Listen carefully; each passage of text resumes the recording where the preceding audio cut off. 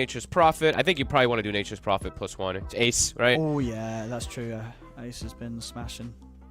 Rubik NP, Rubik Death Prophet. Wait, no, NP's banned. What are you on about? You're crazy. Oh, I'm crazy. I'm so sorry. You just woke up. Yeah, I was like, hang on, I said MP already. What's happening? Rubik DP. There we go. Rubik DP. Yeah. One of the other prophets here. And they're just going to Prophet. quick Beastmaster. Okay, cool. So, I mean, we're getting PSG.LGD sticking with the strengths that they looked really good with the other day. They moved the Beastmaster actually up in priority. I like it quite a lot. But Rubik Death Prophet, very strong lane, very strong dual lane potential too. You know, I actually... So this is flexible, but it's also more than likely probably Ace playing the Death Prophet. And I think this is... I think Death Prophet +1, like Death Prophet plus another ranged, has been the lanes that do much better versus the Undying in particular. Of course, because you're not a strength, you're actually trade with him, but it's like DP or Visage plus one of those secondary ranged heroes, and you can do pretty well. So, looks like that's probably going to be the answer for Gaming Gladiators to deal with the Undying. I've got to ask as well. You know how we see lots of Rubik nowadays? There's like a few patches, right, where this was not the case, and it would be like there'll be certain players that they would be Rubik players and they would play Rubik. Now that, you know, everybody under the sun is playing Rubik, yeah, who kind of stands out to you above the rest of the crowd? At least what you've seen at this major as still being like one of the Rubik players, would you say, out of the teams we have here? Has Insane even gotten to play Who's got the top tier Rubik? Who's got the top tier Rubik here at LAN? Where? 5 or 4. Oh, in both, in either. In both, I'd probably still give it to Insania lately. I think he's been playing it even from the 5 position for quite some time. He's a beast on it, so don't say wash my face. Yeah, I know. I saw NP ban. Stupid. Wash my face. Dummy. I love it. Well, we got Enchantress ban and taking away some of the carries here. Gaming Gladiators, they'll get rid of that Morphling. That's okay. That's an interesting ban, actually. That is an interesting ban because they haven't played that. He hasn't played that. Why? Yeah, why the morph ban? What does morph like dumpster that they might want to be picking this game? I mean, maybe they want to do. Maybe it is just something along the lines of like that Ember Spirit and stuff like that. But that's very early to start banning like that. Definitely interesting. I mean, yeah, I'm actually gonna have a look at the long history of stats on Shiro and nothing to say because I haven't played it recently. Shiro plays it. Shiro absolutely plays it. Okay, but they just haven't done it in any games recently, right? No, not that I can recall. But they do play it. It's with the heroes that they have at the moment. You know, Death Prophet. A lot of teams have actually been picking the DP into the Morphling. Sure, the Morphling gets the Spirit Siphon charges, right? That's one of the big reasons. That can be very annoying to play against, blah, blah, blah. But in the laning phase, DP is actually good because you actually bring some harassment onto a hero like Morphling. But maybe they just don't want to play versus like an Undying Morphling lane because they think it's just going to be a bit too much. Whatever. I guess, yeah. Okay. I mean, Shiro played it a month ago. They tried it in the DPC. Just one game, though, which they did lose. He's a very good Morphling. It's one of his best heroes. I think Morph and Anti-Mage are his 2 best by far. And I just said Anti-Mage, yeah. Anti-Mage? Yeah. Have we had any? We've not had a single Anti-Mage game, have we? We had one from Tundra and it got spanked. Oh no, poor old Anti-Mage.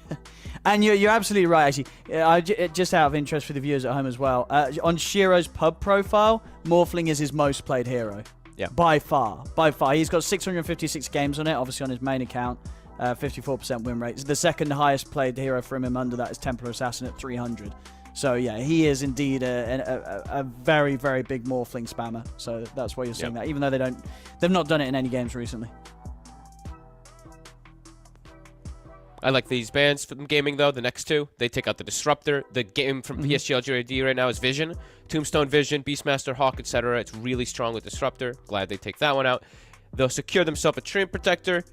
So this is probably now Tofu playing this Rubik. Very likely Celery going to be playing the tree. Yeah, definitely. Yeah. I think there's only a few teams that do just strictly running or prefer it as 5, right? I think it's Anthony. No, it's Anthony. Fishman, of course, always plays it as 5 position, and then Insania plays it as 5, but they flex it a lot of times anyway, so. Oh, and you know there's potential for Tinker this game, right? Well, I was going to say that at the start. Nothing to say. Fantastic Tinker, and he's indeed got the 2 opening heroes that make the Tinker's game the best, but he ain't playing it as of recently, and indeed as we expected, Puck's going to be grabbed. It was going to be a very hot mid in this game with, of course, both mid players being phenomenal Puck players. That's actually really interesting. So As you said, Puck, it's been going up in priority. Rubik can be a little annoying just because the instant disable, and if you steal Waning Rift, you're very strong versus the hero. But Puck's been dominant. It's great at absorbing it. It's a great absorbing space when there's so much pressure that comes out from something like Beastmaster. You're able to make so many pressure plays. And then Shadow Demon. This is the Tundra response, right? You're playing versus Treant Protector. You get Shard. Your carry's able to just freely play inside team fights because you just dispel Root. Also, of course, you dispel the target that you're going for, so they can't Yule Scepter themselves, can't really Ghost Scepter, can't really Force Staff, etc., etc., etc. So, Living Armor as well, too. So, Shadow Demon, really good response, of course, for that tree. Has not been doing well here, though. Let me look at what, I think it's lost every game, if I'm not mistaken. Well, the Shadow Demon. Yep, let me refresh really quickly. Shadow Demon. Okay, he did get played twice yesterday, and I think won both games, but he was 0-5 coming into yesterday. And let's see, yesterday he did end up, he won both games, so.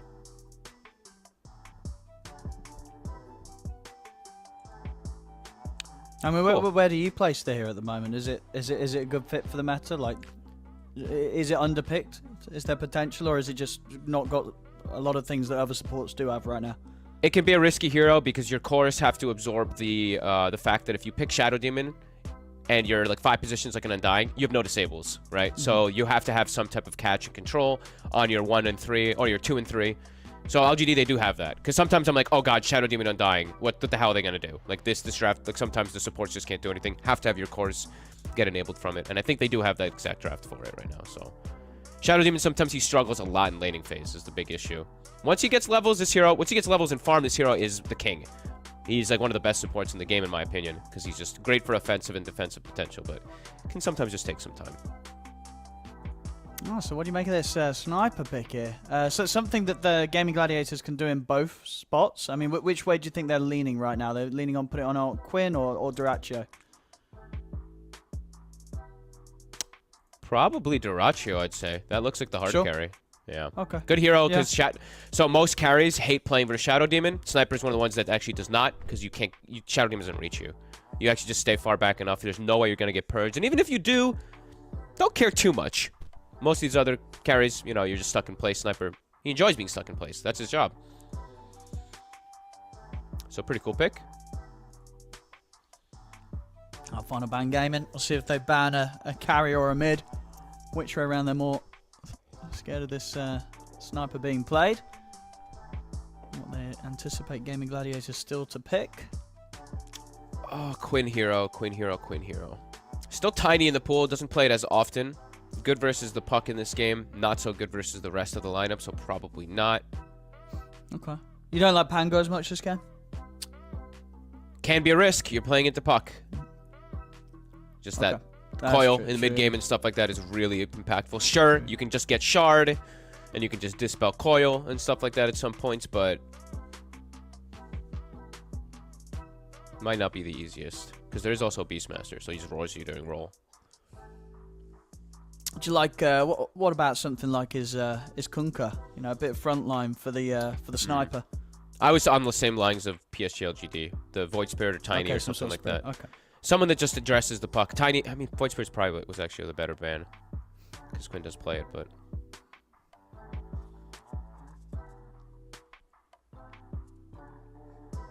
What's PSG.LGD looking for? Probably just some Drow, right?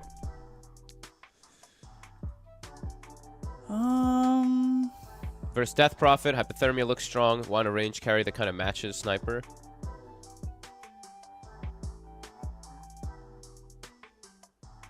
Oh, okay, Spectre ban. That's probably a better ban. Ursa or Drow? They did. They went with the carry Bristle last game when they had the Beastmaster. Not as good versus Sniper though. Sure. Okay. I mean, I guess it could work. It's just like fast paced, but. Oh. Phantom Assassin. All okay. Right. We haven't seen much PA, have we? No, but okay. Versus Rubik, this has always been a hero that's really nice because you can just jump Rubik, one-shot him before he's able to react. Yeah, Rubik. You get into backline. It's this hero. They get the Pango still. Okay. I still think Quinn could run into some big issues here. Versus Puck and Beastmaster, it could be hard. we'll see some PA here from Shira. Just having a look. Yeah, he hasn't played the PA in competitive for over a year. Last time was back in January of 2022. So it's not something they've shown he's shown in a long, long time, Shira. But something that he should be good on. He's got an Undying to secure his lane too. But it is not a lane that's like guaranteed secured by any means because it is Death Prophet Rubik, so it is that double ranged. Huh. Do I like the... I mean, I like both drafts, to be honest. They both look pretty nice. They definitely both have, like, they both tick the boxes, right? They both have... I guess PSG lacking a little bit of catch, you could say, in a way, but their carries, or their mid and their offlaner do bring that in. They have okay push that comes out from the Beastmaster. GAIMIN Gladiators has good push, good team fight. This should be an exciting one. As long as the PA actually gets to play the game and get to a point where she's able to farm, I could see PSG taking this one, but I could also just see GAIMIN Gladiators maybe running over this PA and she doesn't get online. So this is an interesting one. Yeah, no, I'm looking forward to see how this works out for him. Indeed, and see if indeed Quinn can still pop off, despite, as you say, the issues that the Pango maybe posed with this game. Yeah, PSG.LGD. Yeah. I just feel like they're going to focus majority of stuff onto him. The early game. The Beastmaster Aurora plus the Puck Coil. Coil is going to be pretty annoying, and then once Quinn does get like the Shard and stuff like that, that's where I feel like Old 11 is just going to prioritize Aurora on him. Because it's not like he has easy Aurora targets. Sure, he wants to get to Sniper, but you can't usually with this type of lineup. You're going to have to either roll the Pango or Death Prophet. And it's not bad to roll Pango. But they don't have the best of damage early to kill Pango while he's rolling. PA is going to take a little bit of time, so okay. This is going to be interesting. Oh, well, here we go, ladies and gentlemen. Game 1 of PSG.LGD versus GAIMIN Gladiators. As I could get a lot of fun out of this game, but also it could be one of those games where one of these drafts falls completely flat. Yeah, could be. There's definitely the chance of that. And also, I need to run because someone keeps ringing my doorbell. Fog, take over. I'll be back in 2 minutes. Take it away, Fog. Hello, everybody. This is Owen, OD Pixel here. No, I'm just kidding. Anything interesting itemization that we've got going on? We have pretty interesting items to start out for Why You Smile. Instead of doing this like multi-mango build on the Undying, we got Boots Orb of Venom.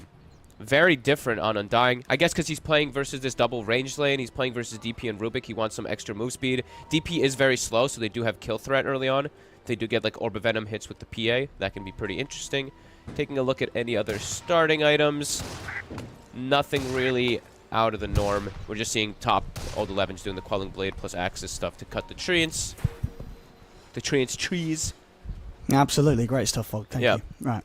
So the thing I pointed out was Orb of Venom on the Undying. That's kind of the only interesting itemization that we have in laning phase.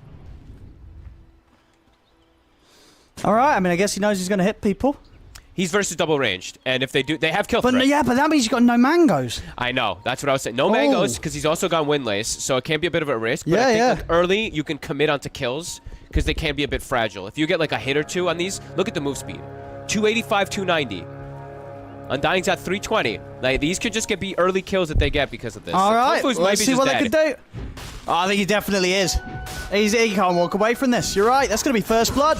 This is smart. There we go.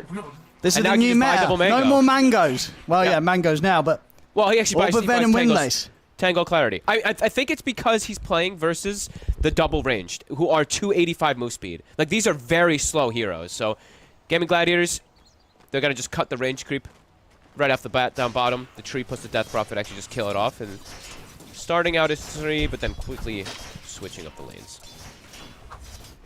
Cool. They can kill him again. They sure can. Right? He's just dead again, so far, I think. He's probably just dead again. They can just keep vision on him. And, yeah, he's not getting out of this. He's got some stick charges.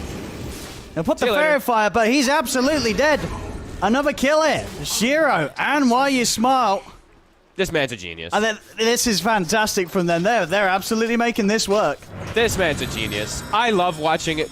I'm going to call him Innocence, because that's just what... Whenever he plays like this, I'm always like, Innocence is back.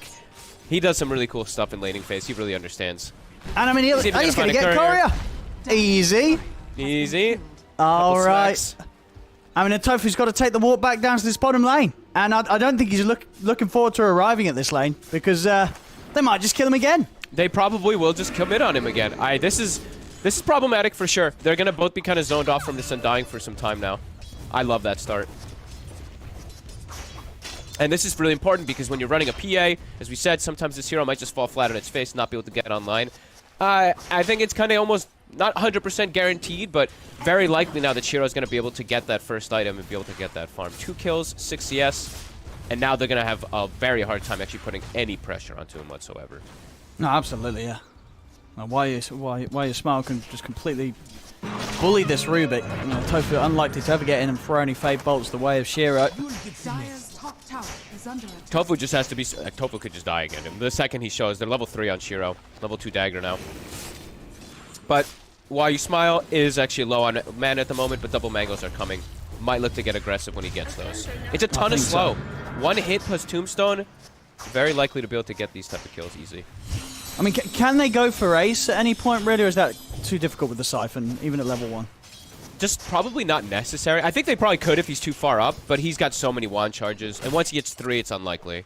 So I think they'll probably just go for Tofu kills. Sure. At 3, it's just level 2 Siphon. Ah, yeah, I'm just watching them here because I feel like they're going to try and go at any point. Look, he's building up the mana. He's popping the mangoes. Okay, actually, okay. Ah, but Ace is level 3 now. It's level 2 Siphon. That's not... I mean, maybe it can happen. That's the 2 Siphons. That's the second one being used, but he's able to take down the Tombstone. Shiro's getting a little low, though. And, in fact, yeah, he's got to keep running. Tofu could zap him with a Fade Bolt here. Yeah, Shiro's got to get out of here. They kind of just griefed their own lane after having such a successful start. You didn't like that go.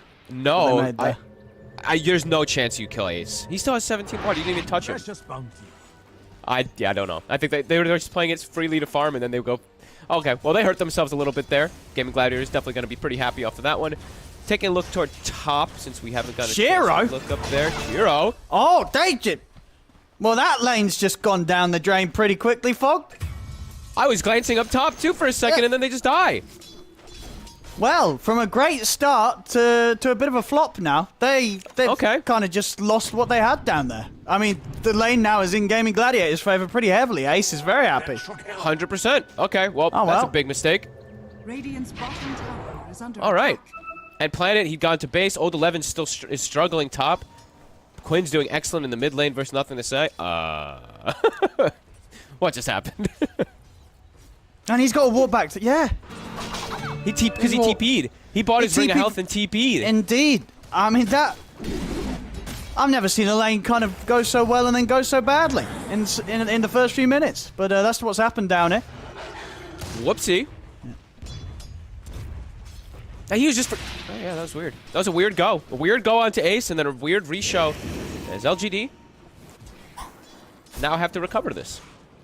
I mean, yeah, good luck. I mean, Ace is going to be hitting the level 5 soon, and then, you know, you're never killing this Death Prophet with these 2 heroes, now that that's happened down here. No, I mean, you weren't going to anyway, though. In fact, that's why I was like, why'd they go for him? They should have just kept trying to go for Tofu. But either way, Shiro at least does have the ring of health, but now like Ace can actually put some bullying onto him. He's going to have Arcane Boots pretty early on. So all 3 lanes now, GAIMIN Gladiators looking good. Puck still going to do pretty okay, but Quinn having a clear advantage. Old 11, we're seeing after... He is struggling up top, but he is getting stacks going with his boar. So he's got a double ancient, double hard camp already. So when he does back up... Is he expected to struggle this much as the Beast against the Sniper tree lane? Yes. Well, mid. I think... Oh my goodness. He nearly had that there. No, nothing to say. He was able to sidestep quite a bit of that swashbuckle. I think if it hit, he might have died. Very close. He still could just die. Yeah, one more combo from Quinn. He hasn't got the mana for it. No 1 charges at the moment. But Power Rune is being checked.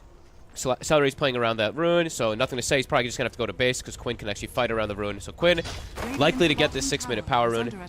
Duraccio playing very far up top. Perhaps too far up. Oh, Planet got fogged. I mean, he's kind of getting away with it, but... Yeah, I don't know if there's any way out of it now for him. There's poison stacks building up. Planet's running low on mana. In fact, actually, he hasn't got enough mana to throw out another poison. So Director's actually going to be able to walk back underneath the tower. He gets away from them there. Old 11 has triple mango. He didn't even use the board. Didn't feed a mango. That was really weird again. I don't know. Oh, he does? Yeah, you're right. At least give one to Planet. Planet gets 2 more stacks. He had 3 mango. He even had boar. He just didn't even... He's like, no, it's level 1 boar. It's not going to... That's weird. Whatever. Duraccio gets away. Missed kill, potentially. Yeah. Quinn, yeah, so Quinn got the arcane. Very nice power rune for him to make moves with. A dream rune. And a bit difficult for... So PSG.LGD, they do have this puck coil to be able to try to punish Quinn early, but their two supports don't really like to rotate too much early on. They actually have to stay stagnant in lanes, and their lanes also just got messed up, so they kind of have to stay in this lane to be able to ensure that Shiro can get some type of farm. And they're actually going aggro while you smile. Only just survives. Nearly dying there, but still have to drop the tombstone. Tombstone in a moment of panic. Mid lane, Quinn, he's able to get in and get the kill, even with Planet around. Planet couldn't do anything to save, nothing to say. So well played there from Quinn, able to make use of that arcane rune with the low cooldown of the first Rolling Thunder. Arcane rune on some of these, like Pango and Ember, it's so busted. The way that you're able to spam heroes with Swashbuckle, I think he gets, what, 2 connections to Swash, probably. Yeah, 1100 damage that he was able to do to the puck, catching him off guard. Well played by Quinn. A very successful laning phase coming out here for GAIMIN Gladiators, 3K lead. For PSG.LGD, their lineup is a bit slower. Yeah, their lineup is slow. When you have a hero like PA, it's going to take time for your lineup to all get together, especially if the other side lanes are having some struggle. Ace is just going to pop the ult. I mean, what are you going to do if you're PSG.LGD? Probably nothing, right? This tower's gone already. Shiro's moving up the top half of the map. They're just going to write off this bottom lane. They're going for Duraccio. 8 minutes. They're trying to make a play onto the sniper with the rotation. Get underneath the tower. No roar. He's going to be able to kite them pretty nicely. I mean, Duraccio's fine. 11 is 2 creeps or so. 1.5 creep from level 6. So he's able to scurry away. And yeah, that's a full tower. They can't actually send anybody. Nothing to say when he dies. He TP's back mid. And as soon as that puck shows up in mid lane, there is no way that they're going to mount the defense for his Death Prophet, who now has a mech 4K lead, 8 minutes. I mean, yeah, Ace is just going to be so farm this game. He's going to have complete free farm. And I don't see what sort of hero combination is going to be able to threaten this Death Prophet. You know, it's a very, very good Death Prophet game once he's got the items. I mean, obviously, a lot of games are very good Death Prophet games. Here it's pretty great right now. Shiro. Shiro. They walk right into him. Well, is he going to be able to jump to anything? There is a ball. Oh, but nope. Is he going to get the chance to jump? He is.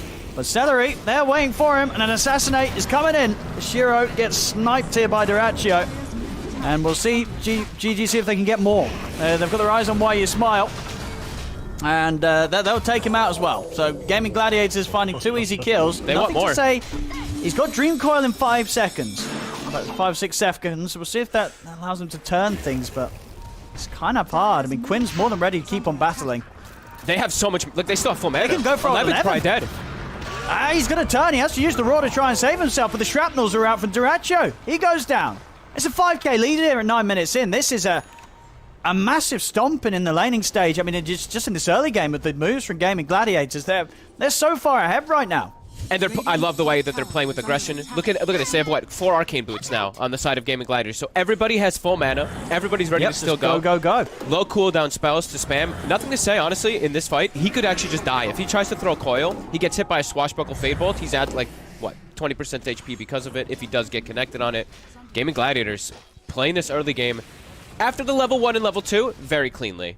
Cleaned up the bottom, cleaned up mid, go for aggressive plays in jungle. Almost a 6K lead and now continue to play aggressive around the mid lane.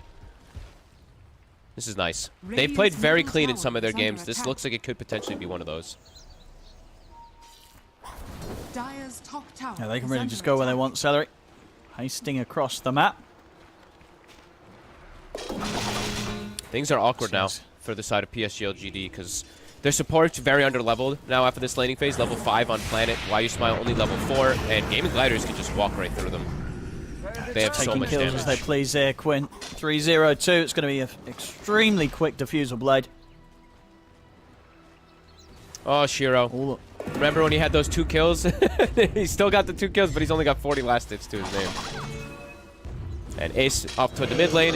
Mech is ready. Exorcism at the ready too. Another tower gonna get taken out. It feels like one of those games where, like, are we actually going to get to see the PA do anything? You know, is Shiro going to have the chance or time to get the Battle Fury plus an item on top? It seems unlikely. It's definitely starting to feel unlikely. How are they going to open up space of the map for the PA to be able to farm is the question. Especially if GAIMIN Gladiators is the one just dictating pace. They're going to have Triangle to farm, but how much longer on the side of PSG.LGD? Because GAIMIN Gladiators, it feels like they might just be able to start walking into Triangle with 3 heroes. And they just have Celery Park top, healing towers, living armor is nearly maxed. He can throw it on his teammates too. So yeah, these timings. I mean, Ace has got Greaves already, so 11-minute Greaves. I mean, all three of their cores are just so far ahead right now, and it's a catch-up game for PSG.LGD, but they're not on good heroes to play a catch-up game on. No, Beastmaster wants to get momentum going early. They're like. They actually all just have full items on the cores. Like, Quinn is just going to disintegrate some of these heroes with the Fusel Blade already. He's level 10. Like, Shiro is 800 HP. That's half his health in one swashbuckle. Eld 11, about 1,000. Yeah, it's going to do over 500, 600 damage to most of these heroes with one swash. And they're smoking. They don't have Exorcism, but they got Tree Root. They've got everything else ready. They know how weak LGD is right now. They can just go and kill heroes. Let's see Old 11, see how carefully he plays here. Not going to see them, so they should be able to distance themselves here. PSG.LGD, why are you smiling 11 backing up? Take the Dominator. Easy 100 gold for Quinn. And straight TPs to nothing to say's lane. Quinn shouldn't be able to do this on his own. Oh, he's a little low mana. It hurts so much, every single one of these washes. Okay. Just some harassment. But either way, like, you burn a ton of mana. Puck now on the defensive probably has to like go back or just heal, farm some jungle creeps. So no pressure on the map whatsoever. Gaming Gladiators literally have a completely open map. They can choose what they want to do.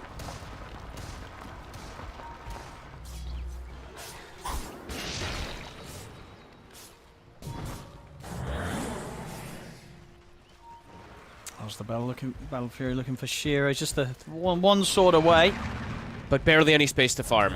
He really only has this triangle at this point now. Playing top is scary, playing in his jungle is scary, playing in mid is scary, so he's only got, what, like 2 camps to work with, maybe a couple creeps that do come in, while Diracho, world is his oyster. He can farm the entire jungle, he can go to his triangle, he can pretty much do anything he pleases on this sniper. And his build-up this game, especially with all the spacing like this, it's natural. He can just go Hurricane Pike MKB. So he's got the answer for that PA if he'd like to do that. Tough recovery here for PSG.LGD. Just time needed, but the thing is the time doesn't only just benefit them. Gaming Gladiators, they do have a very strong scaling tri-core. Support's also very farmed. So they can't just sit back and farm. It doesn't feel good for the side of PSG.LGD, but they also can't really make moves at the moment. Quinn, using the roll down bottom. Let me get the opening stun. Nothing to say. We'll have to use the Dream Code to get a chance to get away, but Celery's waiting. He's rooted. Has the ult. He's dead. Time.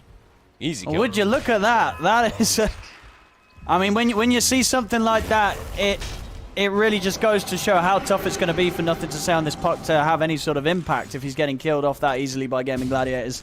He's the one who has to actually be the one ganking, but he's the one being ganked himself. Yeah, this is tough. No space, no pressure. Like I said, Shiro farming 2 camps a minute.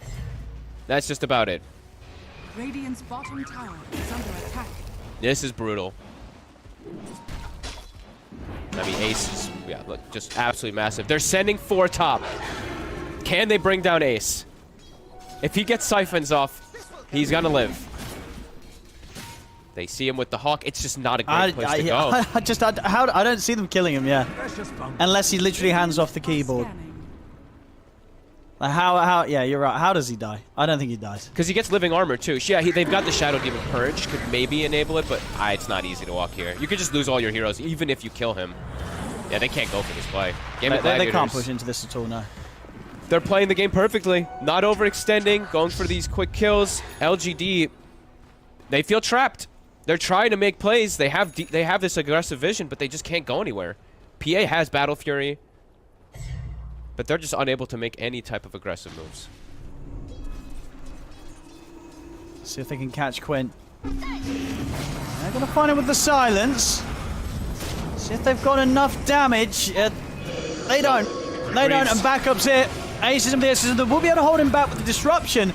But also sort of in a moment of panic, they throw down the Dream Core, which doesn't end up catching anyone, as Planet was able to help that be dodged by using the disruption at the same time. They're just sort of throwing spells out in a panic here, PSG.LGD. They just can't get the opportunity to get anything working in their favor. And look at top, 11 for a moment is pressuring top. Dirachi actually pops Mask of Madness. He's going to get roared. TP coming in. Duracho. I should be dead here. And indeed he will. Duracho? Tofu did have the stolen dream coil. But he'll also die. Shiro diving in on the tower. Oh, okay, Ace is here. Never mind, Ace is here. He ain't dying, Tofu. Backups arrive. It's Shiro and Old 11 that are dying. So what happened then? What, Duracho, did he just feel he could stand his ground or something? I mean, that was the biggest Duracho play I've ever seen in my life. I gotta be real here. Well, there's a Beastmaster coming. He's probably got Raw. I'm going to pop Mask of Madness and try and kill him. Sometimes, you know, I love Duracho, but sometimes he does these very over-aggressive plays. Like, there's no need to do something like that. Pop the mom under the creep wave with creeps hitting you. Like, he gets punished for a good reason. They're still in a very good spot, but an unnecessary death completely there from Duracho.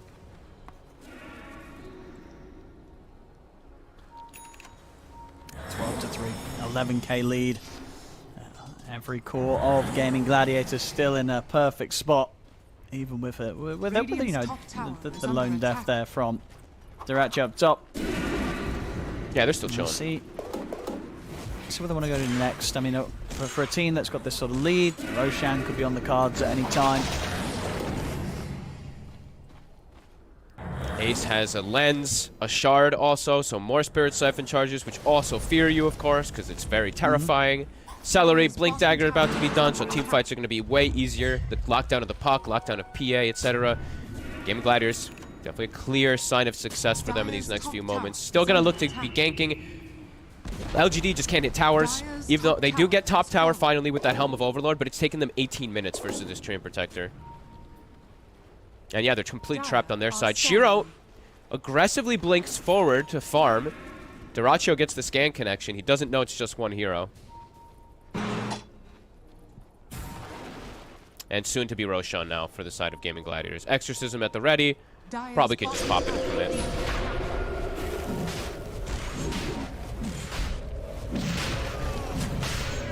There's not going to be anything done by PSG.LGD about this one. This is an easy Roshan for Gaming Gladiators. They'll almost certainly be able to push for some of these tier 2s next time that the Exorcism is back up in a couple of minutes. And whilst they, of course, still have that Aegis, will be taken here by Quinn.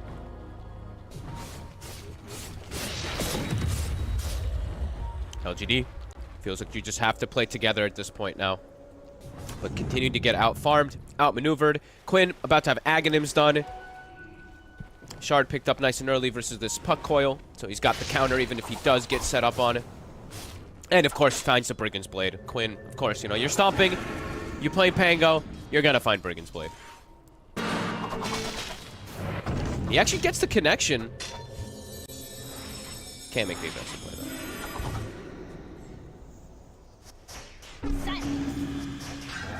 though. Avoid fights forever, it feels like for PSG.LGD now. Yeah, they've kind of got to hope for Gaming Gladiators making some mistakes and Shiro getting some sort of a cleanup, but yeah. He's getting cleaned up. He ain't going to be doing any of the cleaning up anytime soon, unfortunately for Shiro. Goes down there to Duracho. Yeah, he's just in a creep wave. Duracho just puts a shrapnel and Mask of Madness right-clicks him. That's a free kill. Feel pretty bad. I mean, and that was, you know, your dime was Duracho still has sort of like, what, 2k unspent gold in the mid. Old 11's been found. Planet will hold back. Ace here with the disruption. I'll see if they want to dive under the tier 2s. They may do so. Quinn, swashbuckle over towards Planet. As they could even go for more here. Quinn, does he want to dive? He wants to dive. Sure. He's going in with the Rolling Thunder. On to Why You Smile. Won't commit in any further. Respects the fact that Shiro's around. But more kills for Gaming Gladiators. 15-3, 14k lead. This is sort of looking to be definitely one of the bigger stomps that we've had here on this lap. Yeah, and 2 of those kills that LGD got were in the first 30 seconds of the game. So it's actually kind of like 1-15 after that first minute. As Gaming Gladiators now have taken enough ground to even take away the triangle. So the one place that Shiro was actually able to farm is no longer existent. Dire's bottom tower has fallen. Oh boy. Flags on Quinn. Radiant structures are fortified. And Exorcism is back up, so Gaming Gladiators, they can look to really push it next time. Dire's bottom tower is under attack. Just at this deficit, there's just very limited moves, and they're just trapped in their base. The ward coverage is there from GAIMIN Gladiators. Shiro, very far from any big components that are going to change the matter of anything. Nothing to say. I mean, Nothing to say still has okay farm, but again, 0-2, he can't really jump in because they just have so many answers at this point for him, with so many levels on the supports and even on the Death Prophet silence. And every time Nothing to say steps up, he just gets hit by Quinn. Tofu. He's got the catch on, and why you smile? Quinn, I mean, really popping off this game. He is, and it indeed just goes to show why there was no hesitation on picking the Pango this game, despite the fact that on paper some of these heroes from PSG.LGD could cause issues for him. They're not causing any issues at all for him this game. Quinn is he's 6-0-5. Yeah, nothing stopping him at the moment. Another two-man route. They even steal the roar. Planet. 11. Will not get away. And he's not even getting out. There's that lane ward that they're dropped out. Planet's going to get caught by Tofu. This is brutal. This is, as I said, one of the more brutal ones that me and you have got to witness. And to think it started off with a PA getting 2 kills right off the bat, and then, then they jump it. I'm sure Zhao 8 is going to yell at them so badly on that play bottom. Honestly, like they're probably yelling at themselves, to be honest. But I'm sure Zhao 8's like, "What the hell are you guys doing? You won the lane, and then you threw it because you just jumped the Death Prophet like this." Like, I mean, that's obviously not the whole decider of the game by any means, but that definitely hurt the PA so much because Ace, he's been dominating so much of this early game. Just these small rotations of his to take towers with Exorcism, and just some mech and grief pops, right? Like he saved Quinn when he maybe dies in the river there. It's been a phenomenal game from GAIMIN Gladiators, especially from that off lane. No, I mean, yeah, because you know, say the mid lane went as it did. You know, Quinn's popping off, Nothing to say, struggling, and in the top lane, Old Levin gets a really slow start. You know, if Shiro had got a good Battle Fury timing, like this could have been a game that the PA could have silently carried. But with the way things went down on that bottom lane, there just seems like there's no hope at all here for PSG.LGD. They'll lose Old 11 again. They just have to watch their base die. Radiant's top barracks are under attack. Is that a full MKB? It's a full MKB on Dyrachyo at this point now, too. So, PA. I mean, Shiro's nearly got the BKB. Obviously, you said, well, ain't going to help about the fact that they're probably going to get destroyed by the sniper. But that's probably what PSG.LGD is going to go for. They're going to try and get the BKB on Shiro and then just give it one fight, and then they'll probably call it. Yeah, I mean, it's cool that he's got BKB versus some magic damage, but at this point now it's the physical as well. That's a big problem. He's just going to get shredded. The Pango and the Sniper are literally just going to... Sniper's going to right click, and Pango's going to click 2 spells, and he's going to die. Right through that BKB. Well, we did say this was going to be one of those games where one of these drafts might fall flat on their face, and unfortunately for PSG.LGD, it definitely seems to be that way here. Yeah. Trapped in the base. Worked out. Completely trapped. Gem even on GAIMIN Gladiators. Luxury items being brought out even more so. Dyrachyo closer. I mean, pretty much has Satanic as well too now after this MKB. They still have Stolen Roar. The fight's kicking off. And then we go. Overgrowth's going to be there. And if I was at a Stolen Roar as well, it was thrown down the way of Shiro. So it's BKB. A few seconds of it to be wasted. They've lost 3. They've lost 4. That's it. It's going to be over. GG here is called 25 minutes in as GAIMIN Gladiators completely stomp PSG.LGD in this game 1. Apart from maybe the first minute where the Orb of Venom Windlace Undying was looking kind of cool. But that was the only thing that looked cool this game for PSG.LGD. As everything else looked pretty rough, folks. Yeah.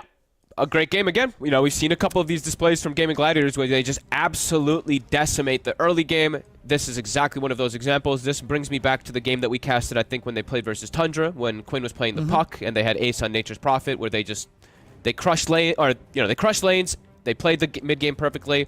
Literally no kills being given up, pretty much, and yeah, you can't ask for more. If you're playing like this on GAIMIN Gladiators, like this is exactly like you go back after the replay and you're like, what could we have done better? Well, probably not too much, because this was a pretty flawless performance. Yeah. Probably just, but I mean, poor old Tofu is probably the only thing that's getting criticised at the start of the game. It's like, right, the only thing we could have done better is Tofu, why did you die 2 times bottom? You know? I mean, what's he supposed to do there, though, right? Like, the moment he skills faithful, that's what he'd dead. tell his team. He's like, guys, what can I do? Yeah. This Undying's running at me with Windlay's Orb of Venom. You know, it's going to happen. And he did, yeah, of course. It did not matter at all at the end. You know, Tofu made up for it with some fantastic steals through the game. Yeah, Ending exactly. with that stolen Roar. And we had a stolen Dream Coil from him as well. He had a very good game. Died the 2 times and then pretty much went full God mode on the Rubik. Yeah, it was literally 3 to 23. Not this kill score that I think everybody wanted there. Very close to it. But, I mean, either way, a total domination. Let's see, what's our good damage numbers? The highest damage in the game is like 16k. Like, that says a lot. You know, they just completely stomped them, walked from lane to lane. Really well played. Quinn, last pick Pango, perfect. All 3 cores having phenomenal games. Supports 2, except for Tofu, of course, those 2 deaths. But, yep, the dream. No, well, it really was here for GAIMIN Gladiators. And so I think with that win, I think they need to go 2-0 here to get the guaranteed upper bracket. 1 win isn't enough. So they're 1 step away. If I might be completely incorrect, but having a quick look at the standings now, it looks to be that. I think they need 2-0 here to get the guaranteed upper bracket. Otherwise, there's a chance they'll still be involved in tiebreakers. So you can definitely feel the play. If they can pull off another one of these, they'll be going straight through that upper bracket. So the highlights here, not really too much of them with how quick this game was, but all in all, looking very good for GAIMIN Gladiators. And yeah, just a bit all over the place. It really did feel like everything kind of crumbled after that mistake on the bottom lane. You know, Shiro just was never able to recover. And yeah, I mean, nothing to say. As I say, this puck, I think, you know, whilst he is indeed a high tier level on it, it hasn't really played it that much in pro play recently. It's been a while.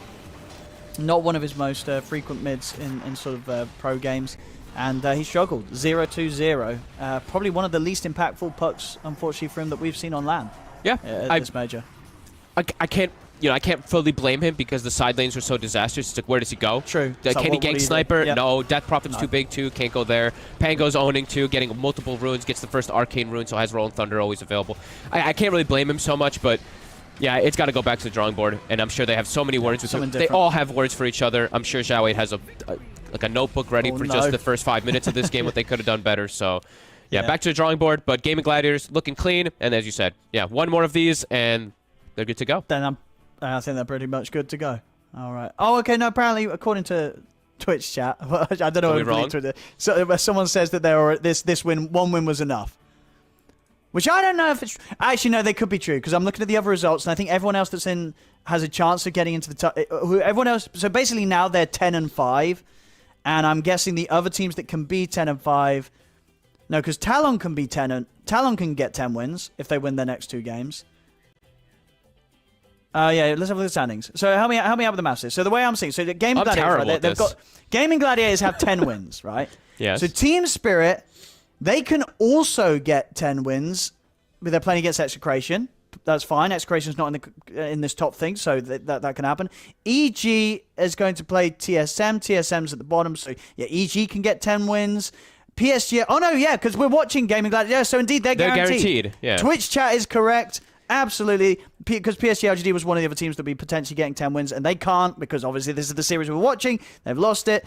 So yeah, GAIMIN Gladiators indeed is guaranteed upper bracket. Thank you, Twitch chat. Thank you, Kane1232. Give him credit at there least. You go. Give the man a Don't just say indeed. Twitch chat. That's rude. There you go. Good job. There we go. Good job. That makes a lot of sense now. Yep. Yes. So congratulations, GAIMIN Gladiators. They've made it the upper bracket. And but I don't think that's going to mean they're going to go easy at all on PSG.LGD in this next game. I think they're going to indeed continue to impress. So we'll see very shortly. We're going to have a short break, ladies and gentlemen. Then we'll be back in a few minutes to watch Game 2 of GAIMIN Gladiators versus PSG.LGD.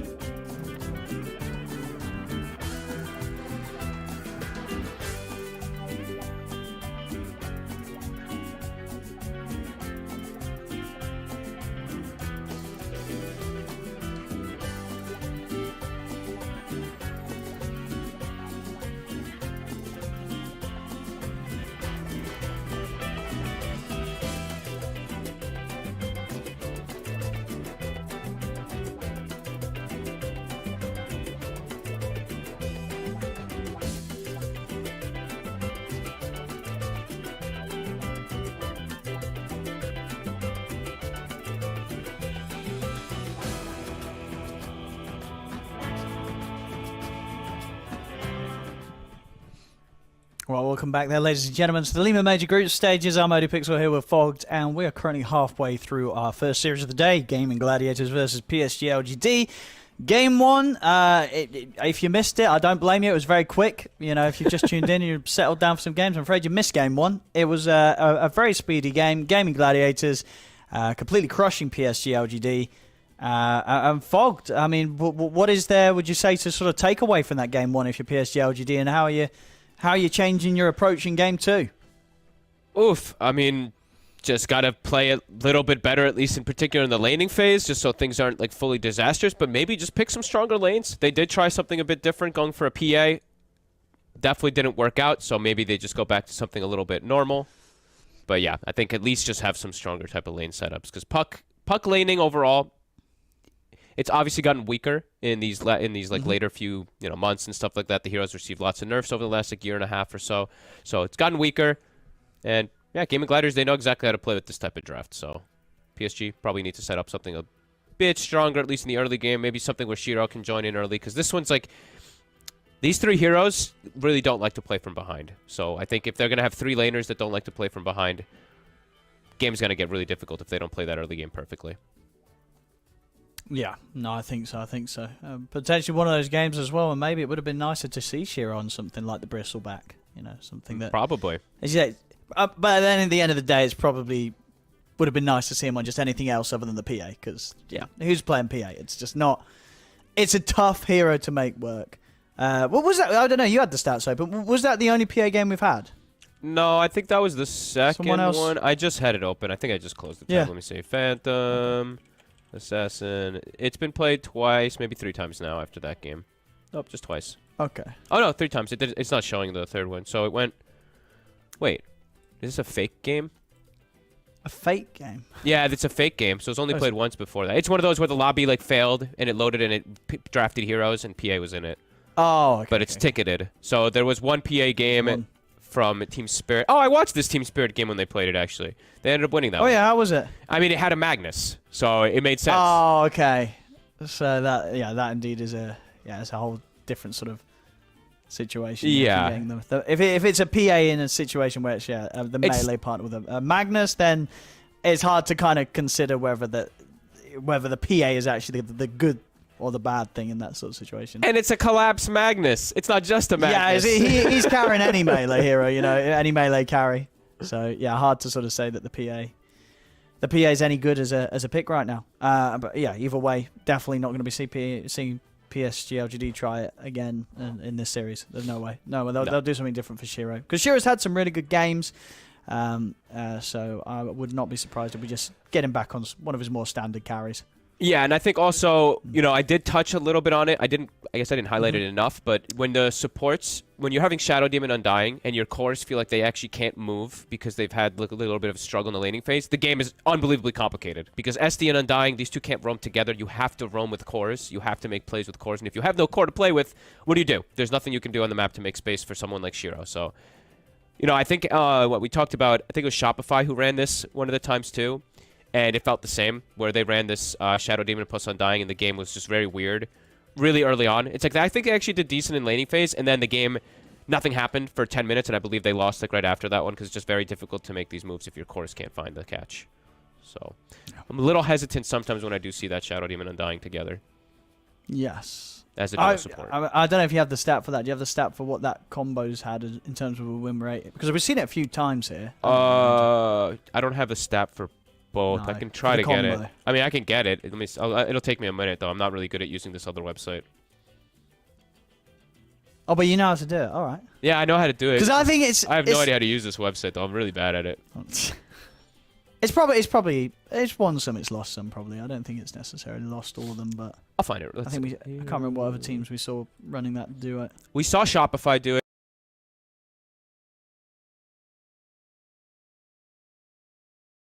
Was on the Majors Profit.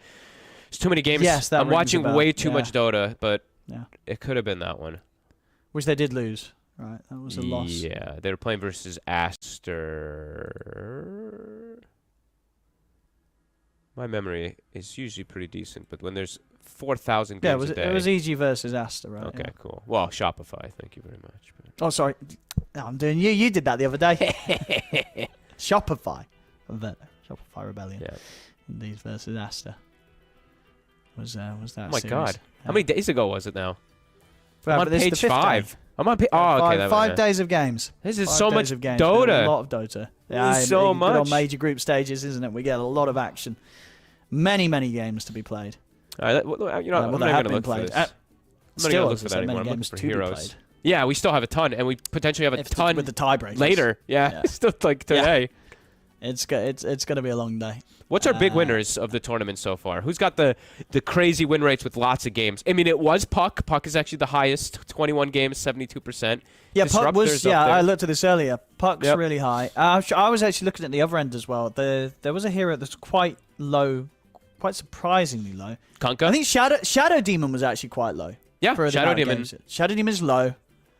Kunkka's Someone had 7 like a- games, 14%. It's won 1 game. Holy. That was no. I'll tell you what, it was like Drow. Drow's win rate's pretty bad. Check out Drow, and she's had a few games. 16. I mean, wow. Drow, Silencer, and Tidehunter, 30% win rate with over 15 games. Alrighty.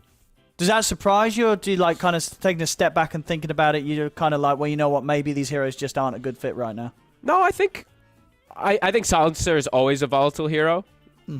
Drow, though, I would have thought Drow would have had a little bit of a better win rate. That's interesting. I mean, we definitely saw the game yesterday, though, from Talon, where they lost the game in the first minute with Drow. So Yes. Oh, yeah. That was game what was over. rougher? Well, actually, no. The game 2 was rougher in that series. In fact, wasn't it? The beginning of the game 1 was the rough bit for Talon, but then the game 2 of Talon, they actually just overall got crushed. Yeah. Yeah, we have had some stomps here on them. We certainly have. There've been some one-sided games. That last one was certainly another one of them. Well, game 2 has begun. We'll be able to get the draft on your screen very shortly, and we'll see what sort of change up PSG.LGD make with their picks, because I don't think we're going to see them go for a similar sort of line of reasoning as they look did at with that. their picks in game 1. Change Look. up on the bands. Look at those bands. All right, you played Death Profiting Pango. Get that out of here. I mean, they did play pretty perfect on the side of Gladiators. They will just snap pick Quinn's Lesh, so now response for PSG.LGD. I would personally like a Rubik +1. Rubik's always really nice versus the Lesh. The spells you can steal is phenomenal. Sure. If not, they go down more of their like straight comfort, and then you do the Phoenix +1. But I think I prefer the Rubik +1 if they like it, at least. I mean, yeah, Phoenix gives them more flexibility between the supports. They'll just, if you pick Phoenix here, GAIMIN Gladiators will just snap fire second pick, in my opinion. Oh, okay, so this is maybe a bit of a steal pick as well, too. You're playing versus GAIMIN Gladiators. They could have also just IO Leshracked. And then you could run into some issues, but okay. I think, yeah, you're right. Yeah, Celery's done a lot of games recently on the IO, hasn't he? Yeah, it's actually it's his second most picked recently. It's one of their favorite heroes to play with, too, because they build, like, I mean, if you saw DPC, they did the IO Witch Doctor in the offlane, and they dominated. That game was, I mean, still, like, maybe we'll see PSG.LGD emulate that. Let's go. Let's see if Old 11 wants to bring in the Witch Doctor off lane. But probably not. Doesn't mean GAIMIN Gladiators, they'll get the tree again. Okay. Yep, it's good. Safe, strong, works with Lesh. Hero's amazing. I think Tree fits in every lineup. And let's see what LGD actually looks to have as this IO partner. Because Ember, not really like an IO partner pairing by any I mean, we know, well, honestly, with the 2 more kind of unorthodox carries that were tried the other day by Shiro, I wouldn't mind one of those, right? Bristle IO or Gyro IO. Yeah, that's a pretty decent way to enable it.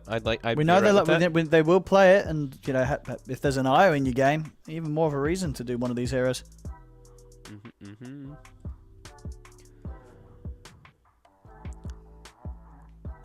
They will take out that Marcy, something that PSG.LGD. I mean, they played a lot more before they had all 11. To be fair.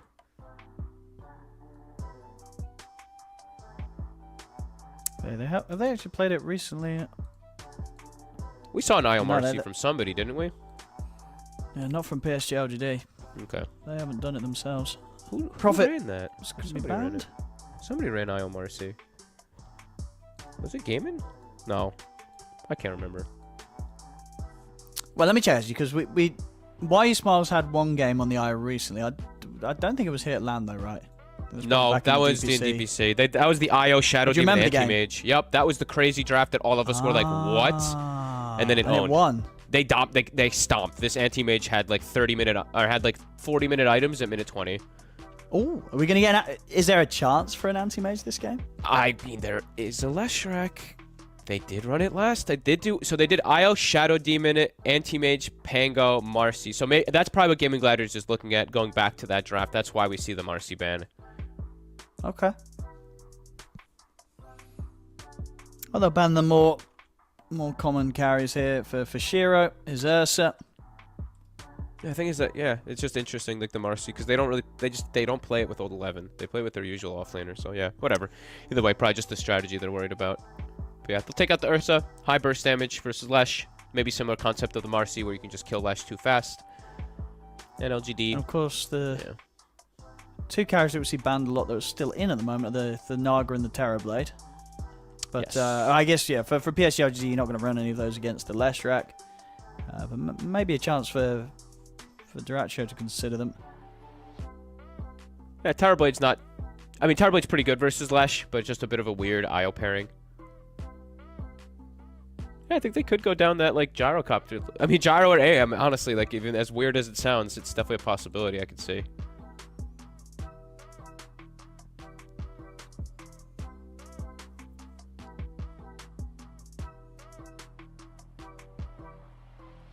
And on LGD, what would you want to get rid of here? You're looking mostly at Ace. So we're seeing these bans. What else are you afraid of with these two?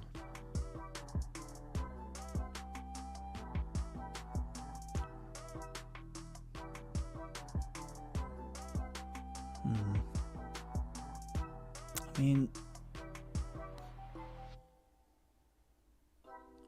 I think Ace is maybe looking at something like Underlord. okay, the ban snap pick Phoenix. Okay, so sticking to the does mean that you've got kind of no lockdown from your support duo. Yeah.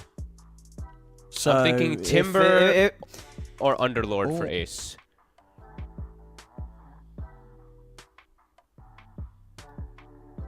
Sure. Double strength supports. Timber can be strong. The scary thing is that Phoenix is a natural vessel buyer, so maybe you want to stray away from the Timber, perhaps. But Underlord, they have the catch. The root's really strong. It's what they like to play. That's why I'm obviously going down that road if they want to go for it. Could see something like Hoodwink +1 if they want to go something down that strat to have like a little bit of an egg hitter. Okay. We'll go a completely different route. Alright. Bit of lockdown. And of course, a bit of extra attack speed for them to help take out the egg. Yep. I did not think that they would go down that route. That's interesting. I mean, it's a very quick lineup already, though, from Gaming Gladiators. You have Lesh, pushes really fast, Beast as well. Definitely could run into some catching issues, though. So I'm wanting someone that can have a little bit of an easier setup of stun to allow the Beast or Lesh to get their stuns off versus something like this Ember. Well, I'd say then in that situation, you're probably looking at Tofu maybe getting Hoodwink, right? Getting Hoodwink. Okay, we'll go Rubik. All right. I mean, it's off that catch. I mean, he had a great game with it last game, so why not run it again? Not really great spells to steal though this time. Like pretty horrible ones, in fact. Like all of them are pretty bad when you're looking at these heroes. Ember can have some fun ones. Chains and Slight can make you, Slight lets you catch from further. It's not horrific, but it's not great either. But yeah, it's the comfort thing, I'm guessing. Yeah. Instant catch for Phoenix. And I guess that's something as well, talking about comfort. Obviously, by Gaming Gladiators picking Beastmaster, you're taking away one of the heroes that Old 11's been playing the most this LAN. Yeah. So he's now going to have to play something pretty different. Most games at the moment and at this major were Death Prophet, Beastmaster, and Brood. Now he's got to play something that he's either played once before or he's not played at all on this LAN. So you're pushing him out of his comfort zone. Oof. Yeah, I mean, there's not really a lot of really good offlaners left. I'll put him on the Mars. Mars Phoenix, a classic. Okay. Yeah, it is indeed.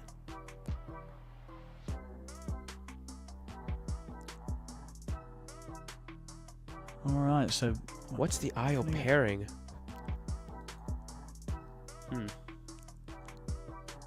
I mean, I kind of like... I like Shiro's Bristle here, don't you? Gives you something to sort of turn up to these early pushes that Game Gladiator is going to go with, or I'm cool with it. Yeah. I'm cool with that.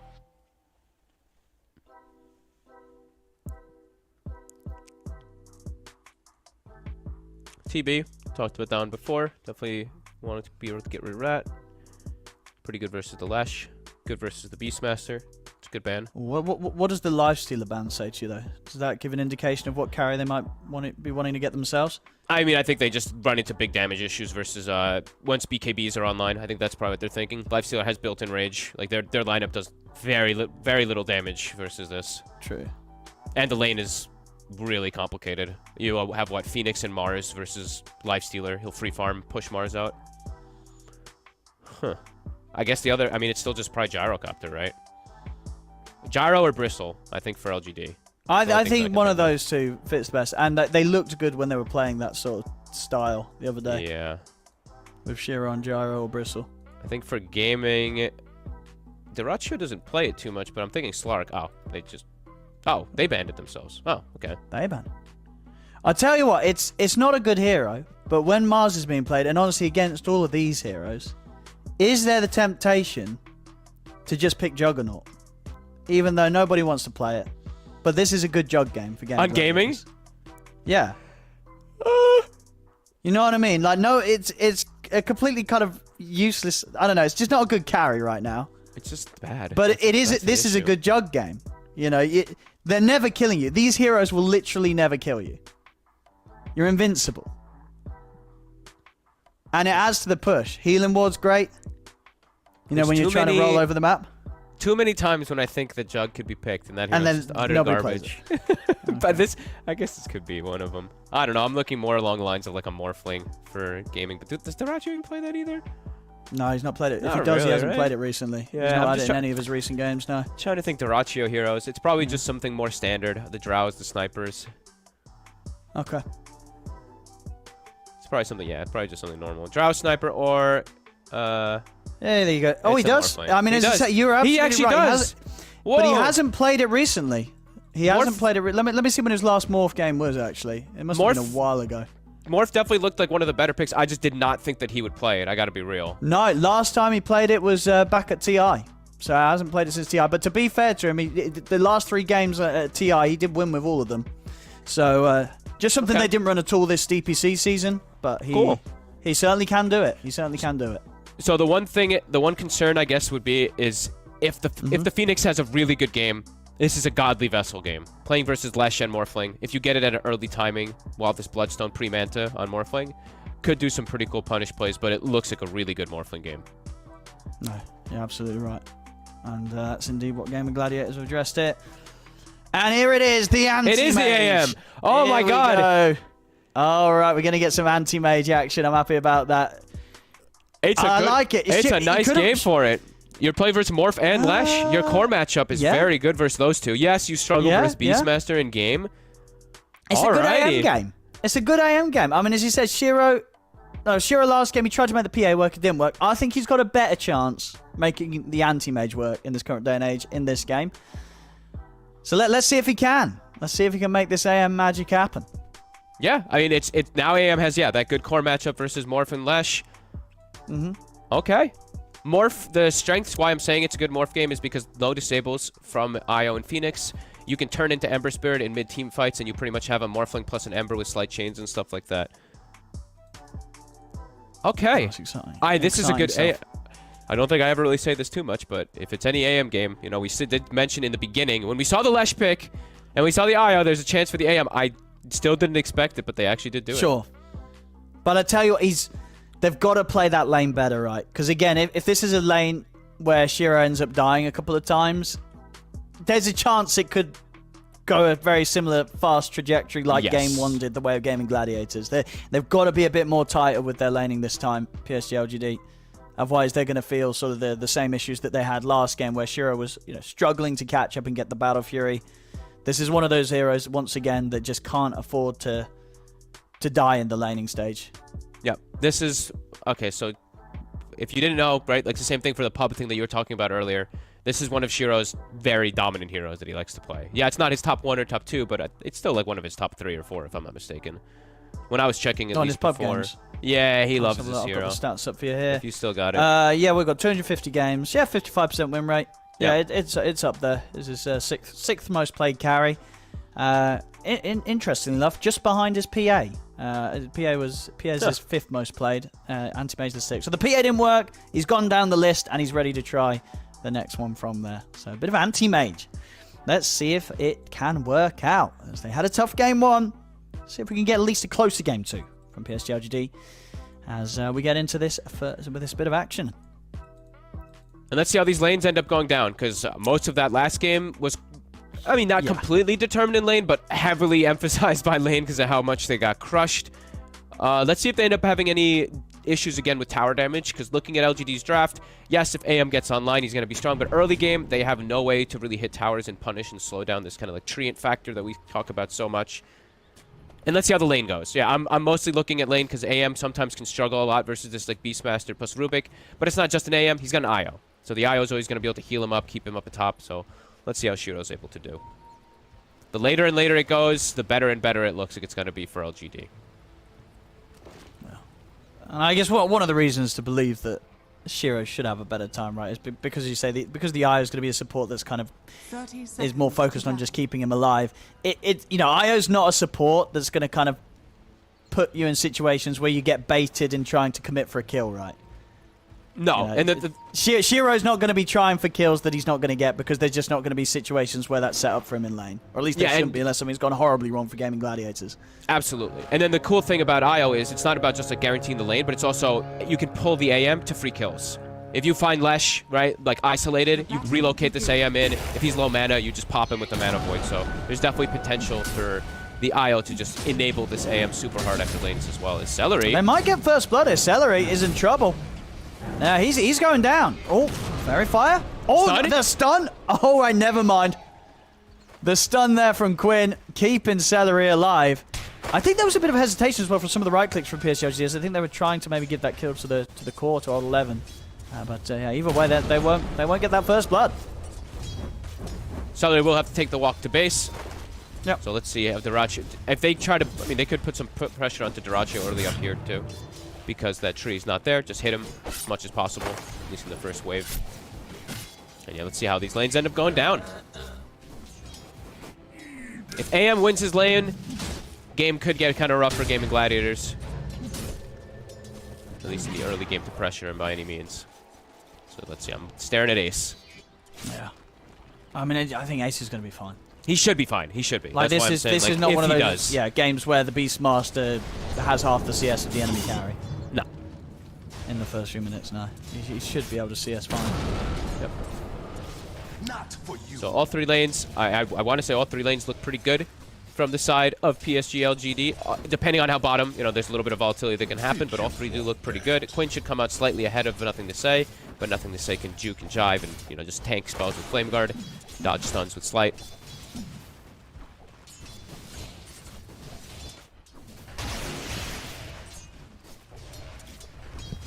I mean, and on this top lane, is there any sort of kill opportunity from Old 11 and Planet against Morph, or Diracho, should he be pretty tough to take down even early? He should be pretty tough to take down.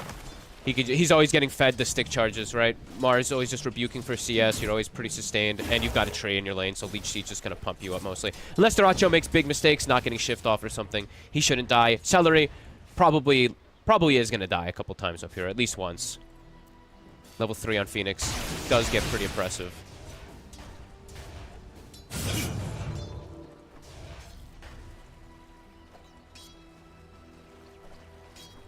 Bottom lane. Radiant's bottom tower is under Good deny. attack.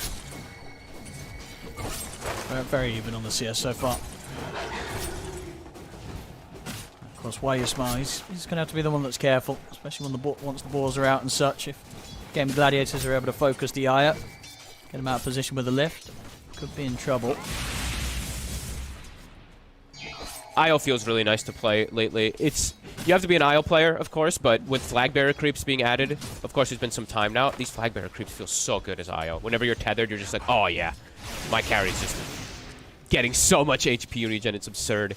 especially with Hedris in combination. You see that Shiro pretty much has like 15 plus 20 HP per second or something like this when he's tethered up with Hedris and a Tango. Quite difficult to actually put pressure on this image. So this IO pick could be the thing that enables Shiro to have a good laning phase versus a Beastmaster.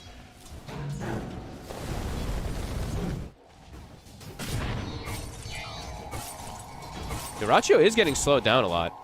These Fire Spirits are tripping him up a little bit. 5 denies coming up on all 11 already.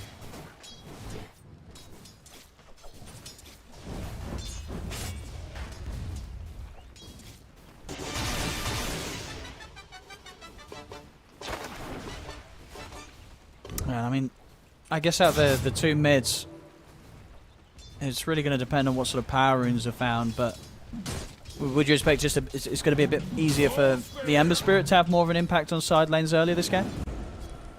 Yeah, I would imagine so. Quinn definitely has some difficulties to at least make those rotations onto these. Nice slight dodge, nothing to say. Putting the pressure onto Quinn. See if he can get this. No, he's not going to push for it. Close. There is going to be also Tofu showing in the mid. Nice play by Tofu. So Quinn now getting very low, but able to get both of these runes. Bottom though, they're diving. I guess they're just looking for a boar. I was going to say, are they trying to punish while the Rubik leaves the lane? So they were trying to, but it's under a tower. Corrosion doing decent work, but not quite enough. This is really good start here for PSG.LGD. I mean, the AM is free farming in the lane versus Beastmaster. Mars is slowing down the Morphling, and Ember is holding his own versus the Last Strike. So a much better start in comparison to the last game, and definitely a recipe for success. If you're having a successful lane as AM versus Beast, like that tells its own tale, especially with your other core-to-core matchups. It's an AM versus a Morphling. It's an AM versus a Lesh. This hero is very good versus both of these. Nothing to say. Let's get hit by the stun in mid.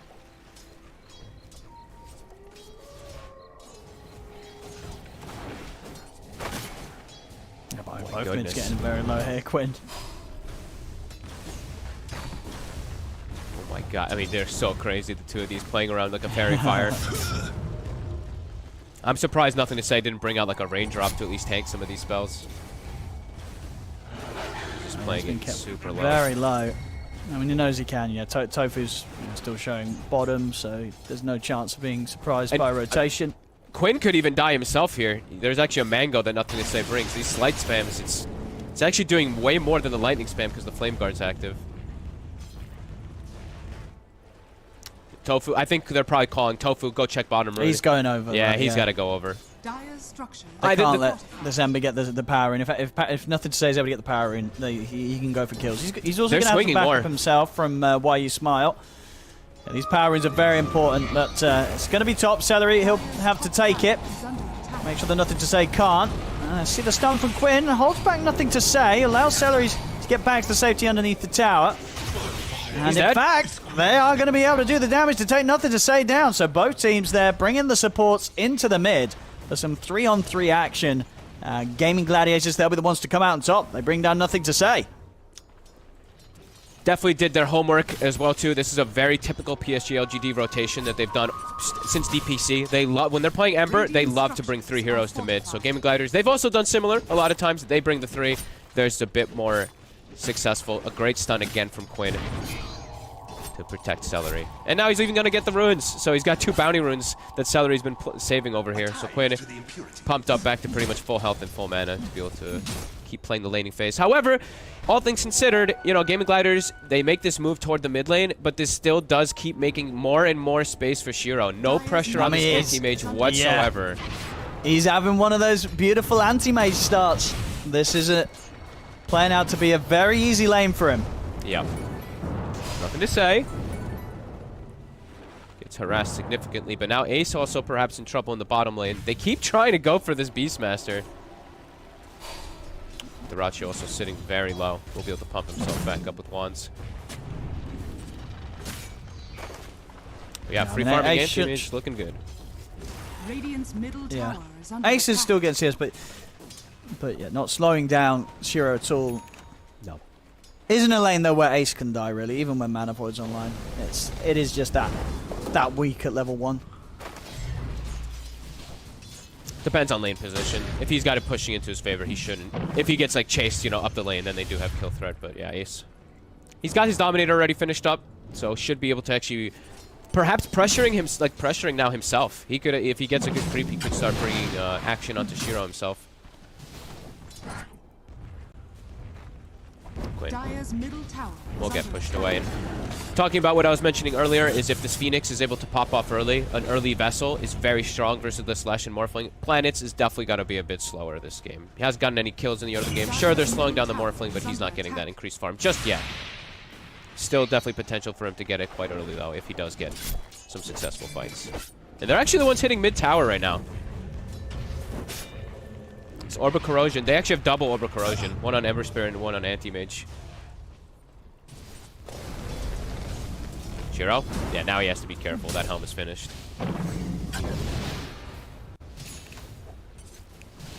How's the stacks looking? It looks like Planet. He's actually only stacking the hard camp, not stacking the Ancients as well.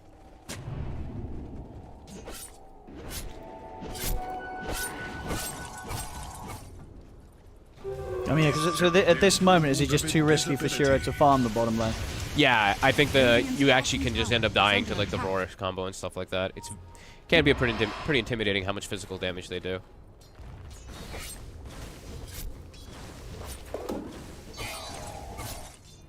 Once it's under his tower, does go for the farm. I think he's got his Ring of Health coming out too. And oh, a free Hawk. That's actually a good chunk of gold. Did Nothing to Say steal those? Didn't see if he got the last hits. Oh, one of wait, he did just clear a camp. Was it the lower of the jungle camps?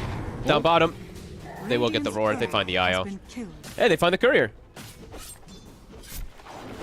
Yeah, scary position for the IO to be in. But he does take a Roar for his anti-mage, so Shiro's probably like, okay, thank you.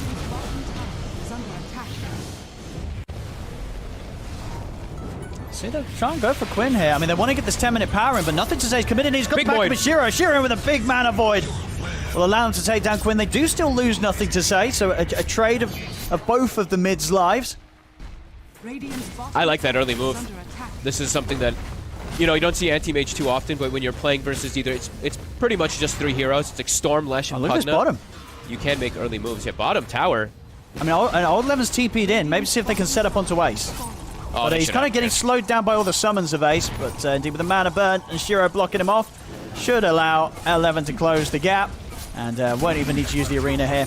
Spirit alone will be enough if they set up for another kill. Unfortunately, Shiro won't get the last hit on it. There's still more action that Shiro's getting involved in. So he'll stay at the top net worth, and this game, compared to the last game, without doubt, should be able to get a good time on the battlefield. Mid, Quinn and Tofu there with the outplay. As Nothing to Say, going for a bit of a dive. He wanted to take down Tofu, but I mean that is a painful death there for the mid Ember. That's his 3rd one already. Nothing to Say. He is struggling in this series. I mean, Quinn bringing it to him in both games. Yeah, that is. Yeah, you can't be dying like that. That's going to feel very bad for the team's sort of overall momentum. And yeah, Quinn. More glory for him as he'll start to get quite far ahead of Nothing to Say now, but over 1,000 gold difference between the two mids here. Already 11 minutes. Yeah, it's like your anti-mage is farming well, but you definitely don't want to be giving up these free things. No. Oh, Shiro, he's making an early move top, so Morphling, definitely a hero that you can definitely punish early on an anti-mage if you're able to get a couple extra swings on him. Can't get that mana void, but Kiracho, he sees him, backs away. Yeah, really painful death. I mean, Quinn, he is massive he's got to be now. careful. Nothing to Say, can't afford to give up any more kills like that. And Mid lane. look at the catch on Quinn.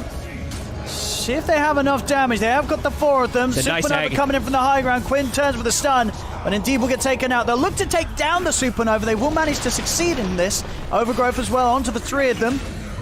So Nothing to Say. We'll clean up Celery. He's going to look towards Tofu. We'll see if he can get him this time. With the help of Shiro, he certainly will. Nothing to Say. Back in action. Strikes back hard here with the backup of his team. Triple kill in the mid. There you go. Nothing to Say's early mistakes in this game quickly redeemed there as he's back on track and back on fire. Great egg from Planet. Sure, it's a suicidal one, but it keeps them in the area hitting it, which allows them to get the cleanup kills afterwards. But a quick port back in. GAIMIN Gladiators still want to defend this tower. They have Treant Protector, want to hold it as long as possible. And they're still keeping themselves in a quite comfortable position with the lead, even though they lost these heroes. Still a 2k lead for them. Sure. And I've got to say as well, are you a fan of this build? Nothing to Say, he's going the Blade Mail build. I saw him queue it up. Let's see if he actually goes for it. Because I'll be a bit surprised. I feel like we've seen this happen before. Now, sometimes I feel it's something that Embers do when they're kind of behind, and they're like, well, what can I do? But, yeah, we'll see if he does indeed commit for the Blade Mail build. He might still just go normal build. I think this was like, oh my god, I'm behind. I need to go for a behind sure. build. But now he might just I think he's going to change his mind. Yeah. If you get a triple kill and then you rush a Blade Mail, it feels a bit underwhelming. I mean, it does have its benefits, of course, with Flame Guard versus Lesh, when you're dealing that damage back even while you're absorbing and all that. But yeah, it's more than likely he does just switch the build. But I say that I think he did commit. Yeah, he bought the Broadsword, so he is going to commit for that Blade Mail. Cool. All right, let's see if it works out versus the Lesh. Ace and Quinn just cleared up isn't the huge Lesh stacks. just going to eventually just be life-stealing so much that he doesn't care about the return damage? Perhaps. Easy catch here onto Why You Smart. Nicely played there from Total with the telekinesis. They'll set up for another kill. I mean, they're again, you know, still overall they have this lead in the early game. Gaming Gladiators about 2 to 3k advantage right now. All about them continuing this pressure, and they have a very good draft with it. Edict is maxed. They have Beastmaster as well. Likely to try to set up for mid tower pretty soon. 11 is in the area though. 11 does have Blink Dagger at a pretty good timing also on this Mars. And the team fight from the side of PSG.LGD, it is very strong. When they have the combination of the Mars and the Phoenix, can be a bit difficult if Gaming Gladiators overextends. So probably being a little bit too careful to how they make that move. Before they have Bloodstone, Quinn will have it now. So maybe he feels strong enough once he's got this finished up that they can't burst him down. But definitely has to always be careful playing versus Anti-Mage. It's a ton of burst damage that will come out. And this Anti-Mage, Shiro, level 10, and the Battle Fury is done already. He's very good timing. He's doing great. Yeah, should have no trouble hitting that Manta-style time in this game, Shiro.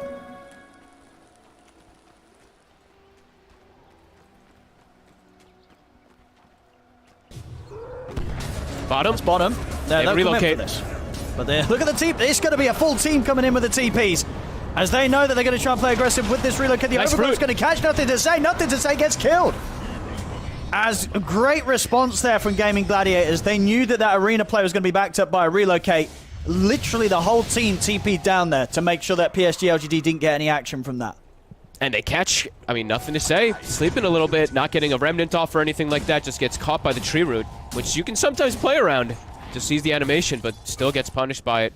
Great reaction. Gaming Gladiators not looking to give up anything in this early game. They're playing versus AM. They know they want to take every single battle that comes to them. And in the meanwhile, also continuing to heal up mid-tower almost. I mean, not to full, but it's back up to half HP already. Put some pressure on to PSG.LGD's tier 1 as well themselves. Big timings for Gaming Gladiators. Bloodstone plus Helma, the Overlord is finished. They're looking for any battle they can get. Rather difficult for PSG.LGD's heroes to sort of hold this off, you know, whilst AM's farming. Oh my, are they going to be able to just force a Roche too? I mean, Mars ult is down, Phoenix ult is down. This is the chance for Gaming Gladiators. And they know that Anti-Mage ain't showing up anytime soon unless it's kind of for a cleanup job. Yeah, they go straight into the pit. And look at this, I mean, Tofu with the Stolen Tether is actually doing some pretty good work. Quinn is just full mana. Just pumping him with Arcane Boots. Look at that. I mean, this is a pretty big move here. Straight into Roche. They get the Aegis. Quinn is going to have that ready for the push. They will indeed catch Duraccio. So Shiro, I mean, his game continues to still be very, very good. He's top net worth. So Gaming Gladiators get the Aegis, but overall, Shiro is still in a good spot to carry this game. Yeah, just needs to have his cores not die as much. In particular, nothing to say. You know, he's still got 4 deaths on this Ember. His game isn't bad by any means, but they want to be able to at least tank a bit of brunt of spell so that this AM can actually play his game and join in toward these fights. So sure. Yeah. And he's got his Blade Mail done now, so we'll see how much of an issue that will be for Gaming Gladiators in the fight whilst they, you know, when they do try and kill this Ember, if they're able to get this sort of locked down with the Overgrowth. And build-wise, he'll go back for the Maelstrom, of course, after the Blade Mail. Okay, still wanting some type of damage. I thought maybe he might still change it, but I think there could be some chances where he even goes like BKB or something like more defensive, because the game is starting to become all about anti-mage very quickly for the side of PSG. It is, yeah. As long as Shiro can kind of get this Manta timing and can play the fights nicely with, obviously, Why You Smile, bringing him into the right spots at the right time. He can still do a whole lot, despite the fact that overall his team is falling far behind. 3k, 4k lead. Gaming Gladiators still doing their best to just continue to push this advantage and not allow the game to get to a point where this anti-mage is going to be able to pop off big time. Yeah, this Aegis is a really good thing for GAIMIN Gladiators to push that advantage and slow down the progression of the anti-mage and kind of close the map and perhaps even win the next few fights because, you know, Lesh, even if he gets caught by aim, could just turn the fight because of Aegis. They're going to look for Duracio. They'll be off the mark there with the Blink Spear. Old 11 not quite able to get the catch on him. Overgrowth's onto nothing to say. Stun to follow up with the Blade Mail's out. So we'll see if they... I don't think they care at all. It does nothing. I don't think they care about this Blade Mail fogged. I don't think know it does about anything. Like, we saw Quinn, he just unleashed all his spells. He didn't care about any sort of damage going back his way because he's just life-stealing so much. They kill off Planet and Old 11. So not the move there that PSG.LGD needed to be making as GAIMIN Gladiators just get some easy kills handed to them in their own triangle. Duracio stays alive. Top lane, we'll see Shiro and he's just going to walk. He's going to walk while you smile down. I mean, he's definitely been able to stand his ground against these two. While you smile is going to get taken out. Quinn, he's definitely the one that's more out of control right now. This Lesh certainly a problem. And he's literally just going to edict the tier 2 as well. There's no glyph. This tower might just drop. This Aegis is phenomenal for Quinn. He can play so aggressive.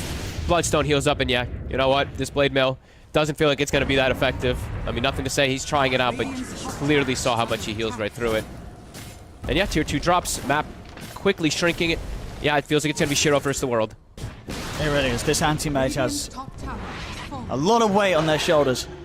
Manta's pretty much done, but it is indeed coming at a point where so much of the map is being lost here to this power that GAIMIN Gladiators have as a full unit. And the power that Quinn has just at this point, just how strong he is. Level 14, Vambrace picked up, Bloodstone, nearly a Kaya. They're looking for Tofu, but Quinn's in the area. Tofu, he's able to get his telekinesis off. Shiro will still committing onto the Rubik. Tofu getting low, but he's getting healed up. The stun catches onto Shiro. Mana Void not enough to kill Tofu. Tofu's still alive. The Root catches them. The stolen spear thrown back at Shiro. I mean, Tofu dies, but he gets the job done there. Using his final moments to make sure that the anti-mage stays locked down. It's 4 dead on a PSG.LGD. The Quinn Leshrac, baby, comes in. It's a first pick. Comes over, just wipes everyone out. Celery, he's very farmed on this tree this game. Almost ends up saving Tofu because he has a mech on a Treant Protector. Don't see this too often, but it almost comes in clutch to even protect that Rubik there. GAIMIN Gladiators starting to really run away with the game as Shiro gets brought down. A lot of downtime. Morphling now able to pressure bottom tower. And yeah, I mean, Quinn, he's just really dominating this whole game now at this point. Radiant's bottom tower has fallen. Well, that was, one of those moments when, when the anti-mage turns up, still ends up dying alongside the rest of the team. It's, you've only just got to look at the net worth, and it's the fact that, PSG, they have Shiro with 11k net worth, but GAIMIN Gladiators, they've got 3 cores on the same farm as the anti-mage. I guess, and they've already taken, they've already taken all tier 2s as well too. So Duracio is just playing wherever he wants. And Quinn is literally just running at heroes, making that space. So, yeah, LGD. Difficult position for this Mars and Ember. As you said, Shiro's still farming, but he can't do this on his own.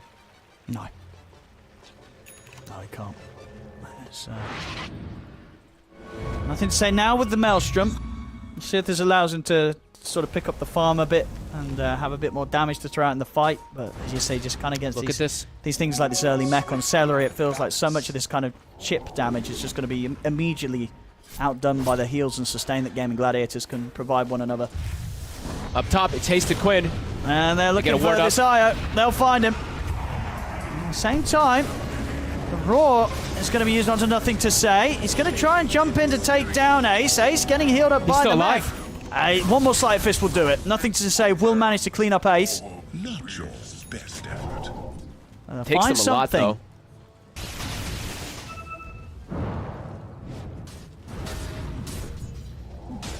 Look at Quinn.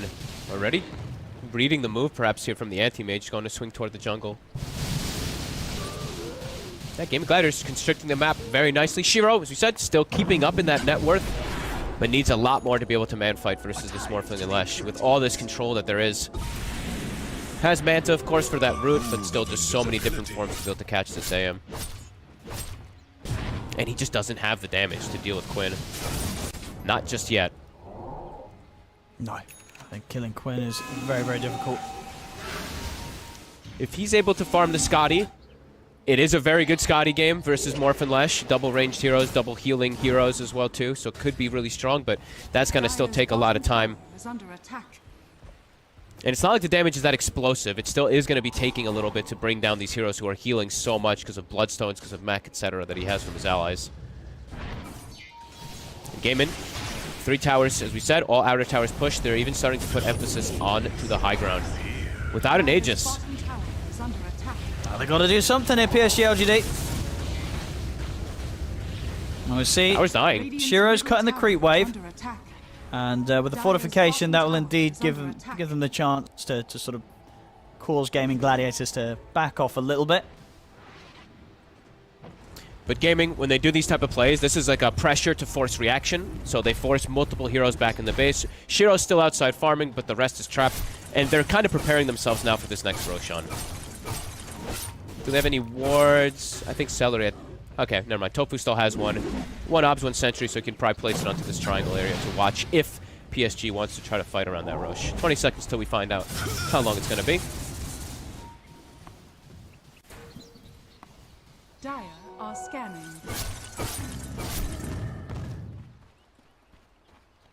The scan comes out to GAIMIN Gladiators. They know where Shiro is. They know he's farming in that like dangerous safe position, whatever you want to call it. He's playing on the opposing side. Celery might even plop a ward down in their own triangle just to try to catch this anti-mage when he's doing these type of split farms. He'll just send a Hawk, looks like, for now.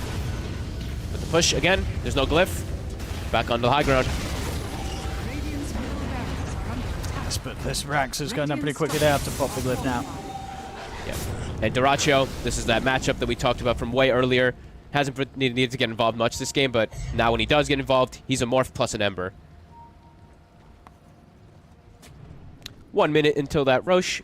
So GAIMIN Gladiators just have to, for them, just swing back and forth between these two side lanes. Don't let the AM, don't let PSG.LGD get outside the map. Sure. I mean, but for PSG.LGD, right, they have to go for the Rosh fight. They have to. They absolutely have to.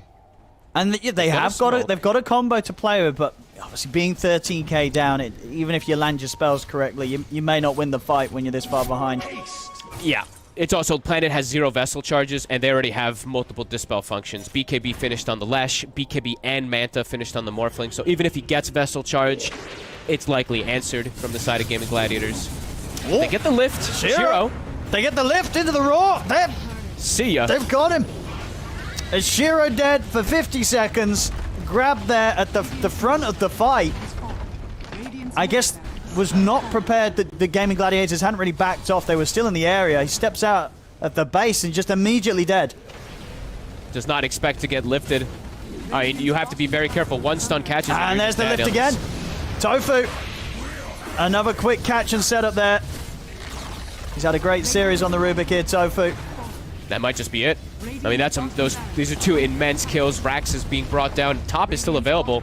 They could just run up there as well. They don't even need to wait for the Roshan. GAIMIN Gladiators. They're looking very, very good. Yeah, this has been a great few days of Dota 2 for GAIMIN Gladiators. As they're gonna catch nothing to say. I mean, this is over. Yeah. Tofu. Couple to blink telekinesis just to decide the game completely. Beautiful plays, GAIMIN Gladiators. All on the same Here we go, page. Shiro's in. Last chance. He's going to get caught by the stun though after the Manta. He's going in onto Quinn, but the BKBs are all out. Shiro has to blink back.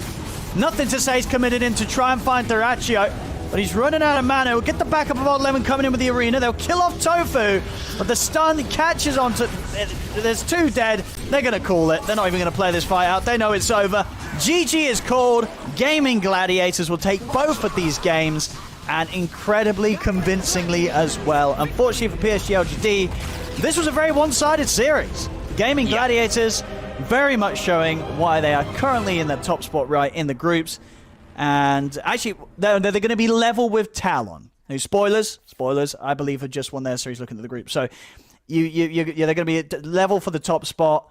And yeah, games like this are exactly why. When they get it right, they really do. They just don't lose these sort of advantages. They know exactly how to push it and end the game.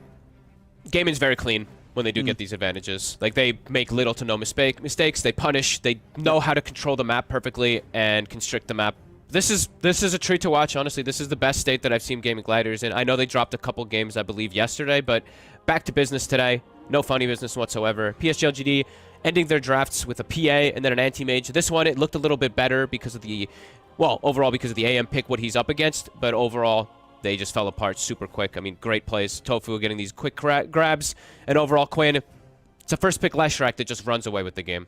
Yeah, Quinn's just looking a little too good right now in these games. He is absolutely smashing it every single time.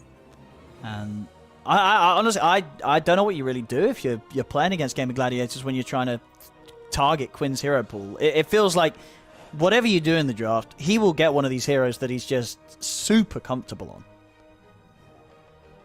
Definitely not easy. If you're picking like a trade lane or a losing lane matchup, right? The Ember does not beat Leshrac in lane. You come out even, if not just a decent amount behind. So yeah, Quinn, he's enabled nicely. They played really well around it. Duraccio did die die once or something in this game. Only the once position, this game, you know.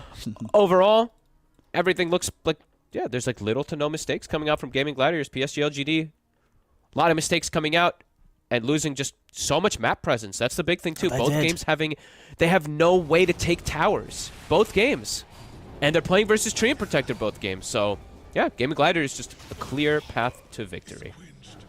I mean, we'll see this again. The highlights. I mean, for sort of at least at the very start of the game, you know, this anti-mage was having a free time, right? Shiro gets good Battle Fury timing, but everything else was just going downhill at a pace that anti-mage just pretty much had no chance of carrying. And those last few fights, Shiro did get caught out a few times at the beginning of it all. He did. Oh, and Kane has some words for you again. Oh. GG is guaranteed first. One more win than Talon, and they beat Spirit, so they're ahead on tiebreakers. This man knew before. Wait, what would it be? No, Kane's wrong this time.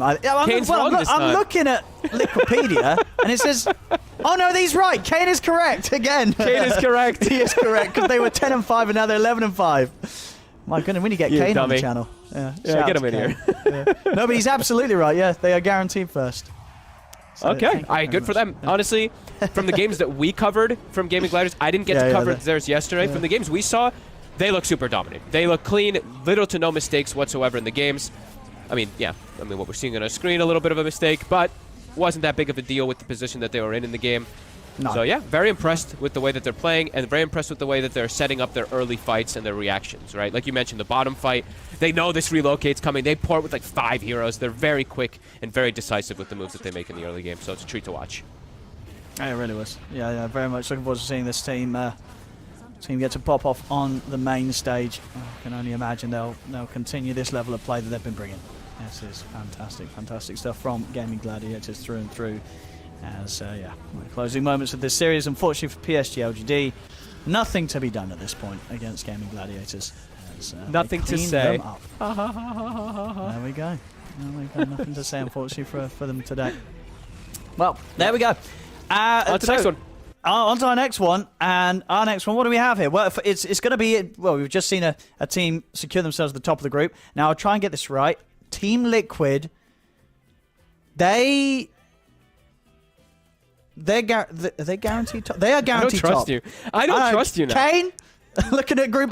No, they are. They're guaranteed. So Team Liquid, we're going to see them play, but they're already guaranteed #1 in the groups. They're of course still going to play to their best to get the win. I imagine they're playing up against Aster, right? We've got Team Liquid versus Aster next, and we can actually have a look. We'll actually be able to bring up the standings for you, lads and ladies. Hopefully they should be updated. They look updated, right? Yeah, this looks correct. Looks good. This looks correct. Clear. So this is the current up to the recent game wins status that we can look at. Gaming Gladiators, we say, secured top spot. Team Liquid already secured top spot, but they will be they've still got one series to play, so they may even have a more impressive score. You know, they may and we are 14-2. And we are doing it is head to head because because they beat Spirit. Even if it's 11-5, it's head to head. It's fine. Yeah. Or yes, because I don't think that tiebreakers. So. I don't know the rules, but I'm pretty sure the tiebreaker rules mean that they probably only play if it's like between upper or lower and going home. Right? That makes sense. I believe so. I'm terrible at this. Well, as I say, you don't watch this stream for that sort of information. Go to the ePulse Gaming like hub stream. That's where there's There like you a go. panel. There's a host. It's their job to tell you all these kind of, all the rules and things. We're just here to cast the Dota 2 and have a good time. As Oh yeah, I I'm gotta sure, join the lobby. That's probably important. Oh as yeah, well, get in too. the lobby because Did you get in? We'll have Oh, a short no. break. Wait, hang on. Did the game start? No, it didn't start I yet. hope not. We're getting in the lobby. We're getting in the lobby, ladies and gentlemen. We're going to go to a short break, and then we will be back with our next series, which is it's Liquid versus Aster, right, Fogged? Yes, it should be a It is. super fun one. So Liquid stay versus tuned. Aster. We'll see you very shortly. Come back in a few minutes. Actually, don't come back because you're not going to go anywhere. Just stay here. We'll be back in a few minutes. Liquid versus Aster.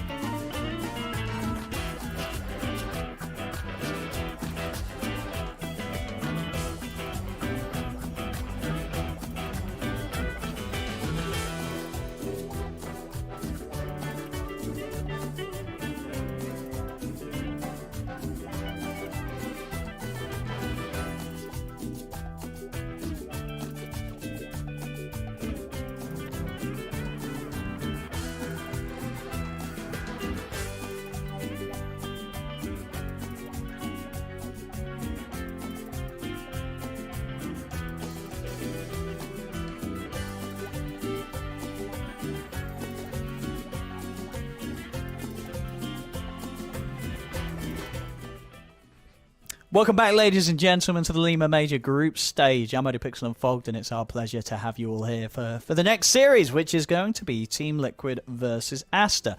Now, as I was saying before, and as I'm pretty sure Liquid, they are guaranteed top. They're definitely guaranteed going up a bracket, of course, for the playoffs. So they're kind of all sorted. They're still going to be continuing, of course, to play as incredible as they have been. So this is not going to be an easy series at all for Aster. But it certainly could be a close one, because Aster have had some pretty good games from them. I mean, what do you make of this one, Fog? Do you think Aster's got a chance of getting the wins? Because Aster, they still need the wins. Their situation at the moment, there's no chance of them going home. They're guaranteed going to at least the lower. But if they can get some wins here, they can definitely give themselves a shot of getting into the upper bracket, which, of course, is very, very important for just having that easier placement and better chance of making it deep into the tournament. So, a lot to play for here from Aster. Can they do it, Fogged? Or like, how difficult is it to beat Liquid right now?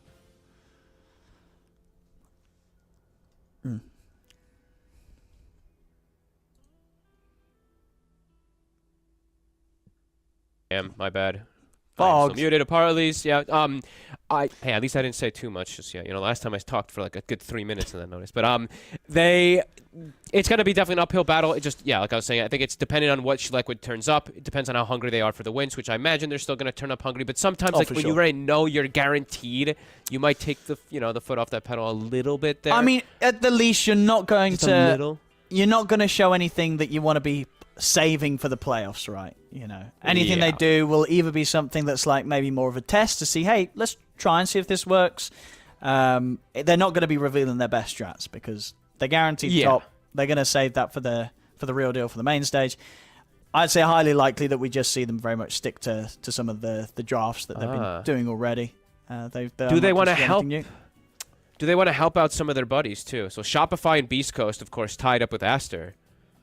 So this now also could just depend. Does Liquid want to be nice? No, they'll never be. They want to keep winning. You know, you look at these players. That Anisha, he's always going to want to win, and I don't know what his win rate sort of is across the board as of recent years, but I swear this lad rarely seems to lose games. Anisha's pretty insane right now. He doesn't consider himself the best player, you know. I love that voice line. The stats may sort of prove against that. He's looking fantastic. And here we go, game one of Liquid versus Aster. Let's have a look what Liquid's going to play here, and look what at Aster's approach is to try and take down Liquid. Definitely ban Nature's. I think you ban Nature's Prophet Rubik versus Liquid. I think that's the ones that I talked about at nauseum during DPC.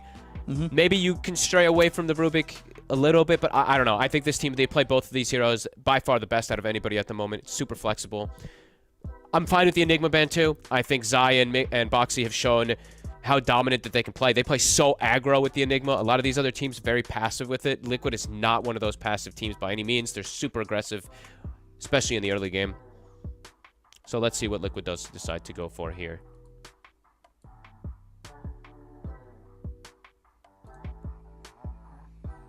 Oh, we've got to ban that Lina, I'd imagine. Nope. Oh, they leave it in? So Lina's in. All right, Lina's in. Liquid counter picks. So now they're going to Rubik +1. Actually, to be fair as well, that's probably one thing you do this series, right? You say, you know what? Let's try and see if we can beat Lina. Exactly. Yeah. So that would probably be what Liquid will do and have done because of the situation they're in. Let the Lina through and see if you can beat it.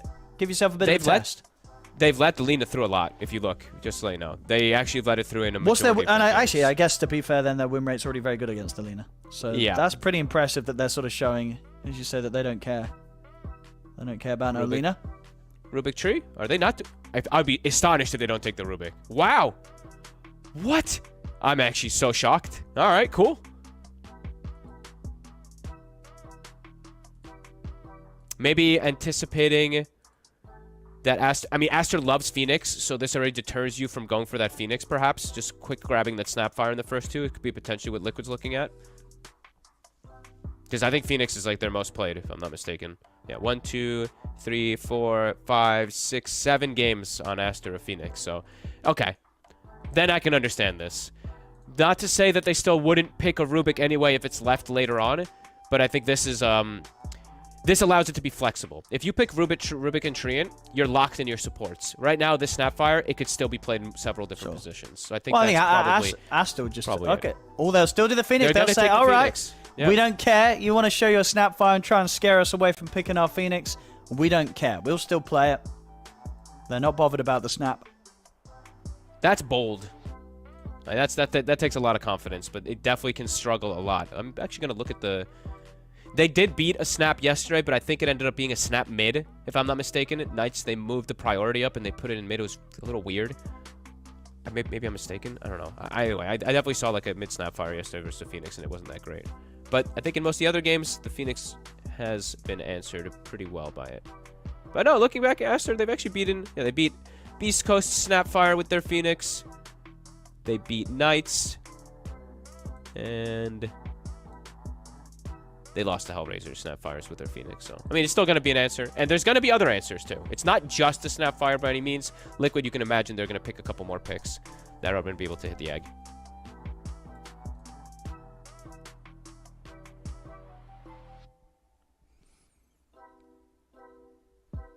We'll see some respect here for XWY's Ember. He's most played right now. With more recent games that we've seen from them. Are they going to not... I mean, I think they're just going to Rubik on Liquid if you leave it. I still think they'll take it, and then they'll just run Snapfire as a 3. But Aster maybe having some priorities on their bans, taking out that Bat Rider, kind of something you need to do when you're playing Lina. They will ban out the Slark as well. Interesting. That is, Slark ban. Does Liquid even play Slark? I feel like Liquid does not even play Slark. I guess they played it yesterday, but they don't play it that often. Oh, they just did the one game as of recently. Yeah.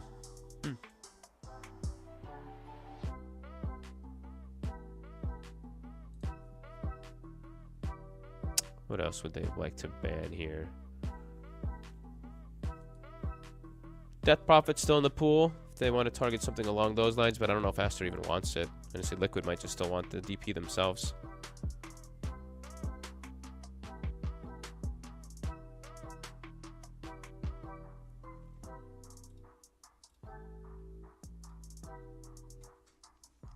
Buying the XXS Mars. Aster. See if they want to ban more of Mickey's heroes.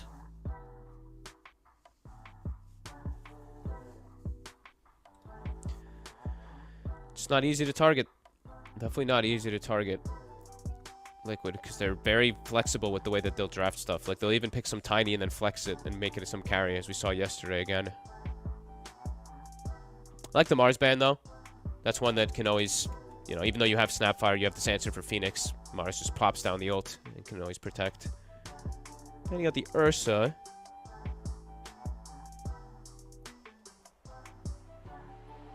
And that usually just says Beastmaster if you're banning out like Ursa and Slark like that, but... I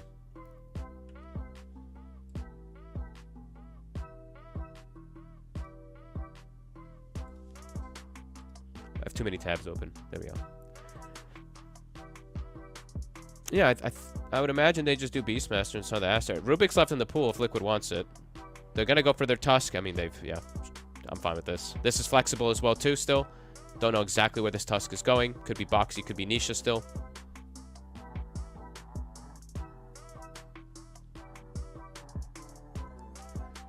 And this could also be in preparation for the Beastmaster. Why am I saying Beastmaster? It's been banned this whole time. I'm such an idiot. Oh. I'm sorry. Yeah, it's not always you see Beastmaster banned in the first two. Come on. At least that's... No, you don't. No, you really don't. It's not normally first. So now for Aster...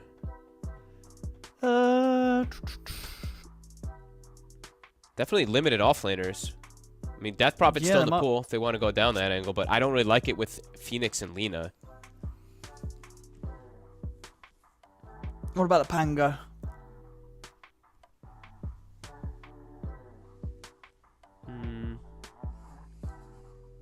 Yeah, actually, that's probably why the Tusk was picked, huh?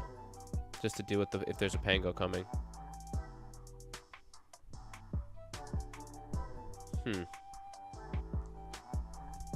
just not really many options. Magnus +1.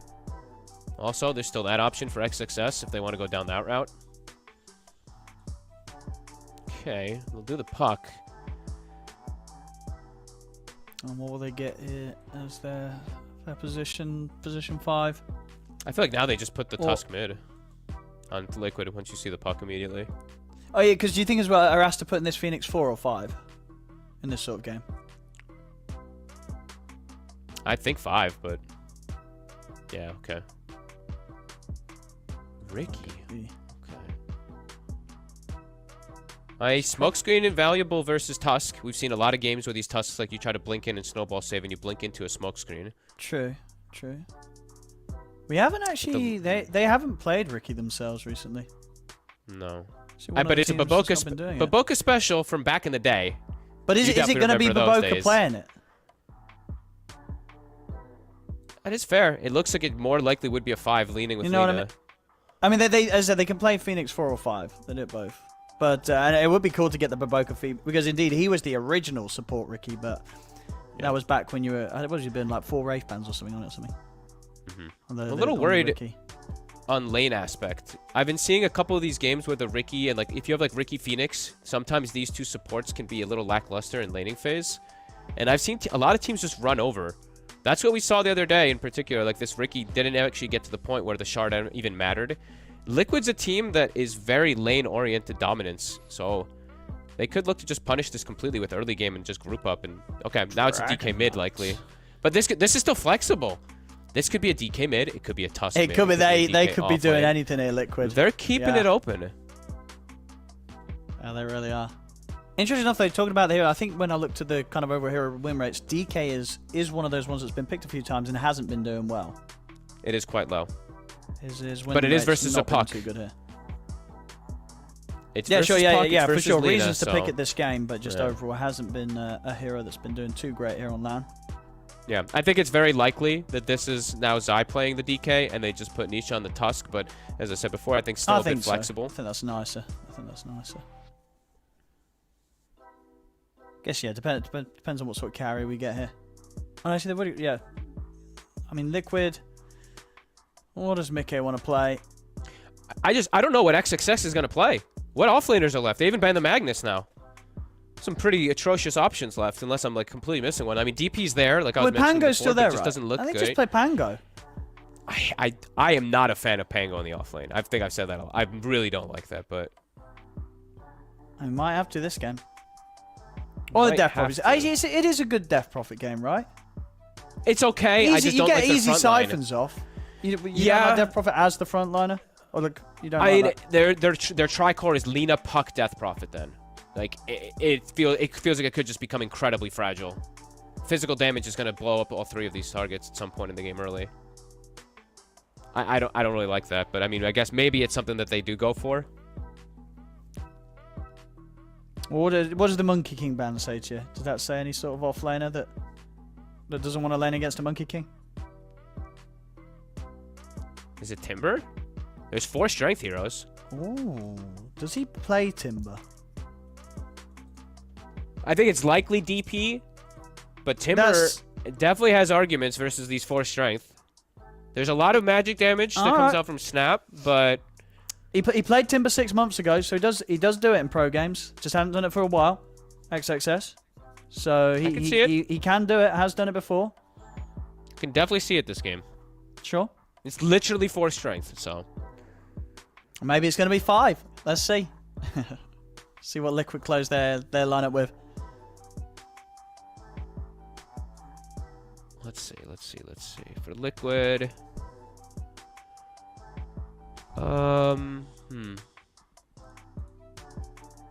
Mickey is sometimes a tough one because he plays so many damn heroes. I mean, he does as well.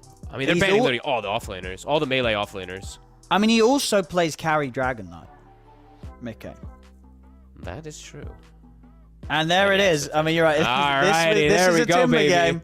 This is a Timber game if there's any. I was looking. I'm like, wait, there's no melee. Yeah? I'm looking. I'm like, there's no melee strength. There's no melee offlaners that are left, and there's 4 strength. Yeah. So, and they need a frontliner. Okay. I think I like this. This last pick is very strong. Yeah. Liquid, I mean, what I can answers left? I can only imagine Liquid left it in the pool because they didn't think XXS would play it, and he hasn't in a while. But he did play it 6 months ago. Looking back at his, it was back in the Arlington Major. Actually, they had a few games where he played it and did very well with it. So Do they could be anti-mage something. on Liquid Could be something now? that they overlooked. They might have overlooked this Liquid I'm joking, by the way, but anti-mage. Luna. Alrighty, here we go. So Mike Luna coming in as the last pick. It will be it's going to be Nisha DK, and indeed Zai playing the core offlane Snapfire, some boxy Tusk, and indeed in terms of the supports, it will still just be the 5 Ricky for Sami's Cat, Baboka on his Phoenix, and no return of the Baboka Ricky, as we did expect with Ricky in the state it is at the moment. We play it in the 5, but yes, some Luna. How'd you like gotta this? think about this.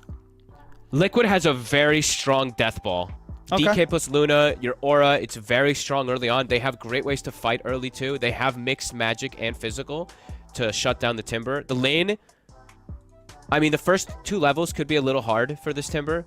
Luna and Tree, they do an immense amount of physical damage. Doesn't matter about your reactive stacks. And this is just double checking, but this is of course the first game of Luna we'll see here in the major. Nobody else has played Luna. This Timber, in if he has a good lane, this Timber could be a problem. Could be a big problem. He could make all the space in the world for Monet. Liquid though, this team we've seen multiple times. They're the king of early games, so they could definitely do some big things. I think Nisha has a big advantage over the puck in the mid lane and throughout the majority of the game. But I think this Aster's got a pretty good chance here with this draft, with this Lina carry with Timber frontline. This is cool. I think it looks good. It looks good from Aster. It looks good. And Luna could definitely struggle. very hard to see, hard to expect, hard to know what to expect from this this Luna pick from Mickey. Let's see if they can make it work. Trying another new hero, effectively, with how infrequently we see Luna. Ladies and gentlemen, game 1 of Liquid versus Aster. I'm thinking about timings and everything a little bit here. Like, definitely some very strong Liquid early BKB timings, like this early game dominance. I think that's what Liquid's going to try to set to get ahead. I think if the game does slow down, Lina is going to have a pretty good time just getting all the space in the world from their moves, but I don't know. This should be an exciting one. Let's see how it goes. Really curious to see what build Mickey does go for. If it's just going to be something standard. I think it probably will be. Just some like Tread's Mom, maybe, if he has a good lane, or Tread's Dragonlance, Hurricane Pike, etc. BKB. Certainly a triple BKB timing earlier, at least a double BKB timing, the puck and the DK. It's not too much physical that's going to be coming out from the side of Aster early until Monet's online.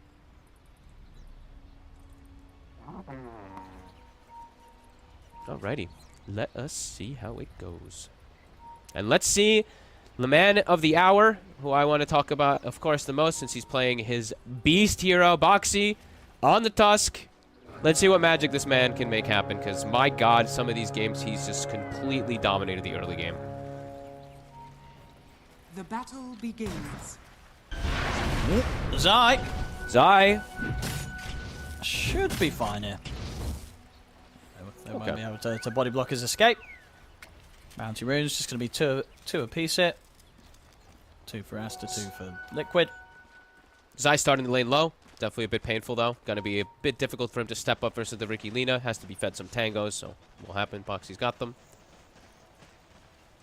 And let's see how these lanes do end up going. I'm going to be looking mostly at bottom. I think mid, you know, most of these situations, DK now just kind of owns puck. Unless XWY does some kind of crazy plays, I don't see him changing anything. It is Nisha as well. Now I'm going to be looking at bottom to see how XXS is able to do these first few lanes. Sure, because in terms of the lane, is it, you know, Luna Tree, does that sound pretty strong? Yeah, definitely. I mean, first 2 levels, it's incredibly potent. When you have Beam plus Blessing, you just do so much damage. Doesn't matter if it's a Timber with some reactive or anything like that. You have crazy damage. Good lane positioning at the moment for Aster, but it's going to push into Liquid. And they didn't actually cut any trees, so Insania's got all that to work with.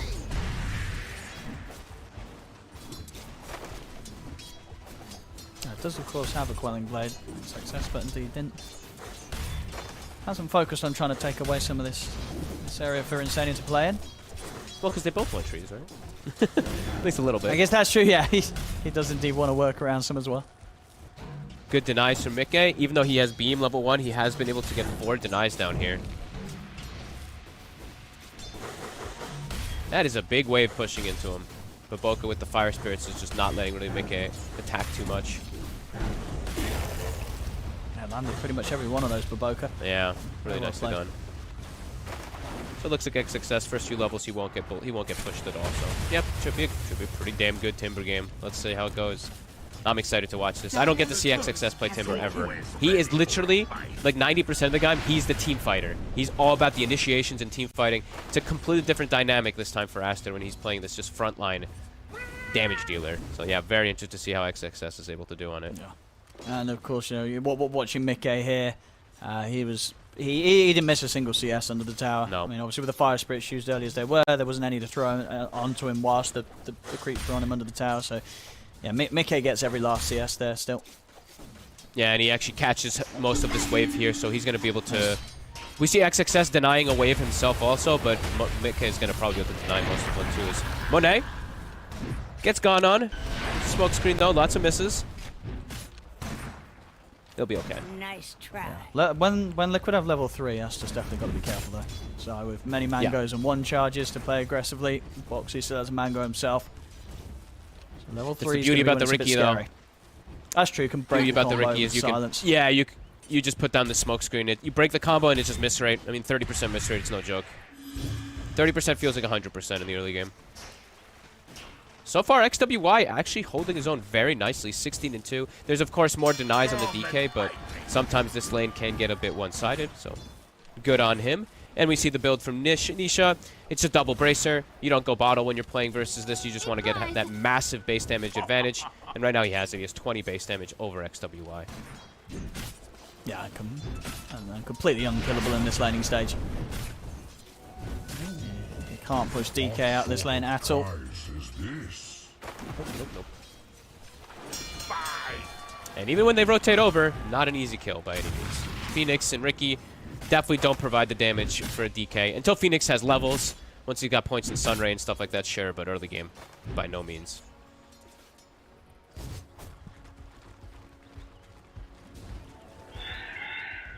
Radiant's bottom tower is under attack. Slower start than I think we're used to seeing. Liquid most of the time does push for a kill very early on here, but not the case in these first 4 minutes. Right now, Aster holding their own in the lanes. Top, see Monet getting slowed down a little bit, though, from Psy and Boxy.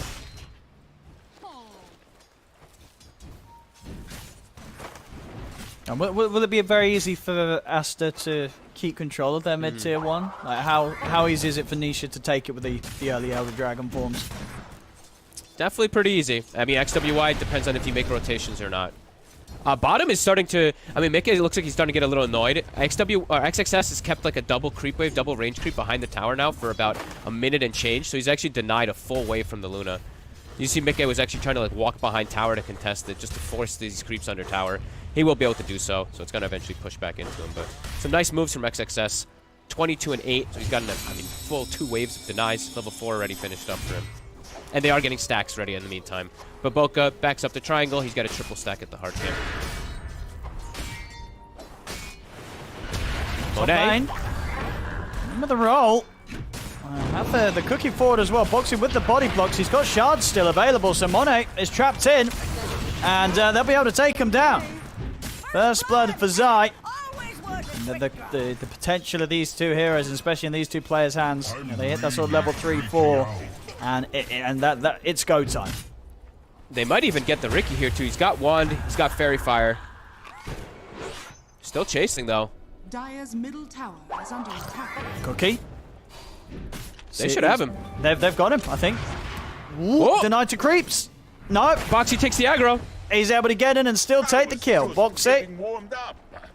Oh boy. And Nisha, he's actually pushed the puck out of lane now for the moment. Hits level 6 before puck is 6 by a significant margin. And he's starting to get damage onto this mid tower already. No, he's going to be able to get the power in as well by the looks of it. Oh man. Actually, maybe Puck can get it first. XW, no, he doesn't know. Actually, he drops the ward down and can't jump now because Nisha's too close. So double damage on the dragon. Liquid's just so good at understanding when they've got these kind of kill threats and stuff. And this top lane versus Lina, it feels like it's actually just one of the absolute best to be able to try to pressure her. Not with these... whoa. I mean, XWY used the orb to clear the wave, and Nisha was just able to step up Dragon Tail in a few hits with his DD. XWY taking a heavy punch. He skipped phase shift. So could definitely die in the next stun if Nisha gets the connection. But Dragon Form will wear off. XWI will survive, but significant damage onto this tower. Nisha. Maybe playing too overconfident. Can they punish him? So he can get out of this. He will die, indeed. Nice.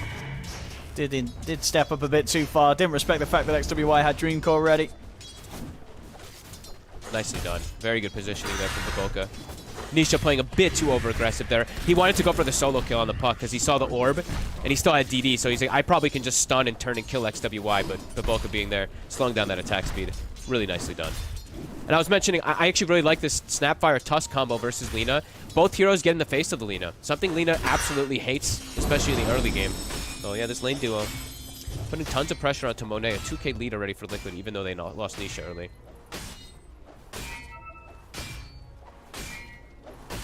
It really is so much damage that you get as well, too. Now that it's nighttime, it's been for about 2 minutes, but just this Lunar Blessing, level 3, everyone just got plus 20 damage in the laning phase. I look at them, they want to try and go on XWY if he uses the orb. He put a point in phase shift now. I was going to say, he's saving a point for a second on this puck. Yeah, he'll be fine. He's holding his orb nicely. But he'll be fine, but his tower's not.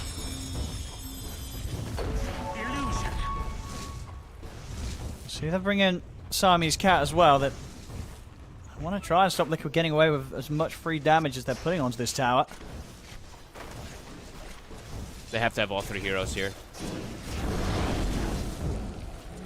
Boxy's still lingering in the area, waiting for an opportunity if this puck overjumps with an orb. Now XWY will use it, but the lane's pushed out nicely. Holding on to their tower, but only just 200 HP. It's 8 minutes in. Very early pressure that Liquid's putting down. Mickey also absolutely free farming. He has queued up that Mask of Madness since he is getting that free farm, holding a skill point perhaps if he needs an Eclipse versus this Timbersaw. They're setting up the gank. 4 heroes. They've got the kisses. And they've got a lot of damage with that ult. Indeed, it was very much necessary to have the 4 of them there. Of course, XXS, not an easy kill.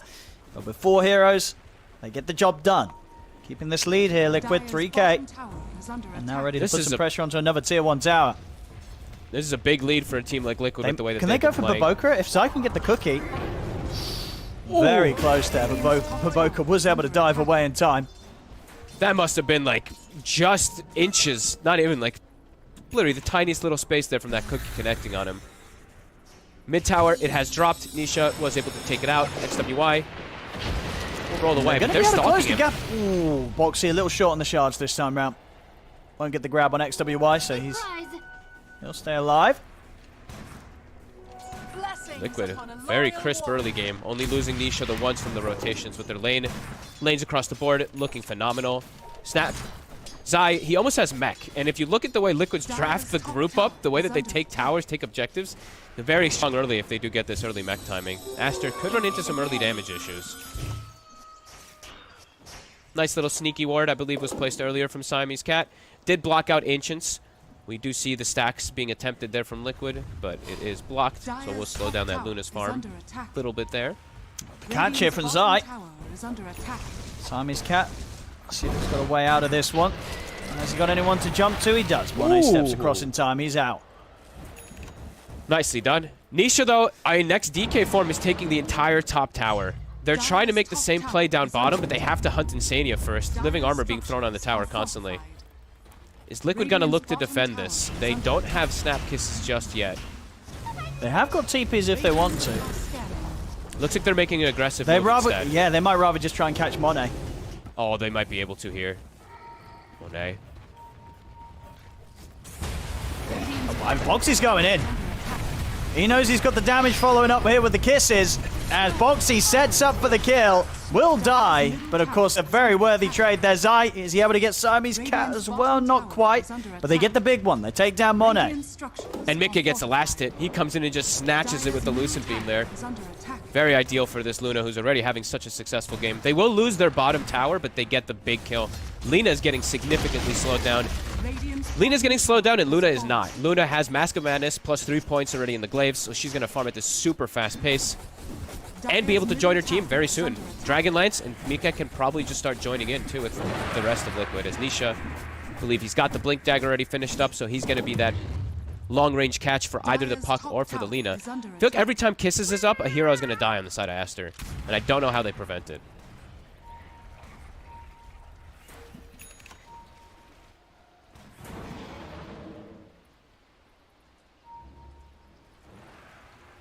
Radiant's turret. Looking at XWYs. Boxy. They'll still XWY. catch up with the Dragon Tail. Nisha's got his Blink Dagger done, closes the gap. That's a dead Puck. Such a good DK pick this game. I mean, versus the Puck, you're seeing the problems that's already coming into play for XWY. His lane was difficult. He's going for more towers, and they want more XXS. He's still hanging around. He looks And that's the Timber Chain already used. He's very dead. But I guess, just did not expect that sort of quick of as a move across from the mid lane. That's another big kill here for Liquid. They left the Fairy Trinket, though. Whoopsie. It's still on the ground near the neutral camp on the bottom right. Whatever. I guess they didn't see it. It happens. Siamese cat. Still lingering in the area. See if he happens to drop any vision down. Do they get the D-ward in time? They will not. Camp does not spawn. Smoke up from Aster. They need something going their way. They want to try. They've got the ults, you know. They've got the Dream Coil Supernova combo. I see them set it up. Dream Coil onto the two of them. See Nisha trying to stand his ground. The backup's coming in. Supernova will be successful. There's no little shredder available for it, but they've already lost to XWY. After the Supernova, they have to back out. They were unable to get any of these kills against Liquid. And now Liquid with the chase, they may be able to get more themselves. Nisha, he gets cookied in onto the two of them. Dragon Tail follow-up to lock down XXS. He's still managed to get the Timber Chain up to the high ground, but Baboka's left behind. Siamese Cat cannot hide as he gets shot down in the pit by the Scatter Blast of Zai. I mean, that was Aster attempting to make a move with their ultimates. They end up losing 3 heroes and getting nothing, Fog. Liquid just prepared. They're perfectly in position. The worst hero that Aster can run into, it's the DK, who has living armor on him. He has 1700 HP. He's got a mech behind him with the Snapfire. Liquid plays it calm. The moment they get jumped, they just turn, pop their spells, and just wipe out Aster. They didn't even have the Little Shredder. The egg would have died if Zai actually didn't use Little Shredder for the ward from earlier. So the egg pops, and it's still just not enough there from Aster. Liquid, we've come to learn this from them, especially in these last few months. Continuing to just prove their dominance. 4K lead. Luna free farming. Luna ready to fight, and Monet still farming decent on this Lina, but you can just feel that he's not ready to fight for a very long time. They have so many ways to gap close on him, be it from Cookie, Snowball, and then just the damage from the kisses. It's an issue. Yeah, no, very much feeling like that BKB has to be done before he shows his face in any fights. Yeah. Looking for Insane here. Drop the ward down, so they know he's in here. See him. And Nice catch. We'll go for the kill. You instantly ping that ward. Yeah, I was going to say, it does give away the ward immediately, but I guess it's worth it. They'll take what they can get whilst they're behind. At this point of the game, absolutely. Like, Monet needs to get enabled as much as possible. Liquid, looking to hit back here. Kisses down for about 20 seconds, but they're going to kill this Lina if they find her. And they're making the rotation over. Can the smoke get broken, though? Aster. Will they see this coming? I mean, Liquid just kind of perfectly waltzed around them. They got around them. Oh, man, Monet. Oh, Monet. No way they catch him. Oh, I mean, they're not going to expect it, because he's going to be like, right, my teammates were down there. There's no way a smoke would come from that angle, but it does. Liquid, they make the move. See if XXS can do anything in return. He's looking for Zai. Zai's just going to go for the TP out. They've got the Dream Coil. So they will get Zai. So something here for Aster, but once again, losing Monet to these moves from Liquid. All right, what an angle. That's right, they perfectly pad themselves around the Ricky and Timbersaw as if they just knew. Bottom lane, Foxy. Attempting for a kill here. He's got the DK swinging over. They've got this. It's another kill. I've got another kill here for the two of them. 11 for 5. Kills just keep rolling in for Liquid. They Mickey keep slowing all down the space Monet. in the world.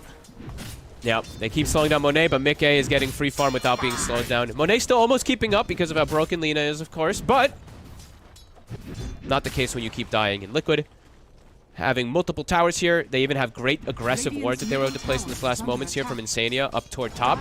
They could potentially start setting up for Roshan. So these BKBs, it's the timing. Once Luna and DK have BKB, Aster has like no damage. They're all about early magic damage. Lina, the only one who's going to provide any right clicks. Not going to be an easy fight.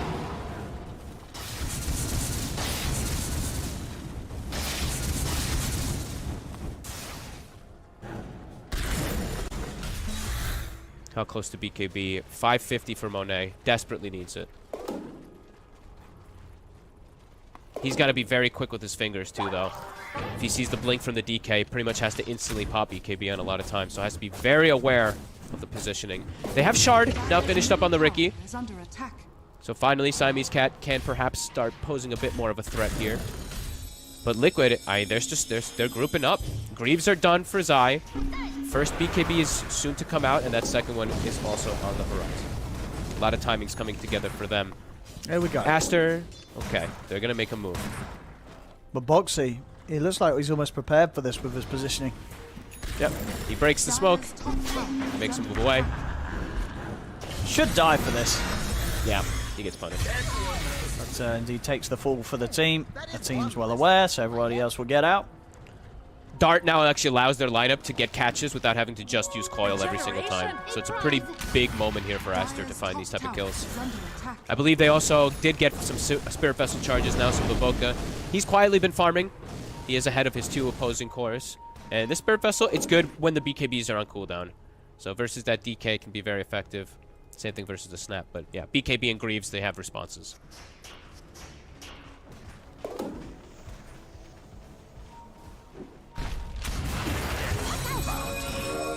Insania. Almost being able to find XWY. He's got the Shard finished up. That Brood can sometimes catch out heroes like Puck. BKB at the ready. Is it time for Roshan? Do they have both of them? They're about to. 30 gold for Nisha. But yeah, Roshan definitely the next thing on the menu there for Liquid.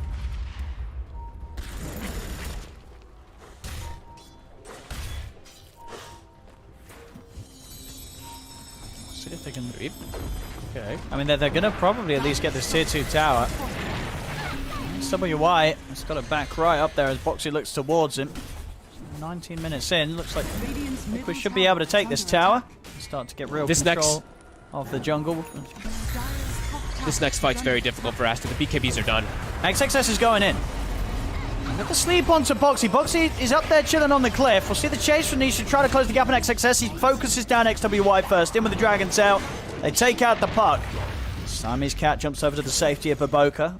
Only XWY going down here. Boxy actually able to survive through it all. Yeah, the Greaves. I mean, they don't really have that much damage on Aster to deal with these Greaves that just get popped. So much heal that comes out. And Liquid onto tier 2. Now they can take the outpost even before 20 minutes. Okay. So stealing away some of that experience, of course. And yeah, setting up with this Roshan. Can Siamese Cat find anything here?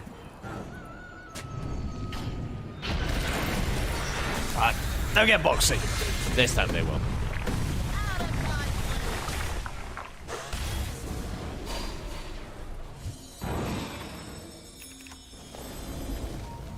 Siamese Cat bringing out extra smokes. Maybe see if they can go for something again whilst Boxy's dead, even though it's not for long.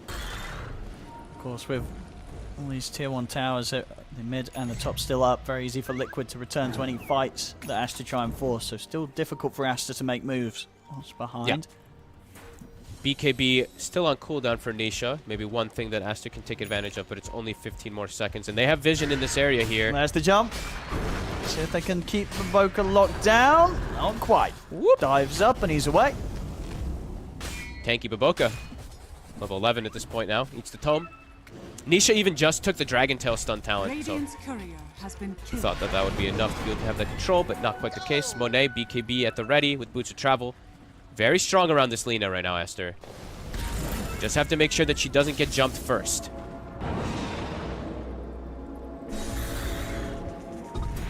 back up for Nisha. Liquid, what's the call? Still perhaps looking for this fight. Trying to at least get vision advantage over here. They'll find Insania. Easy kill. So Aster doing a good job of making sure that they do maintain some control of this jungle. And not letting Liquid sort of take this over as easy as Liquid may have hoped for. Yeah, controlling the vision, very important. That's the thing that kind of decides if a team can sneak Roshan, sneak these type of plays, and sneak the initiations. Because initiations, they're key, really, for the side of Liquid. With the blink on the DK, he wants to ideally try to find that Lina early. If Aster has this Riki sneaking around, if they get the jumps, if they're able to protect Lina, they can definitely have some hopes in these team fights. That's DD room bottom. Oh, See Liquid group up around the tier 1. If they got the smoke, they have got smoke on Boxy. They can go for the smoke move into the jungle. Mickey leading the way. They didn't spot the DD. Something that Aster will see. So Boxy's in. He's already going to start the action off on towards Siamese Cat. The heals coming out for the Sunray, not enough to save him. Siamese Cat gone. There's a DD in the bottle for Monet, but 4 versus 5, unlike the Aster want to look for a fight. Liquid, they can step into the Roshan. They got vision control. Yeah, both wards now being placed on the hills. With Lunar Blessing, they do kill it pretty fast, but Aster, are they going to make it in time? They're looking to fight. I mean, they're going to try, but it's... Boxy, he's ready. He's going to break the smoke. He's on the high ground. CXXS trying to charge in, but it's Nisha that actually makes the jump first. Turns to the Dragon Tail still, they're locking down Baboka. There's the follow snowball, Baboka's gone. Now to the high ground, Monet has to back off here as the kisses come in from Zai. Aster pushed back away from Roche. Liquid, they can return to the pit. Sitting at about a third of the HP, and with no Phoenix, one of the big team fight threats eliminated. So Liquid, they'll finish this Roche, and the Aegis, it will be Mickey's. Godly positioning from Boxy, per usual. Just sitting there waiting to break the smoke, and they find the perfect target. They find that Phoenix. Instantly blow him up. And yeah, they will get that Aegis. Aster's still not too far behind, though. Lina still farming very well. Timber and Pruck not too far behind their counterparts either. Let's see what Liquid tries to do now, though, with this Aegis, with double blinks. Yes, go Can from be Liquid. very aggressive. Siamese Cat. Yeah, they're going to find him. Dust out as soon as the smoke gets dispelled. They'll find the Riki. See Boxy trying to get a grab onto Monet. Get him with the shards. And won't look to jump beyond the tower at the moment. XXS and XWY were around as well, so no further move for Liquid to make there. They wanted ideally a bigger catch. Decent play there from Siamese Cat. Playing in between his core and where he believes Liquid is, so we'll be able to break that one. Liquid, though, with Aegis, they definitely want to still put on the emphasis, put on the issue, like, put on this pressure here, not allow Aster to just play freely inside their triangle. Looking for bottom tower. Dire's bottom tower is under attack.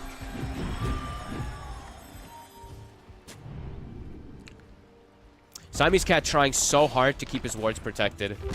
I think this is like the 3rd or 4th observer ward they've placed in a kind of obvious position up on a cliff that's very likely to get dewarded, but they need this to try to have any hope of fighting. I mean, they look towards Nisha, but already you've got Boxy going very deep. He's going to end up snowballing all the way over towards Baboka. I don't think he's getting out of that one. He indeed will lose his life for as deep of a move as he tried to make. They'll get the sleep dart onto Mickey. Still got BKB and Aegis, so it's a hard kill to take. And they won't commit any further onto him because they know how tough it is to bring him down, let alone twice, just the once. Good protection of the ward. They have to play around it. Siamese Cat steps up. He's caught under the sentry. Wait, they use kisses. Okay. Perhaps a bit of a waste there from Zai. Monet. And Insania's got very overgrowth aggressive. if he wants to try and set up on this, but Monet's still holding on to using that BKB. It's very hard to open up onto. Unless Nisha can get some sort of Blink Dragon Tail. And still moving in, Nisha. And he's going to walk in. He gets caught straight away with the combo. They'll try and get him out with a cookie. They'll get the BKB off, but it's not enough to save him. Nisha goes down. Aster, they're ready to look for more. Zai tries for the TP out, but the Light Striker is there from Monet. Aster starting to take away that lead that Liquid's been playing with for a while. These sort of kills, 2 big kills here by Aster. And did they also get the gem there? I think Liquid got it back. Yeah, I think Liquid snuck in. Yeah. He did. That would have been a complete turnaround. They nearly lost that as well. It pretty much is a full turnaround anyway. I mean, Monet, now top of the net worth, level 18, all still looking pretty good for this Lina, even though she's died 3 times. Liquid, over-aggression. They really wanted to take out this ward. Nisha literally walks up with Gem, gets caught by stun, and just dies because of it. Nice plays from Aster to defend these wards.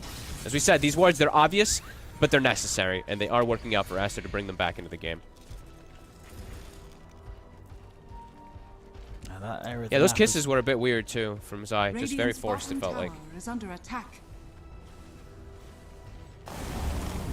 Liquid, they'll still probably be tempted to make moves with this Aegis on Mickey. Even though the last few plays haven't gone too great for them. Aster dealing very nicely with what Liquid's trying to achieve in this early game. We're now getting sort of his 26-minute mark. Keeping it even. That lead definitely feeling that effect. Stolen away. Yeah, definitely feeling the effects of the Ricky Shard, right? He's able to actually get these catches. They don't have to have the puck jump in and kind of suicide. They can just soft commit with a little, you know, little pesky little dart to get that initiation from Monet. Things looking much better.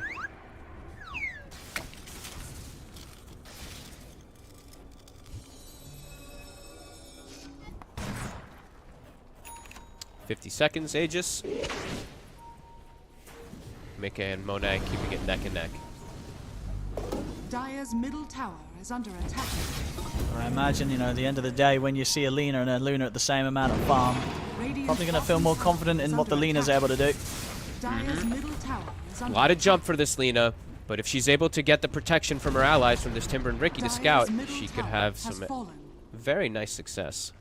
No, for sure. Monet, In those last few fights, Aster have done a really good job of making sure that Monet can just get his job done, keep him safe in that regard. So just getting huge too. Elven Tunic is picked up, so easier to sit in the back. About to hit level 20 as well, so Fiery Soul Talent soon to be online as well. And Monet is very scary if they don't get the initial jump on him. Yeah, they're playing really good around their wards right now. They're not pushing up. They're not pushing the issue either. Aster still understands the state of the game is a little difficult. Find another catch. Boxy. Nice play. Zai trying to bail them out there with the heel of the Greaves, but it didn't matter. Aster just getting these kills, and now they're the ones that start to hold the gold lead. We'll see them continue here with the smoke. They know how strong now they're looking to be aggressive. aggressive. Yeah, they're very, very strong. If they can get to this Dreamcoil Supernova, Monet gets protected. Monet's going to clean up most of these fights. This Lina's terrifying. XWY, he's in. Look at the jump. Only get the Dreamcoil onto the one of them. Insania will whiff the overgrowth there as XWY is able to dodge it.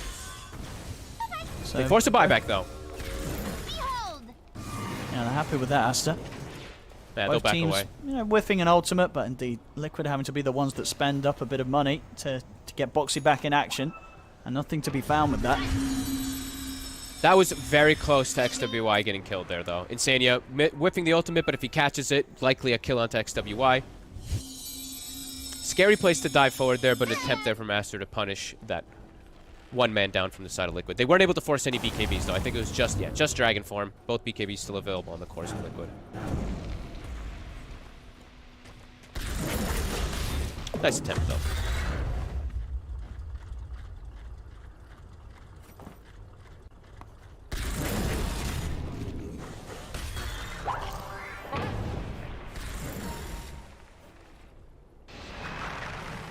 See Aster able to push for tier 2s themselves now. So the next time is going to be the Roche. 1 minute until we see it back up. Aster, after showing bottom, they'll smoke up and swing across the map. See if they can catch Liquid. They check the high ground too for wards.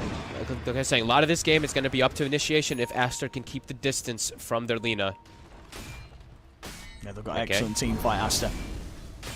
Siamese Cat. Get the dart onto Mickey. They'll get the life strike array off. They get the stun. Mickey's dead. A very clean kill there by Aster. They'll be able to take Boxy as well from this one. And this game's starting to look kind of scary for Liquid. They're losing that lead.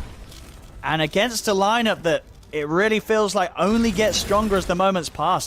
This could be a tough one for Liquid to regain control of. Absolutely. This Ricky Dart, it's been everything for the comeback, honestly, for Aster. It allows him to get these setups for Monet, allows him to catch ganks and stuff like that easily. 0 and 6 on a Ricky, but unbelievably impactful. They find the best kill possible, and now I'm already looking. The thing that comes to my mind when you see that type of smoke, like the dart play into smoke screen, is like, where are the Force Staffs? Because Tusk, he can't go for these saves, as we mentioned during draft. You blink into a smoke screen, you can't snowball. So they need Force Staffs to bail whatever hero gets caught from this dart out. And nobody really has it by any means just yet. I see that, like, what? I think Zai was queuing it, maybe? Like, Tusk was queuing it, but they are not really near the realms of it. Insania's looking for a blink. Big plays from Aster. Silver Edge now also finished on the Lina, so they have easy kill threat even onto the DK. I mean, they can kill whoever. They can kill any of the heroes without any sort of difficulty. Nisha has got his Hex done. And Monet's just going to put the BKB stand his ground against Nisha. Nisha also with the BKB here, as Aster will back away from him. Not quite fight into the Zai kisses. And I also get Baboka. That's a gem. That's a big kill. Oh, he did have it, didn't he? Yep. Liquid able to strike back here. Dire's bottom tower Aster is feeling under their strength, but Nisha, he's able to get the BKB off, not get chain stunned. And that's the Hex reveal as well, of course. Liquid refinding their footing. And it's not going to be an instant Roche spawn. That would have been very fortunate for the side of Liquid. It's going to be about a 2-minute one, so I think Aster very happy once they find that out. Absolutely, they'll definitely want to take a fight to Liquid around there. They've got all their ultimates ready. I'm liking XWY's itemization here. He's got the Kaya Sanj survivability. He's got his Witchblade for his damage and stuff like that too on top of it, and then he just has Aeon Disc, so has the protection if he does get instant jumped. And we're seeing Liquid doing the strat, I like to call it. They're just leaving a gem. Since they've got both gems now, they can just leave a gem in the pit so they can know immediately when Roche spawns, since they don't have a hero to scout it. Cool little trick.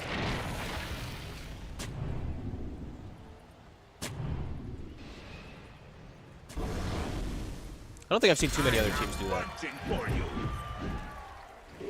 No, team did the other day, or was that Liquid again?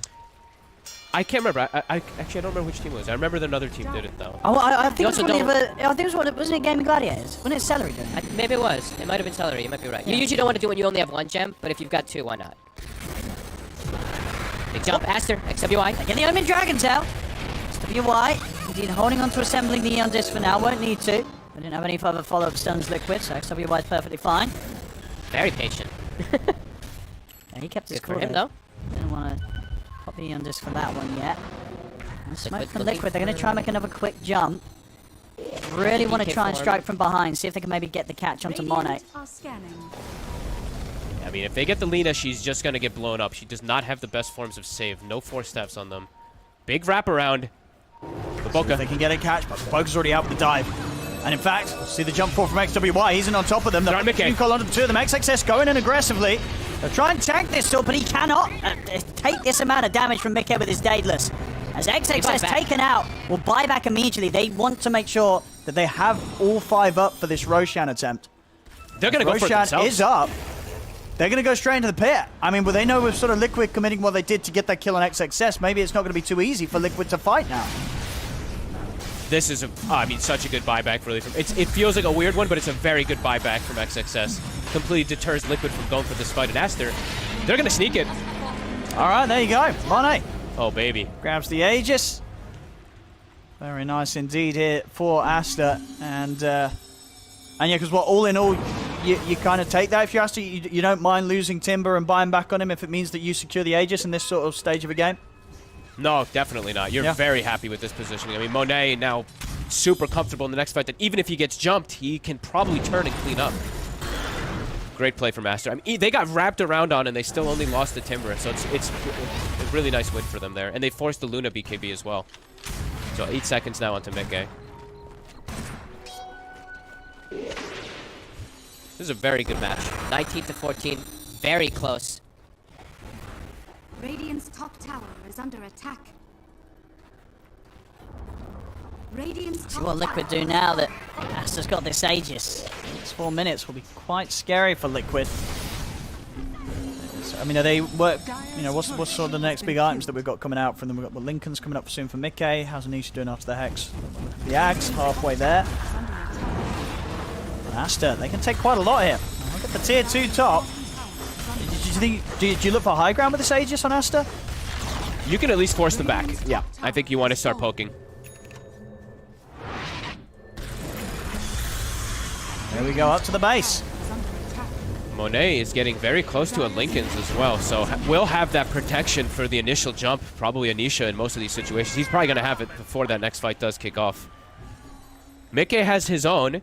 That Lincoln's is finished up at least for the dart and stuff like that, but it feels like for Aster, Monet's feels a bit more impactful. Especially with the way that they've been playing recently. Boxy now does have a 4-staff, so they do at least have a way to bail people out of these dart plus chain stun combos. That's been coming out from Aster, but Aster in a more comfortable position here now with this Aegis. And the puck, I mean, XWY, I think he's got like a full Octarine now finished, so scaling nicely. Liquid. I mean, they're in position to look for a fight, but it's not easy for them to fight. No. They've also changed the build on Nisha, by the way. He is going to be going Halberd. Okay. Taking a step back from carry position, more of just a utility versus the Lina. The jump. They'll find Maboka. He kept around to the back lines. Maboka not quite as close to the rest of his team as he would have hoped for in that sort of situation. They've got a deep ward, too. They see XXS where he's positioned. Gonna try and search him out with the kisses as well here. Nisha's gonna have Blink in a second. Could close him with the Dragon Tail. Lotus Orb was off in time. And there's follow-up control. XXS taken down. Mikke comes in with the crit. Cool play. Boxy also snowballed the creeps instead of the hero, so it didn't actually reflect. Bottom. The overgrowth for Insania. See if they can chase XWY after this, but he's already out with the Waning Rift and then into the Blink. Keeps his distance. Zai's going to be around to search. Cookie forward. It's a nice attempt, but won't be able to catch XWY. I think it's a bit too slippery for them to deal with right now. Oh, I know that Lucid Beam's going to buy time for the Hex. They're going to get him. He doesn't even... Oh, he unlocked too late. Wait, no. Okay, and now he re-unlocked. He unlocked and then re-unlocked right afterwards. Yeah, of course, yeah, he was holding on to assembling his Eon, but indeed didn't manage to do it quick enough in that sort of situation. Huge catches. I mean, this was that's a massive catch there. It felt like he was going to get away, but they trip him up. I mean, these two heroes are down for 50 seconds, so this is a decent amount of time where Aster wanted to probably get something done with this Aegis on Lina, but for at least 40 seconds of the remaining minute and a half, they're just going to be playing 3 versus 5 Aster. Yeah, these are next level wards. I mean, look at the positioning as you see on the map. Liquid, they have that one ward on the high ground in the triangle, then they have the other one behind that where that tier 1 bottom would be, and that actually allows them to go for these 2 plays. Oh, actually all 3 plays. They catch the Phoenix initially because of 1 ward, then they get the Timber because of the next. Great consecutive chase. And now they're looking for more. Boxy. He was going in pretty deep here. Going beyond the tower, and he'll pay with his life for that. And Monet, even Hurricane piking in aggressive to see if he could get on top of Mikke for a light strike array. Dire's middle A little too deep there from Boxy. Liquid making magic happen when they're playing into Aegis. That was all time while Aster has this Aegis, and they got danced on. Monet? Liquid still playing around this ward here. And he's trying to see if he can get in. He's leading the way with the Silver Edge. Really wants to try and force this last 20 seconds of the Aegis, but Liquid aren't having any of it. They'll kite it out and wait until the Aegis is gone before they take a fight against Monet. Yeah, they're patient. And Monet, even though, as we mentioned, has Lincolns, could be this nice benefit to be able to protect versus instant stuns. Nisha, with the switch up of build, now he has a Halberd and a Hex and a Dragon Tail, so has multiple different ways that he can set up for his stun or disable if he does find that Lina. Yeah, not too long until Zai will have the full Daedalus. Oh, okay, so Zai's... So Nisha took a step back a little bit, and right? Zai's taking 2 steps Zai will take a step forward. I love it. We're getting some right-click snap, of course, at this point. He's already level 20. He's got that first key talent here for the right-click snap. Very cool.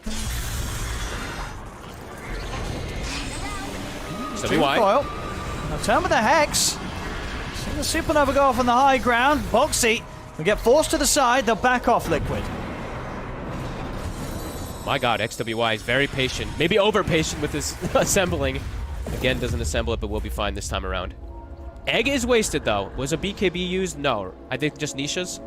Yeah, just Nisha's. But I think it was an Arcane Rune, so we'll be back up faster. No egg, though, for Aster for the next few moments, if Liquid does want to try to take advantage of any downtime. They are smoked at the moment. Mikke with his individual smoke, that is. Oh, Nisha. Going in here with the Dragon Tail. They'll catch Siamese Cat. XWY jumps forward with the Waning Rift. But he's taken a lot of damage for this commitment.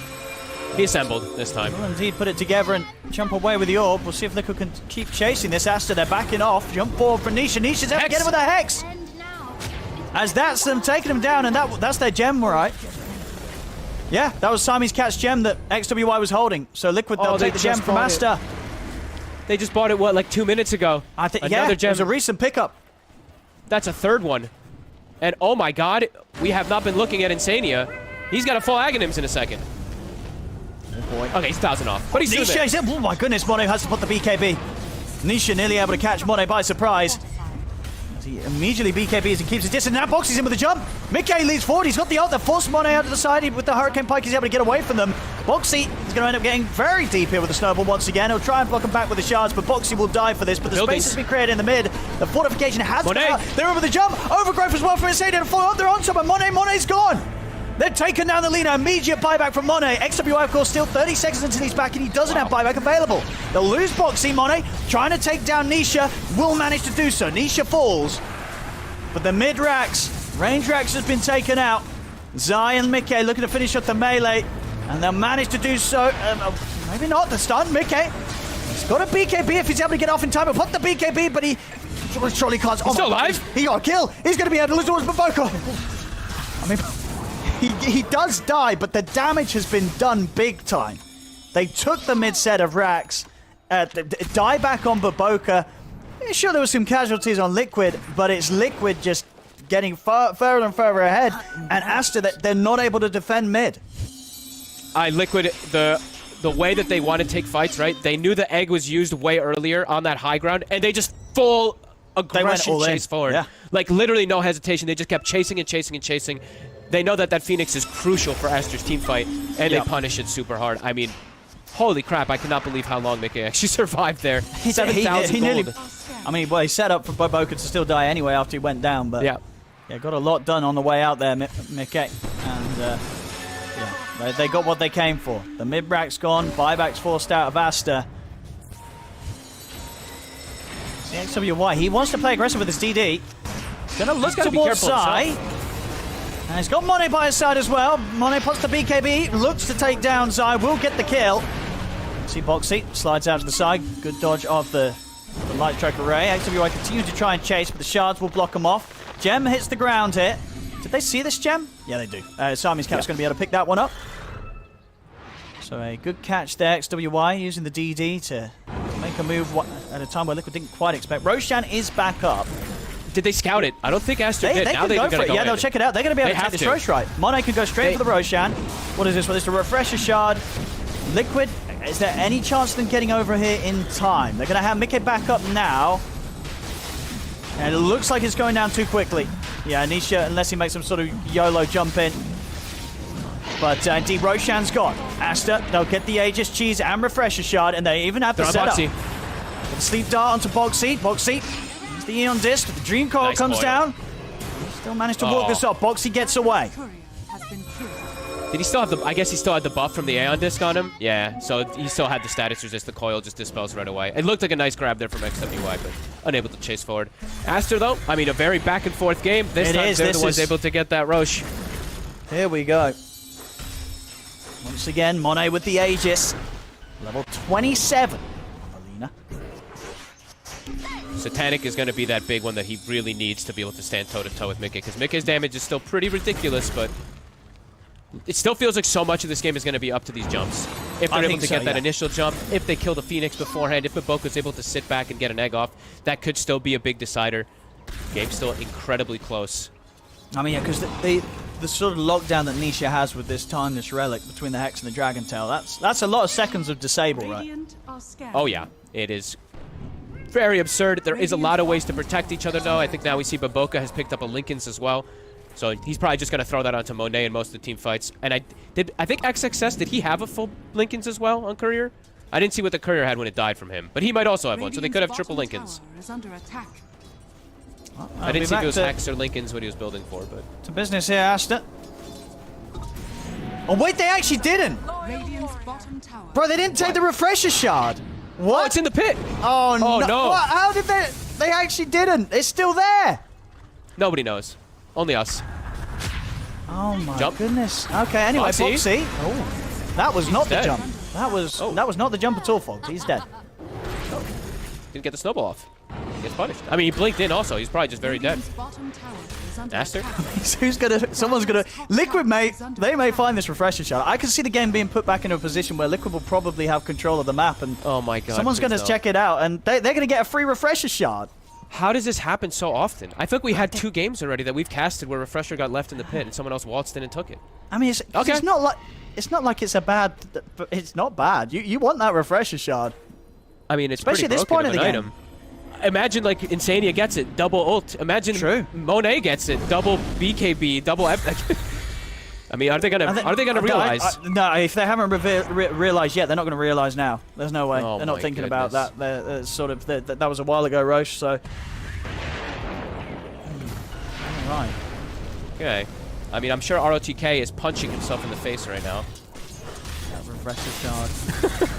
I mean, if that ends up doing something brilliant for Liquid, if Liquid find it, that is definitely going to feel bad for Aster. But we'll see. yeah. Maybe Aster will indeed have some sort of vision pass by or pass into the pit, and they'll still see it eventually. Radiant's we'll find top out. tower is under Oh, attack. here's the push from Aster. They've still got 2 minutes left on the Aegis.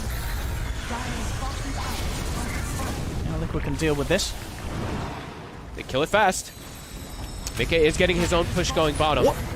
Oxy, and the jump manages to get out this time. This time it's just a clean poke. Is under attack. And Mika getting some damage done bottom. See what sort of response this gets from Aster. Nobody heading back to deal with the creeps quite yet. Okay, now XWY will TP back. They have to constantly... So I'm seeing the Riki now at this point. I mean, they're doing a good job of it. Who's carrying the gem on the side of Aster? It's... Who even has it? It's on Puck, okay. I think they have to... they can't actually buy another one just yet. But they need to have another one perhaps on the Riki, because you have to watch out for this Triags now at this point. They are doing a good job of cutting some of these trees. I see he has a Falling Blade. But this is something that can catch you completely off guard. It's just, yeah, there's just a brute from anywhere. They do have to make sure they cover it. XXS, it was a Hex that he did lose on the Courier earlier, so he does have this instant disable perhaps in these fights. I mean, they want to try and see if they can make this jump and turn up to a fight where Liquid won't be aware of that. They've still got a minute this Aegis, so this could be a really good fight for Aster to take. Monet won't be able to get a catch though. Liquid playing nice and defensive, not letting themselves be caught. They're going to know that Aster's very hungry with this last bit of timing on the Aegis to make a move. Will they check the... Someone check They're not, the pit, please. They're not going to check the pit. Well, if they didn't check it in the last 5 minutes, they're not going to check it now. Why? I guess they'll wait when they have to check for the next one. Baboka?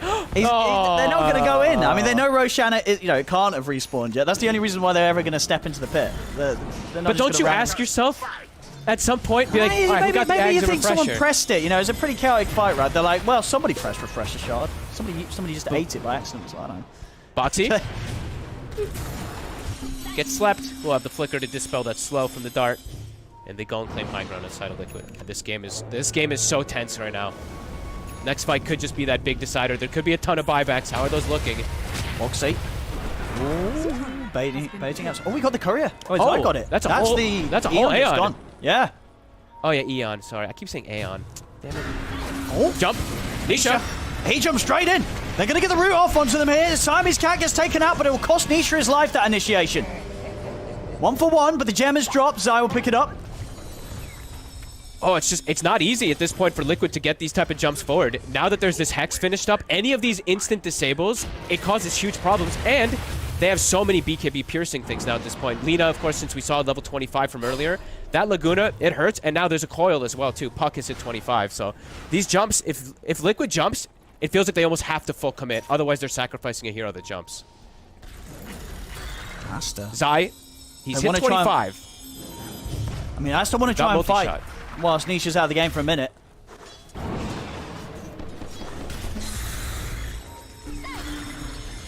Zai could be a difference maker. Zai's gonna What pop could happen? off, yeah. Like Blink with Let's double go. Daedalus, like with this Yeah. with this multi-shot, it could kill everybody as well too. So there's a lot of different things to look for. Boxy now, okay. Now they have a tool that they don't have to full commit, right? Now if he can get these kickbacks, then they can actually try to go for these like softer commit plays versus this coil that pierces BKB and stuff like that. Not easy though, because they are playing into the 2 Lincolns and the one Aeon disc, and the second one whenever XXS does respawn. Game still, I mean, super close. Maybe And Tuskags is the thing that breaks it open there for Liquid to get these further catches. Let's have a look. Tuskags, Lunar Ags, they're both here for the next fight. Radiant are scanning. We may even get to realms of 25, level 25 tree. Still a ways away. Ooh, see if they can get the setup. Siamese cat. Is he going to be able to find box seat and know that the two supports of Liquid were playing up here? They're on tree cutting duty right now. Got to get rid of all these pesky trees.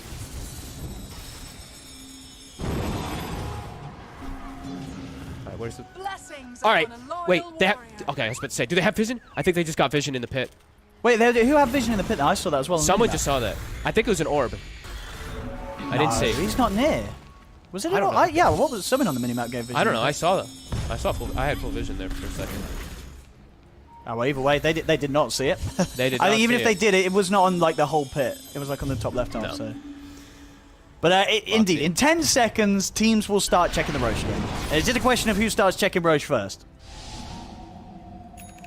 With the position of lanes, it looks like it'll probably be Aster. It looks like it'll be Aster. I think they Aster should will be still able to get this. recover it. They'll still Yeah, they check should be able to the recover pit it first. And they're going to be very upset when they see it. They're like, oh my god, what have we done? They're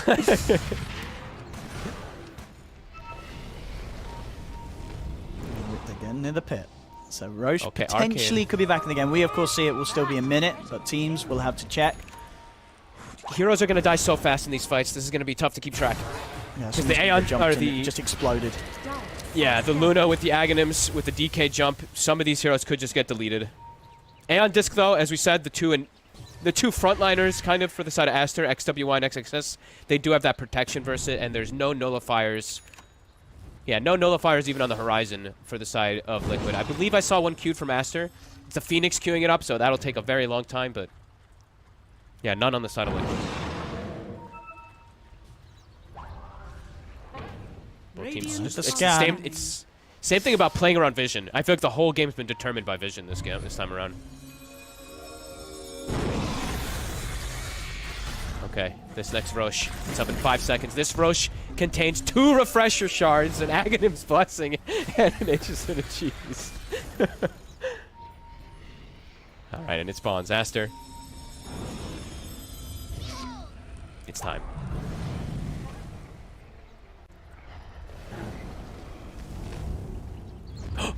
There it is, the Fire Spirit. They see it. He pinged it. They see it. There we go. Okay, Aster.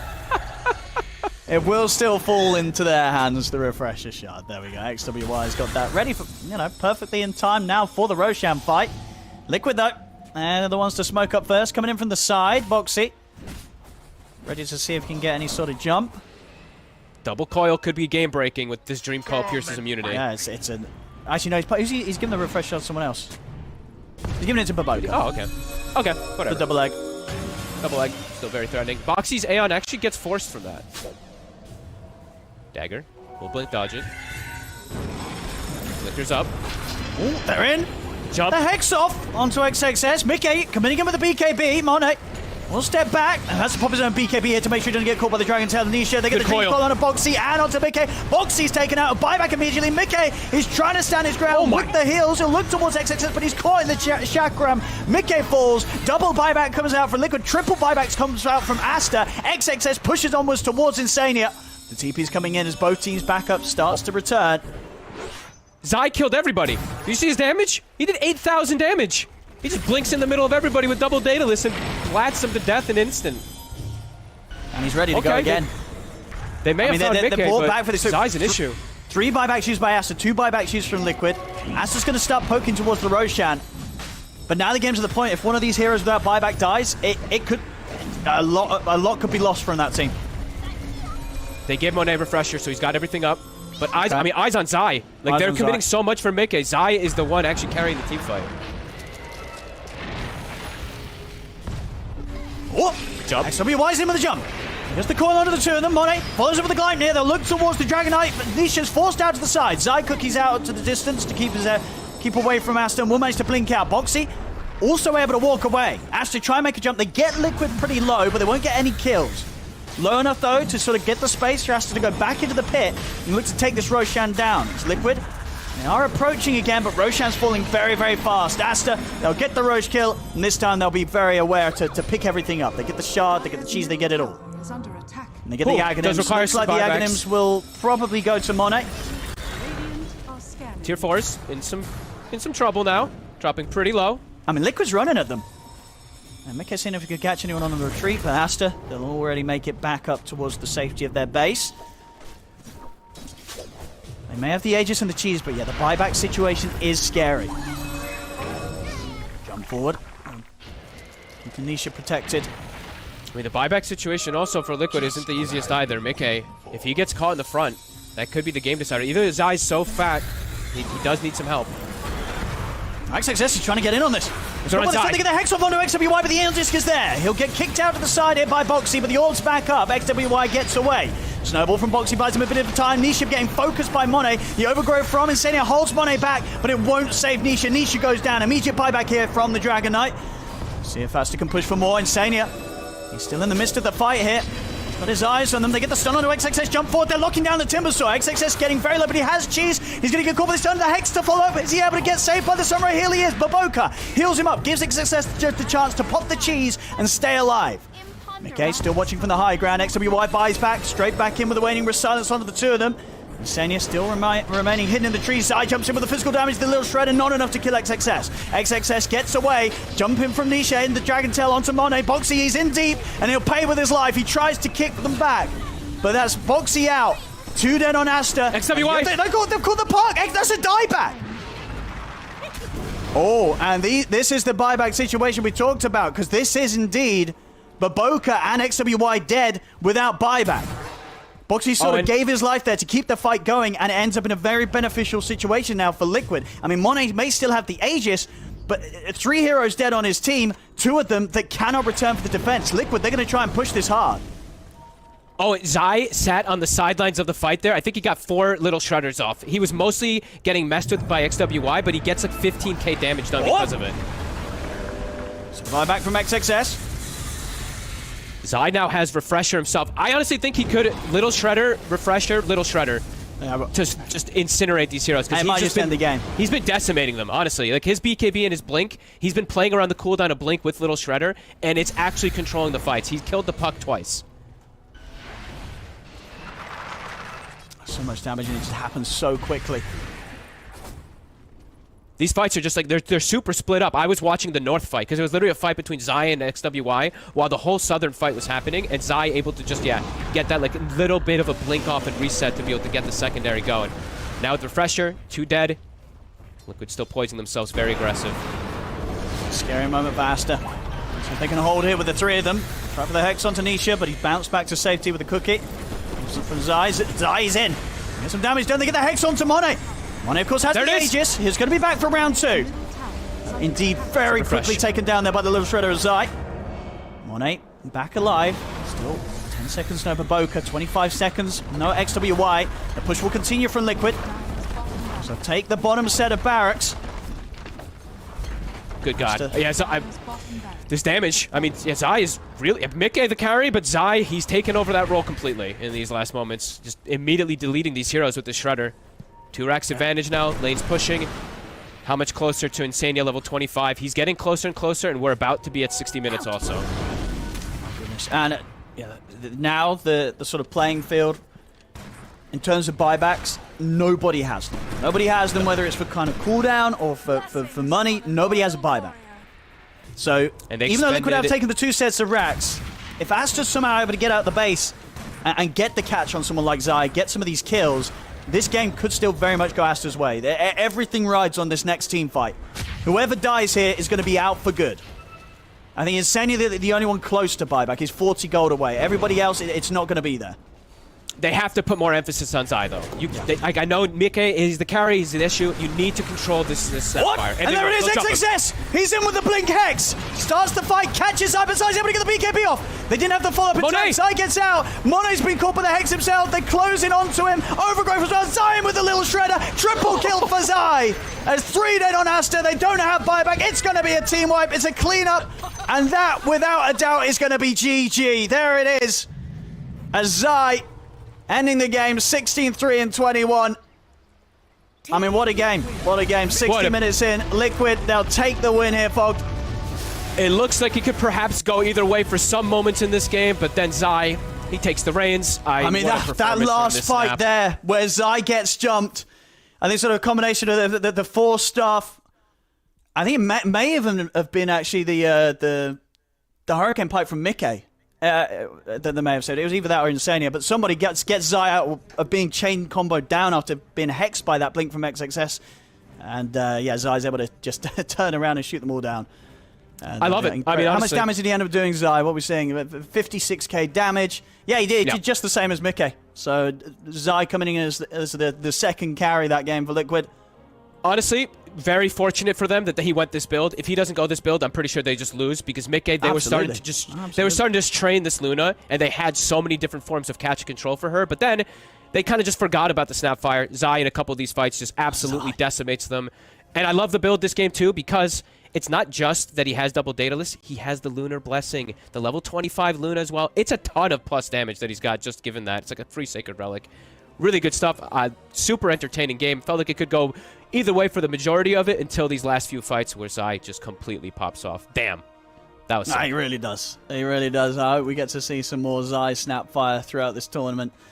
And, well, there we go. There we go. And indeed, it's going to feel good for Liquid, beating Lina plus Ricky. Something that most teams are just terrified to let their opponents have. But Liquid say, you can take it. We're going to let Zai sort you out on the right-click Snapfire. Now, that's just how Liquid roll right now. And they're rolling very well. Win after win, of course, in their group stage performance here so far. They've got one more game to play this, game 2 against Aster. But, indeed, looking back at the moments in this game 1, Aster definitely putting up an excellent fight. Itemization was pretty fantastic. They had some good jumps themselves, but Liquid just proven to be a bit too much in the end fog. Yeah, I think if Aster plays a little bit cleaner in this game, they definitely have ways to be able to take it. Just a couple, some of these small mistakes, some of these overcommitments and stuff, they get punished. I mean, some of these early game plays in particular, where they just got turned on from Nisha and from Zai.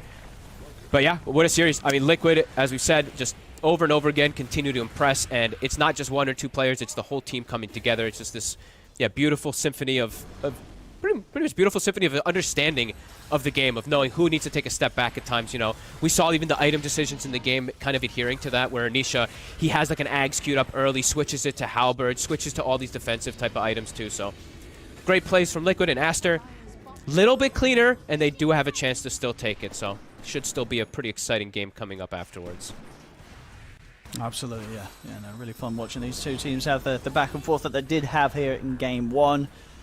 Again, looking back at some of these moments, those few moves. Monet ends the game 11, 6, and 10. He still managed to do a lot as this Lina. Just, I guess that's the thing. When it gets to the point where the Snapfire is like level 28 with 2 daedalesses, that's kind of another level of physical DPS that even Lina, as powerful as the hero is right now, can't match. Yeah, and great plays really from him. He understood. He played so patient. I was literally, I had my camera honed in because you were watching like the rest of all these fights. I just was homed in on Zai, watching, like waiting for these blink dagger and little shredder plays. And he was just waiting.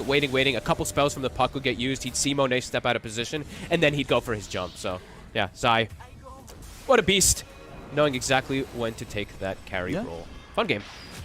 And gotta say as well, first game of Luna that we see here at the Major. And, I mean, it absolutely plays its part here, right, from Mickey. 11, 3, and 15. He had a good game on this. Maybe we'll start seeing some more. Especially if, like, you see this Timber Saw, right? Like, you're just like, okay, we have, like, a 4-strength draft versus Timber. We need a lane that's going to go well versus the Timber. Luna is that lane that you don't get punished with. This is the big fight. Watch his eye. Oh, baby. Not only kills the egg, but kills 3 heroes. So I did mention he did like 8,000 damage in the fight. We'll actually tick it up another 2,000, 10,000 damage in the fight because he kills a Phoenix also. Yeah, really cool fight, really good plays. Aster, as we said, a little bit cleaner, and they have some chances in this game, but overall, Liquid, a beautiful display.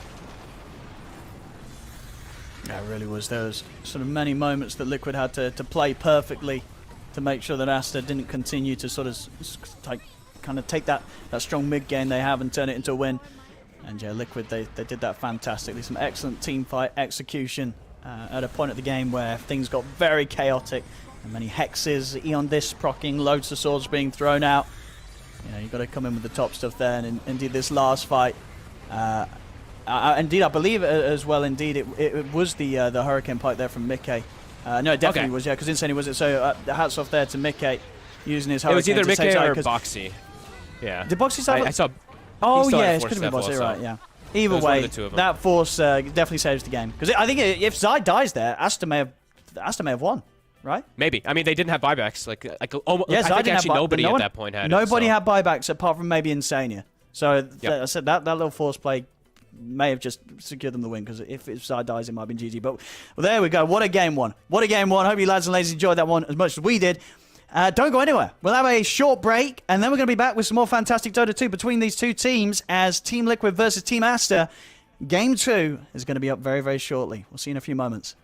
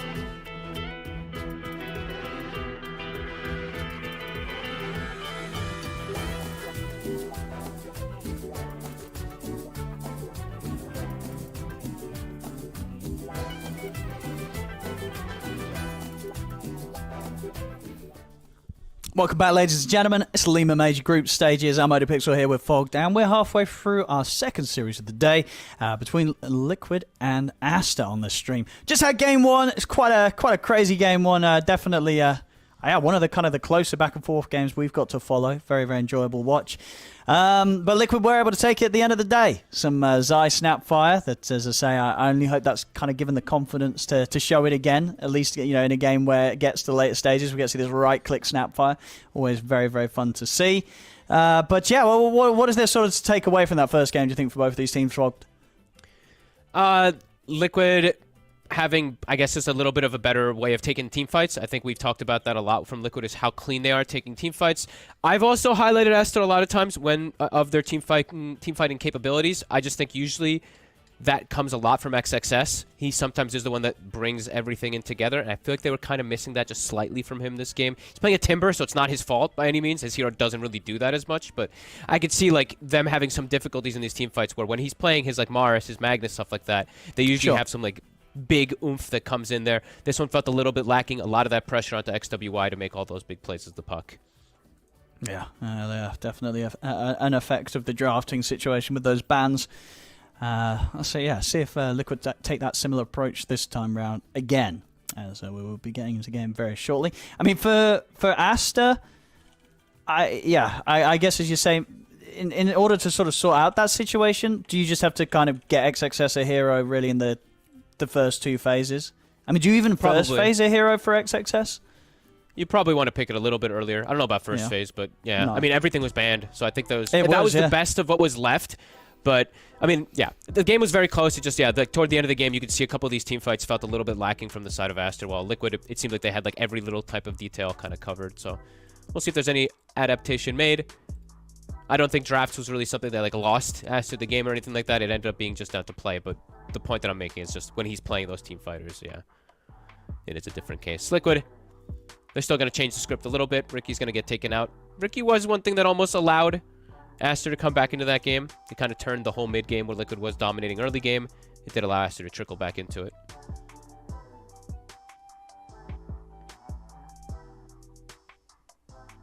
Let's see. Yeah. Ricky and the Baboka Phoenix getting some respect. Okay, cool.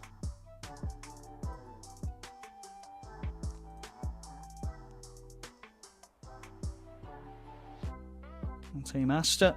See if they want to ban anything out that Liquid managed to get their hands on that game one. And no, they'll stick with the profit ban. Liquid, what do they fancy trying this time? Anything out of the box? I mean, do they want that Lina? Do they want to play with that? It's there. They usually don't. They don't. Indeed, nope. They'll leave it in. Now, do Aster want to go with the Lina again? I mean, honestly, the Lina, of course, wasn't bad. Monet played it nicely. So, and it's still Lina. So, maybe they'll just run it again.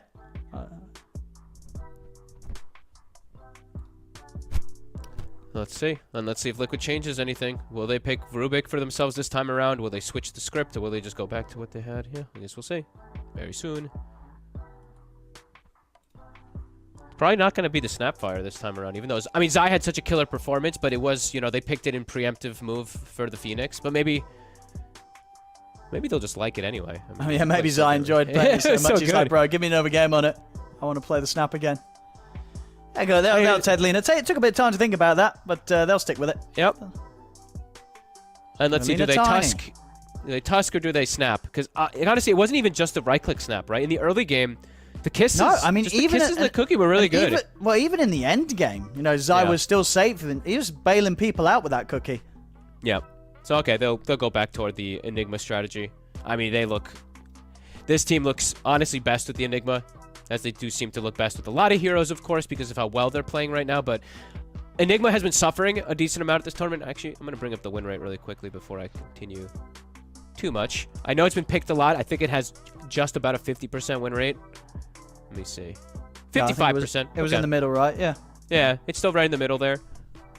I mean, that makes sense, because how many games has it had? It's had a lot of games, right? So it's like quite 34 games. Yeah, a lot of games of Enigma.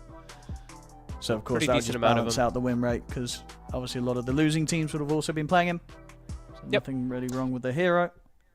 I like how aggressive Liquid plays with it in comparison to some other teams, or most other teams. They play a little bit Just like passive, they're playing like waiting for like levels and timings like that. And they, like Liquid, level 1 Eidolons, they use them to threaten. Level 3, level 2 Eidolons, they use them to threaten constantly. So. And I like that they make sure that they're playing it in a game where there's no Rubik. Because it feels like me and you have seen a lot of games where teams were like, oh, we don't care, we're going to play Enigma into Rubik. And I swear those games just have not gone well for the Enigma. But Liquid, they're like, yeah, we'll play it, but we are going to ban Rubik. I've seen so many games where it's like Rubik tree, and then a team picks Enigma into it, and it's just like, well, Enigma is just walking Greaves in most team fights, a Maleficent and some Greaves. Yeah, it does feel like it can be a bit difficult. And looking at the bans, so Aster, I mean, they're targeting Boxy. They've seen what the power of this Enigma plus one of these melee heroes can do. They're taking out the 2 strong ones. Tusk and Clockwork will be removed. While on the side of Liquid, more focusing on tech success after that Rubik ban, and then still wanting to take out this Batrider. I think Batrider has to be the most banned hero in the second phase.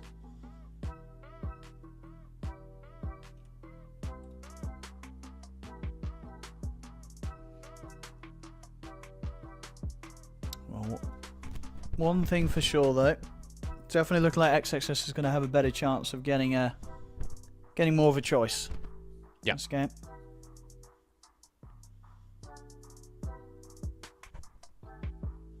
Aster. I mean, what do you do against Liquid? You actually take away the Drow. Okay. I mean, that says to me, make sure XXS has a good melee hero lane. Okay. And you want to see him get his hero now, not leave it till last, right? Now in the next pick, yeah. Yeah, I don't think leave it one for of last. these two. Yeah.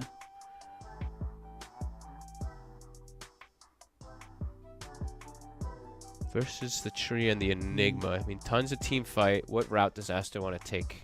Do they want to pick the pace of the game up or match?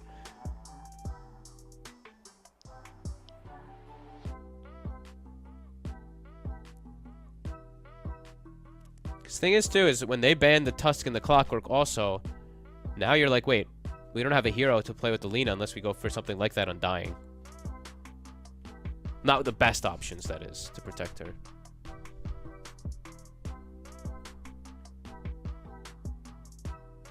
Oh. Okay.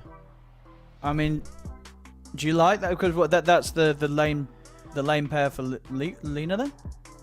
Probably. I mean, I don't really like the lane pairing, but for the game overall versus Enigma, sure. I think this hero, as I said before, this hero has one of the lower win rates. It's been pretty volatile. Yeah, it's definitely a lower win rate, yeah. So, it's one of those heroes that can absolutely just get run over.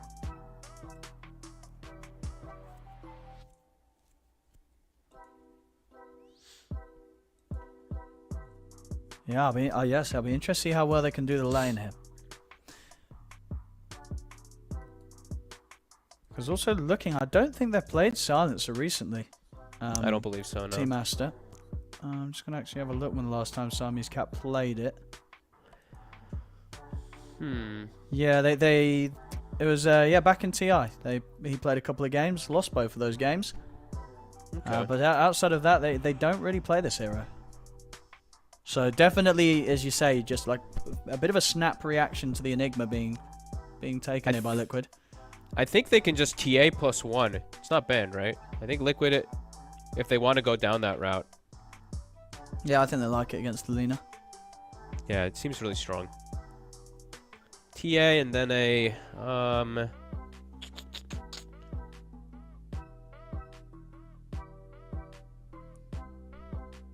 they want something else that jumps her. They want something that jumps her first, perhaps. Tiny's gone, Clockwork's gone, Tusk is gone, the big three. They still, I mean, they could just do like DKTA. It's a little weird. I don't know about just blind picking a DK like this, though.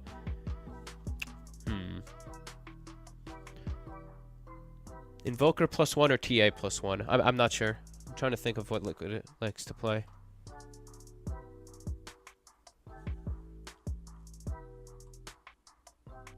Venge. Ooh, there you go. Another little bit of a different pick Whoa.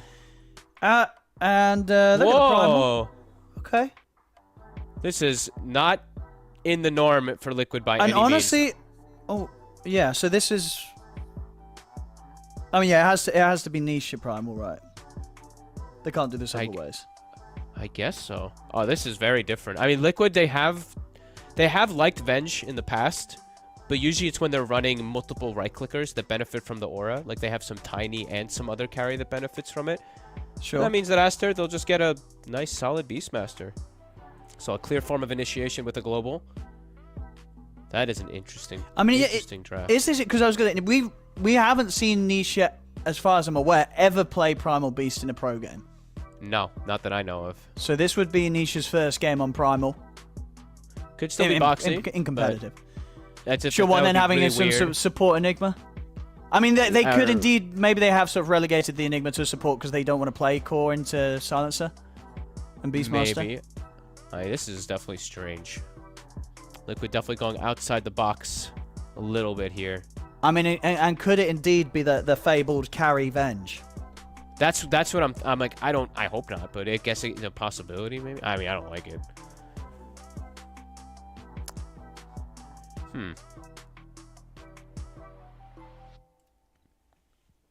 So they banned Puck and Kunkka. Very good bans. I actually really like these two bans that they've gone for here. Two heroes that set up with the global. Aster, I mean, they're just banning out these range carries that do well versus Lina, but I mean, who knows? Yeah, who knows if who knows what Liquid's gonna pick? They may already have their carry here. Yeah, as one of these heroes. Who knows? What if they just Luna again? It's a good Luna game. Yeah, it's not bad, honestly. And he has Venge Aura. They don't have a secondary benefitter of the Lunar Blessing as much. Sure, Primal Beast Trample does get some benefit from it, but... Oh my... Okay, they're testing stuff a little here. This is so outside Liquid's norm. Arc Warden. So who's playing what? Sort it out, folks. What we got? Nisha Primal. Yep. Arc Safe Lane. Yep. Zai Enigma. Yeah. Yeah, so that sounds right. Insania. Yeah, Insania Tree. Boxy. Yeah, Insania Tree, Boxy Venge, probably. Likely. Arc Warden, though. Arc Warden. Okay, so what do you do if you're Aster? The thing is, like, do you want this tiny mid? Or do you want to put the tiny as a 4 and then pick something like an Ember Spirit for the matchup versus Primal? Okay, so the last time Liquid played Arc Warden was back in the year 2020. Oh. That was Mickey, of course, played it back then. But since then, they haven't touched the hero. This is not a hero that Liquid, with all of the rosters they've been through, all like the changes, the different characters, they don't play Arc Warden. This is the time to test if you have a concept, though, right? If everybody's playing Lina carry, you've defeated it once with Luna, now you're looking and you're like, Arc Warden used to be the king of playing versus those range carries. When you'd see like Drow, Medusa, and stuff like that, there was a long time where Arc Warden was the snap pick. So this might be that answer they're looking for. And oh my god, that's a Baboka Coddle. I think it is right. And I say, okay, it's actually going to be Nisha Arc Warden. They're going to keep the Arc Warden mid. And it's the carry Venge. There was a chance of it, and it actually is. They're going to do carry Venge and Boxy on the 4 prime. Wait, they lost? What do you mean they lost? You don't believe in them with this one? I mean, and indeed, Nisha, as far as I can see, he's never played a game of Arc in pro games. He's never played Arc in competitive. I mean, I don't know. This one looks a little too outside the box for Liquid, but they are such a good team. They do have their Tree and Enigma, which is their, like, it is a bread and butter for them, but okay, very outside the box with the next 3 picks. I'm just having a little look, at least on Nisha's main account. He's played 26 pub games of Arc, 53% win rate. But his last game, at least on his main account, was 8 months ago. So let's see what he can do on it. It's not something that he seems to play a lot, and he hasn't played it at all in pro games. I'm not questioning the Arc Warden so much. It's more the Venge carry. Oh, you said, but I'm going to check. I think Mickey's probably had quite a few games of Venge carry in pro, not in pro games. It is true. But he is the only one of the team that does play. I didn't think that they'd actually make it a carry here versus Alina. Let me see actually what's his stats on it. Has he ever done it in a pro game? He did. He has 1 game of it. When did he play it? The last time Mickey played Carry Venge. How many years? Well, actually, was it Carry Venge? It was back in 2018. Was he? And indeed, it was back in 2018. He played Carry Venge when he was back on Alliance, and they lost. He was on Alliance? I don't even remember those days. Yeah, back. Yeah, well, no, it was these guys, right? When they were Alliance, remember? Oh yeah, they were Alliance. Mickey and Sane Boy for boxing time. So he did it in 2018. It's been 5 years since he's touched the carry Venge, and he's gonna bring it back today. Okay. All right. It's been a long time. And I say, just out of interest, let me see his pub stats on it. I think does he play at them? Has he? He did it 2 months ago, but on his main account, he only has 14 games, but a 50% win rate. So it could go. It's 50-50 this game for him. This hero kind of has to. This is like a snowball hero, especially if you're playing it as carry. You have to get like a lead. You don't farm fast, so you're all about getting kills and dominating your lane. Let's see if he's gonna be able to do it. He's versus a Beastmaster and Coddle. Can be a tough lane. Venge also does not deal with summons very well, so at XXS, if he has a good game, he could just run over this Venge safe lane. So I'm eyes on XXS. I'm eyes on this bottom lane to see how it's going to go down. And yeah, let's see what this Stranger draft does look like once all things get considered as Liquid. Amazing team, absolutely dominant in these last few months. Let's see if they can pull this one off. The battle begins. I see. I mean, Arc Warden is a good hero, right? Just not in pro games. That means it's a bad hero. That means it's bad hero. No, I mean it can work. It's just why is it bad in pro passive. games? Is it just it's one of those heroes that against good coordination, it doesn't get to play its game? No, it doesn't get to the point where it's like, oh my god, this Arc Warden clone is killing me on the side lanes and stuff like that. Usually doesn't get to that point. But I don't know. Let's see. I guess eventually this is a game where I look and I'm like, yeah, Nisha, if he's able to get farm, yeah, he could dominate, but let's see how comfortable he is, because right now he missed the first. He didn't even use Spark Wraith for the last hit on the Mage Cube. That was a little weird. Well, we'll see. So maybe a bit rusty. He's not played it in a while, at least from the stats we can see. And never in a pro game. But it's niche. Radiant's courier has been killed. Oh, Bavoka says goodbye to Mickey's courier. I should probably be staring at the bottom lane a bit more, but I'm just stuck on mid watching Nisha. Watching to see how this Arc Warden is going to do versus Tiny. I don't think I've seen this matchup too often. I feel like Tiny's going to do just fine. Here we go. Spark Wraith to secure the range creep there. He's on it, Nisha. And up top, I mean, top's kind of a bit of a boring lane, at least early on, until there's some levels on Boxy. They're just going to do some creep pull shenanigans from him. Yeah, bottom lane's my lane to watch. This is the fun lane. This is the Venge lane. A new hero. They have hit level 2 already, so going on to XXS immediately with it. Nice, you know, already tree hits that hard, so when you get in with the wave of terror, it's going to mean some heavy physical trading. They definitely have kill threat constantly down here. I mean, that's the one thing, Venge. Your lane can be pretty strong if you're able to just get an early advantage. Stun does a ton of damage. Wave of Terror is one of the stronger early abilities too. Let's see if they're able to get some Boris as well too. I think they might even just look to stun Boris potentially in some situations. Sanya, he finds the boar.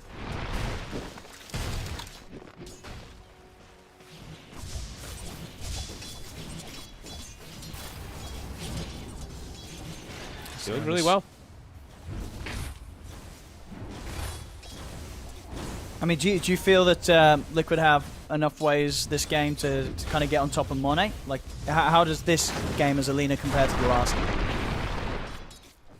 They have less ways of getting on top, but they have different forms of answers because they have this Venge swap to reposition and put her into a weird spot. So, and then they also have the bubble that comes out from Nisha that can just make her do no damage and get out of position. So it's a little different style. It's not the same type of like DK jump and people getting in their face. DK Tusk and Snap were constantly getting into Monet's face early game. This game might be a little bit slower. Do they get aggressive bottom again? They're about to hit level 3. Yeah, they're making the move on XXS. He's okay. Too tough to take down. We'll make his way around to the side, so just got slowed down by the Nature's Grasp. They're slowing down this Beastmaster decently, though. This is a Sure. really good lane with the Venge in the tree. Just tons of damage, as you said. That Wave of Terror. Level 2 stun also. They can constantly go for kill threat. But Boca might just die. Oh, they might have him here. Well, they definitely do. There we go. First blood for Liquid. At this safe lane duo. Making the Venge tree work. Early game. Very strong. Stun. Yeah, Magic Missile, one of the stronger Stronger abilities in the early game. Once you get it maxed, 360 damage if he does go down that route. Point's very strong too. But Boca very squishy. Can't step up that far as this Coddle versus these two.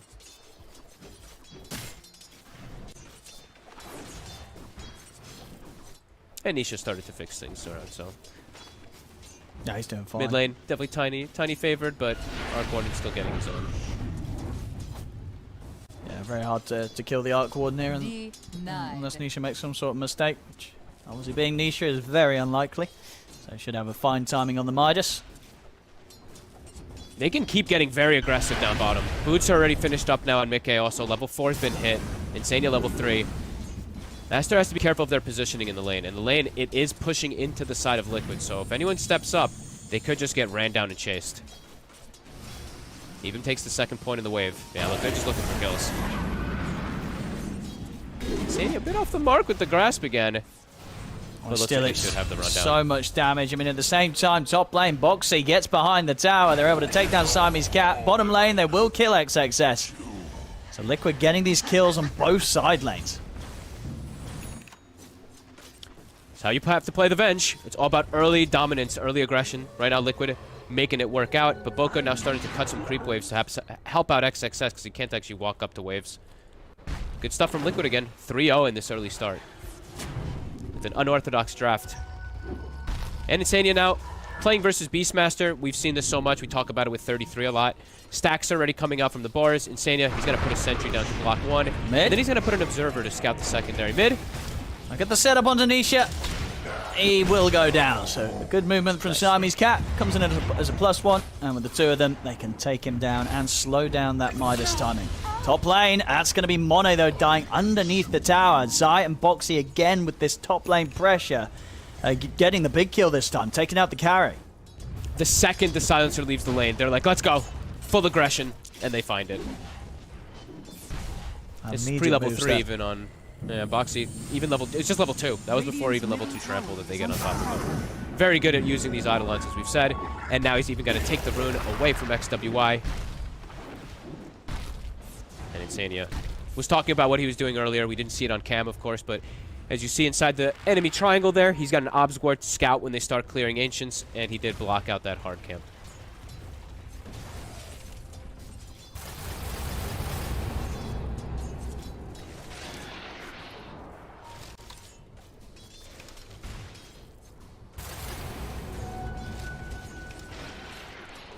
I'm seeing the mid Siamese Cat standing in position if XWY gets any sort of setup onto Nisha.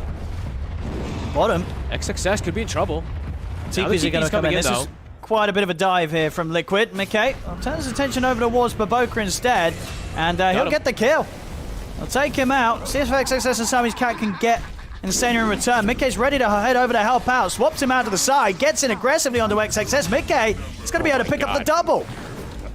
I mean, XWY will turn up to make sure that Mickey doesn't get anything more from this. He's in with the Avalanche toss combo. Mickey's still alive. Oh my goodness, he nearly got Siamese Cat as well. But he won't. Siamese Cat will live. XWY, a very much needed rotation there from him. They could not let Mickey get away with this because he was just getting kill after kill. He's already got 3 kills. And we'll see with the build here. We'll be, of course, rushing the Aghanims this game. Cool. And he's got max stun already. So I like the build. It's all about early game aggression, early game dominating your lane. They're doing exactly that. This Beastmaster's super shut down, but a good rotation. XWY now has phase boots done. They also killed Nisha earlier in the mid lane. Speaking of Nisha, Baboka. He's going to be able to do a nice play here. Nisha with the Tempest double. That's the Midas done. But XWY a little bit ahead, at least in that net worth. And can look to punish Nisha. Nisha actually steps up in mid. There's phase boots on this Tiny. He's got Boxy by his side. Boxy ready to onslaught across, pushing back, and Nisha's going to get the space to step over, grab that regen rune. An excellent rune from here. Still Spark Craze laid down in the mid, so XWY's got to be a bit careful. Mickey, once again, though, bottom lane, taking out XXS. The kills just continue to roll in here for this Vengeful Spirit. As this is exactly the start you need when you're trying out the safe lane Venge. You need to be getting this lane domination, and Mickey's getting exactly that, completely crushing this bottom lane. Crushing the bottom lane. Top, Zai takes top tower. Look at what Zai's queued up as well. Zai's got the Midas queued on Enigma. Ooh. They're going all right. Double Midas on the cores with an Aghanim's Venge who's going to be super aggressive early game. Bottom, Baboka Also gets, I mean, Liquid. They just keep They're making the killing magic happen. This is... I mean, this, you know, game 1 was already a sign that Liquid were kind of going to flex a little bit, you know, bringing out some different picks. Game 2, this is definitely a flex and a half from them with their draft. And so far, so good. Top lane side in the jungle. Aster, they'll be able to make the rotation with XWY and take him out. Of course, this is going to leave space for a lot of pressure to be putting onto the tier 1 mid. They have Spark Rays laid everywhere, too. Anybody who walks up is going to tank at least 1 or 2 of them. Good damage on tower. They will force a glyph, but it's a double glyph because Mickey, he's pressuring bottom super hard as well in the meantime. Yeah, Already has 2 components of Aghanims. XXS can barely step up. I mean, if Mickey gets some sort of swap into stun and Insania turns up, it's a dead Beastmaster, so he has to be so careful. On the mid lane, they'll try Phoenicia, and they'll get him. They'll get him here. Boxy wasn't able to save him in time as he onslaughts forward, but backup comes in. There's the swap back from Mickey as he gets the catch onto XWY. See if XWY can run from this. We'll get the toss back onto Insania, and that will give him enough space to step away. So Aster, they are able to take Nisha out of the mid lane, and they won't lose anyone themselves. Zai, he'll move down to bottom, start to get some pressure onto the tier 1 here. It's just a creep away from having his own Midas online here. 10 minutes in as the Enigma. Big catches now. Aster able to find a secondary grab. This time they find Mickey. XWY, he's still having that good game. I mean, he is. Another one. He's holding the game together here for Aster. These tiny movements, an avalanche onto Boxy. It will be another. Tosses, TP's out. I mean, this Tiny is... He's keeping this early game close. He really is. And the Lina is still farming pretty well. You know, Monet, even though he got kicked out of the lane pretty early on, is still going to have that really high net worth. Not as much as the Venge, and Liquid is still kicking up the pace of things. But XXS just had such a struggle in the bottom lane. He is very slow to recover. Still not level 6 on this Beastmaster. Just has the Dominator finished. We usually see this Dominator at like 7 minutes. It's like an 11-minute Dominator almost. And still not 6. Maboka actually hitting 6 before his offlaner.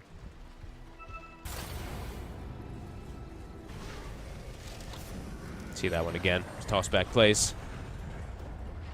That's how they'll have to play. Just play really aggressive with XWY. Have Maboka follow him around with the chakra so that he can get these multiple avalanche tosses off to enable this blink timing so they can make some space. Because for now, you have to punish the fact that Liquid's gone double Midas. So sitting back and farming for the side of Aster, it's definitely not going to feel good. They got to be playing aggressive. There we go. Smoke up from the mid. They're ready to make an aggressive play under the coverage of the global silence that Siamese Cat's now got ready to pop. See if they can find Mickey's pushing out top pretty far on his own. He's about to have Aghanims.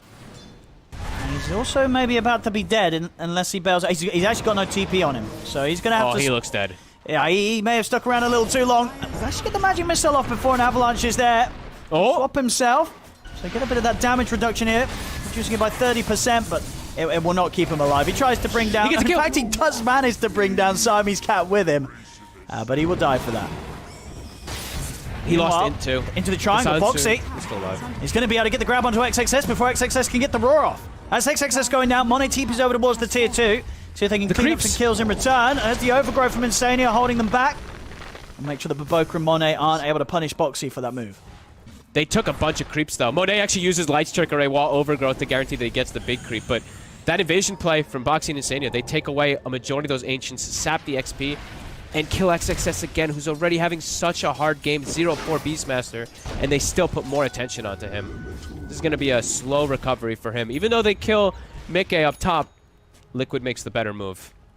Yeah, and the fact that Mickey still gets a kill on the way out, and as you say, is still going to have this, you know, well, probably record timing on the Aghanims and Venge, with the very few games that we see it, and of course, pretty much the no games we see it as carry in pro play. So yeah, 12 minutes in, Aghanim's on its way out. That is insane. They're making it work. I can't believe Mickey gets that trade kill. Like I said, he still lost Int because the Silencer died after him, but whiff of spells, you know, Aster, they got to be cleaner on these ganks. They can't be missing Light Strike Arrays and stuff like that. XWY, Blink Reveal. It's just to get some creeps. Radiant structures. I don't consider myself the best player. Alright, yeah, Venge. Aghanims is ready. Yep. So Mickey got to be pretty happy even if he does get tossed into some weird spots because he's just going to be able to come right back and fight. See where Aster looks to make their moves here with this Blink. Because you definitely feel like you have to make moves because these double Midases. You have to. You cannot sit back. And, No, can't sit back for they are something, going. They've got this blink dagger that they're ready to make a jump with on XWY. But at the same time, Liquid, they're smoked up as well. It's already a mech on Zai now, too. So he does have a Midas, but he's also just ready to fight with his team. Yeah, this Midas has not hindered his early game at all. Zai. No, definitely not. He's in prime position, and now it's only just going to pay off massively. So, no, not punished at all here for going for the pickup this game first. And XXS, yeah, just still in recovery mode, farming triangle. Means he's taking away triangle from his Lina. Monet's still farming well, but going to slow him down a little bit. XWY. What? The Avalanche. Catch. I'll get the toss back. There's Mickey. Still get a bit of a heal here from the mech of Zai. That's him taken down once. We'll see if they can deal with the illusion. Okay, Monet's in the still front. ready to fight. He gets the swap back onto Monet. Monet caught in the midst of the fight. Monet's gone. As Liquid, they can look to try and push it for more. Mickey ready to play onwards. As he's got the stun back up. The XWY surrounded. Liquid, they'll take out the two of them. Of course, with Mickey's this Aghanims... Like, joke's on you, I'm not the carry. Okay, they'll hold back on diving the high ground. Dude, this is the problem now with that Aghanims killing the Venge. It doesn't mean anything. Mickey's still fully ready to play with his full toolkit and still pick up all the XP. And he's back. Since his illusion survived, he's right back into the fray as well. You're playing versus carry Venge, but he is not the carry. Mickey will suicide every single one of these fights to allow Nisha to get these cleanup kills. Nisha is the true carry. And this is a huge fight win for Liquid because they get both the Lina and the Tiny, and that's Aster the one making the aggressive move. Sure, you kill the Venge, but it doesn't feel good at all. It feels like you didn't even No, it doesn't. It's you've got to be able to do it twice, and if you can't do it twice, you're kind of better not doing it at all. Okay. There's the setup. Magic Missile. They do get the combo onto Insania. Mickey, he's just going to go in aggressively. He's ready to play. The Global Silence will come out. Boxy in on top of Monet. Monet steps back to keep his distance. XWY tries with the toss, but Mickey's got the Magic Missile back up. Pulverize as well there onto XWY. Nisha also ready to get involved at the side of this fight, throwing down the Flux, making sure that XWY will tick out his Zai with the final hit on him. I mean, Liquid, they've got the scalability. They've got these Midases, but they've also got the ability to take these fights at this moment in time. Aster are just not finding the chance to make the moves they kind of need to be able to slow Liquid down. No, by no means. I think the XWI actually kind of gives his life away there to protect the Lina. I think if he didn't get the toss onto Mickey, Mickey actually gets the stun onto Monet, and Monet might actually die as Liquid just continue with the relentless aggression. XXS, does he throw the roar onto Insania? He will. But Boxy's here. Boxy's here. XXS has got to get out. He has got Monet actually by his side. Maybe the two of them can take down Boxy and Insania. The rock throw? Throws a rock back at Monet, gives him a chance to close him with the Pulverize. They've also got the Overgrowth, but the Light Strike Ray and Laguna Blade will burst Boxy down. They get the kill here. Oh my god. Ton of damage from the two supports though, and Mickey, he's on his making way. the run over. He's invis. Monet, he's under vision. Mickey, he's going to follow him up here, and he's going to set up Magic Missile onto Monet. Monet trying to run. Mickey's still got a swap at the ready. Swaps Monet back in towards the Nature's Grass. Monet will turn with the Light Strike Array, but he's not going to be able to get the connection onto Mickey. Mickey takes down the Lina. Monet falls. How is Liquid doing? How are they doing this? This is so crazy. I mean, they find the Lina again. Monet starting to get slowed down a lot. Venge constantly hunting. The two supports hunting, and Nisha just farming away. Octarine has been queued up. He's already got the Maelstrom plus the Midas, so he's going to have that incredible cooldown, of course, on your Midas that you love so much, and his double. Oh. Up top. Zai. Can they find Zai? Oh. No. Oh, he tries for the TP out, but not going to happen here. So a little bit more int for Siamese Cat. Doing well on the int, actually. Already up to 18 int stolen. He's a smart lad. Yep, and I like the purchase. I actually really like that he went for the Veil this game. I think if they didn't have Veil up top, Zai might actually be able to finish that TP. That was that extra damage, of course, for the Tiny Avatos combo. Nice little kill. And the fact that Zai, I think he used Greaves on the creep wave, so he didn't have it for He'd used it earlier. Indeed, so. He didn't have it for that. For getting jumped there. Good timing there for Master to get that kill. And now XXS will have his Helm of Overlord pretty much done. So, I mean, things still in a bit of a rough position here for Aster, but this is a big timing, I believe. Overlord on the Beastmaster and BKB on Lina. They have to make these timings hit together, though. As Liquid, still very ready to fight. I believe a Shard now is picked up for Mickey, so he's got that bouncing stun. But for Aster, you need to take advantage and utilize these timings. You have to start slowing down this Arc Warden. And Senia will get caught. Okay. Was able to take out Simon's Cat's Courier, at the least, on the way out. Scanning. I mean, Mickey, Nisha, and Boxer, they're still looking like they're ready to pick a fight here. The swap back onto XWY, but the Global's out. Mickey getting low the first time. Being taken down, but he's ready for round 2, and indeed with the Magic Missile ready to throw out, they'll still take out XWY. Oh, So that's the danger when you're killing this Venge. Mickey is still going to be ready to immediately go again with that stun. Yeah, the fact that I mean, this has always been the case, of course, but the fact that it just refreshes your spells, it's like you kill him and you're like, wait, we shouldn't have killed him. Now he's gonna stun and we're gonna actually lose a hero because it refreshes. And now they can go Roche. And now they get Roche. Yeah, the illusion's still alive. 20 more seconds. No global, no roar, no nothing at the ready for Aster. They can't actually take this fight here, even though they have BKB, Lina, and Overlord on Beastmaster. This Arc Ward, you know, Niche is definitely primed to get out of control. He's hitting all the timings. Very fast progression here from him. Does he have the Octarine done, or did he switch up the build? I saw he's got the Gleipnir, but he's got to finish now. No, he's got the Octarine, right? Yeah, he can get it picked up. All right, Octarine and then Gleipnir, and then he's ready to full fight. I mean, he's already pretty ready, but up top, good stun. They will lose Mickey. Well, no, Mickey. Maybe this time they can take him down twice. See if they can chase him out. He's getting healed up here by the living armor. They can't kill him twice, so Mickey's still good to play this fight. Wave of Terror. Nice overgrowth onto 4 of them. And Liquid push into this. And we'll lose Insania. Still hard to fight directly into a high ground versus a Coddle with mech. Maboka's still been quietly farming really well. Not an ideal place for Liquid to run into. As Zai just chilling Invis. Dangerous position.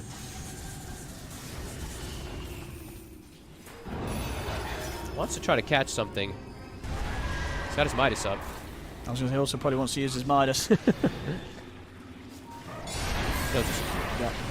Monet, we'll find Boxy. Zai's got the Greaves. Nice BKB. So indeed, doesn't matter, even with the heal coming in.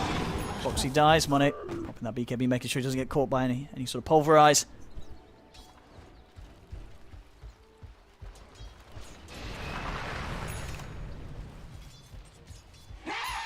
Really, other than that, those couple of mid lane events, Aster just haven't been able to make moves to find the Arc Warden.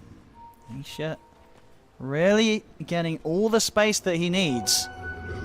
Getting bigger and bigger. Lina's still farming well on Monet, but we can see like what the idea is from Liquid is just wait till later stages when Arc Warden's just able to stand toe to toe versus this Lina. If Lina doesn't have BKB in a lot of these fights, just gonna get swapped into her death.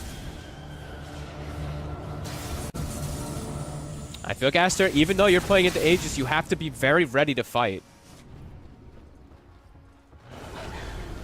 If you just give Liquid all the space in the world to allow these Midases to go off, to allow them to get the initiations always, you could be in some issues.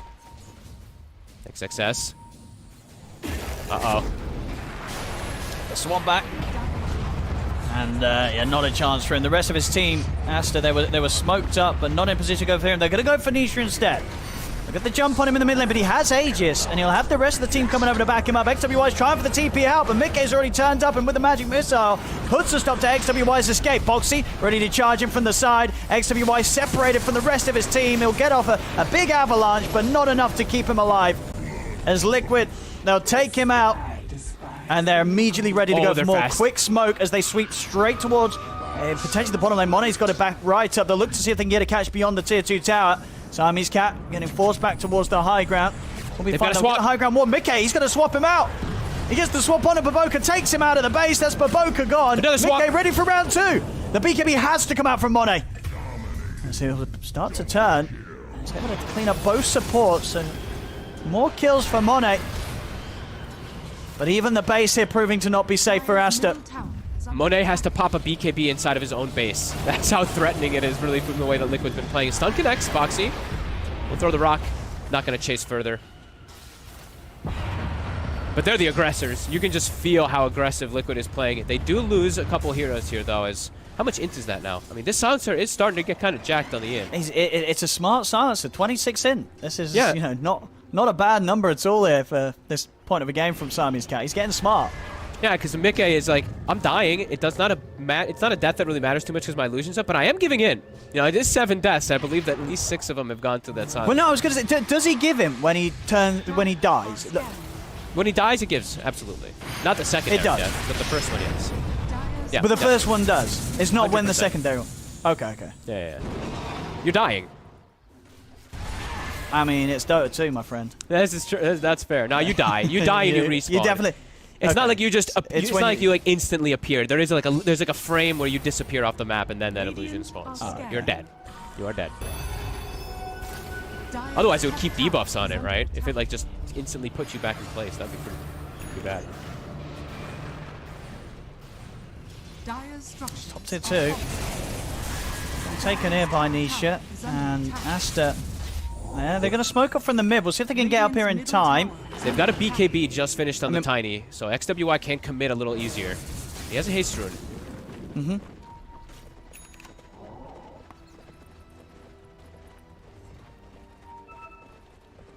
Can't find the catch. Liquid seemed to be pretty aware of it. Back off to go back to farming. Nisha is soon getting ready to fight. He almost has his Gleipnir finished up. And then the potential of this Arc Warden, it's actually existent. Like right now, he's just walking Remnants. Walking Sparklers, sorry.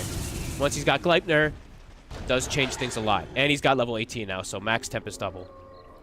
Which pretty much has like 0 cooldown, right? Yeah, 30-second cooldown, 26 duration. Radiant's top tower is under attack. Aster still can definitely take some of these fights, but they have to be very clean with the way these type of blink initiations with the global. And always have to be very wary of this Venge respawning and having that secondary swap. Because Mikke, he's going to be completely reckless with the way that he just swaps targets in to just die to get that secondary swap. Insania, who only catches 1. Mikke is able to get the magic missile and swap back onto XWY. So if he can take XWY down, he's going to have to be forced to put the BKB here, XWY. Got root control onto Monet. And Insania still watching the fight from the side, but Aster, they're on their way out. They don't want to tackle Liquid head on right now. They saved the important BKB though. Monet still hung on to it. Yeah, that root not connecting, I think, how Insania ideally wanted it to. Fancy play for Boxy too. Did you see that? The charge and blinks mid-charge to dodge, I believe, one of the stuns or something like that. Some little fancy stuff.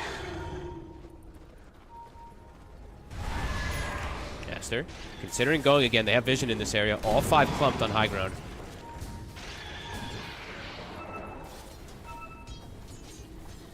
They're done now, Nisha. And the 2 sets of that in the team fight will be very annoying, especially when these BKBs start to get low. Extra bit of control Nisha can offer in the fights. Aster, they've got a Hawk. They have great vision of this fight. They're making the jump. They're going to try the jump. Nice stun. See if they can burst through Mikke the once. The silence is there. Mikke, it gets taken down. And they can even see if they can take him down a second time. This time they're trying for the for this strong illusion. They'll be able to get it. So this time, no Mikke whatsoever in the fight. They bail out nicely as well. Force here onto XWY. Gets him out of harm's way. See Monet still standing strong, still has the BKB if required.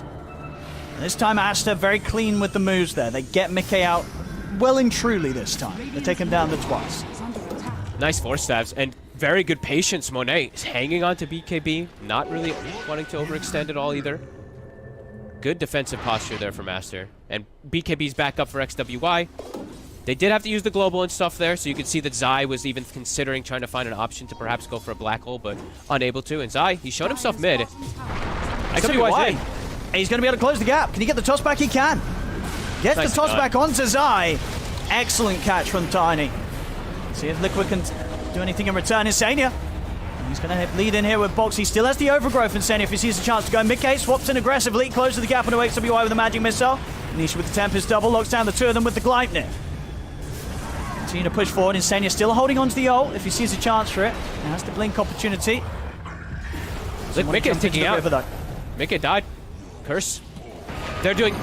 Aster's playing so well right now. The aggression that they're putting on and the saving of the BKBs. They know if they pop BKB, Insania roots. That's what Insania is also waiting for. Waiting for the moment that they trip up on a BKB, but Aster, they're being very patient with it and also just getting great jumps. XWY now, multiple times in this game, has found the perfect jump.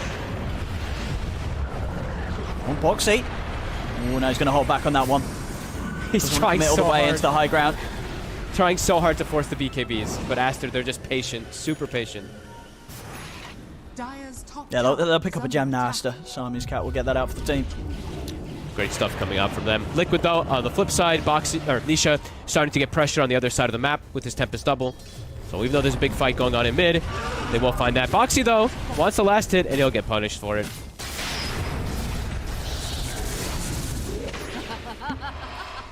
Big plays from Aster in these last few moments.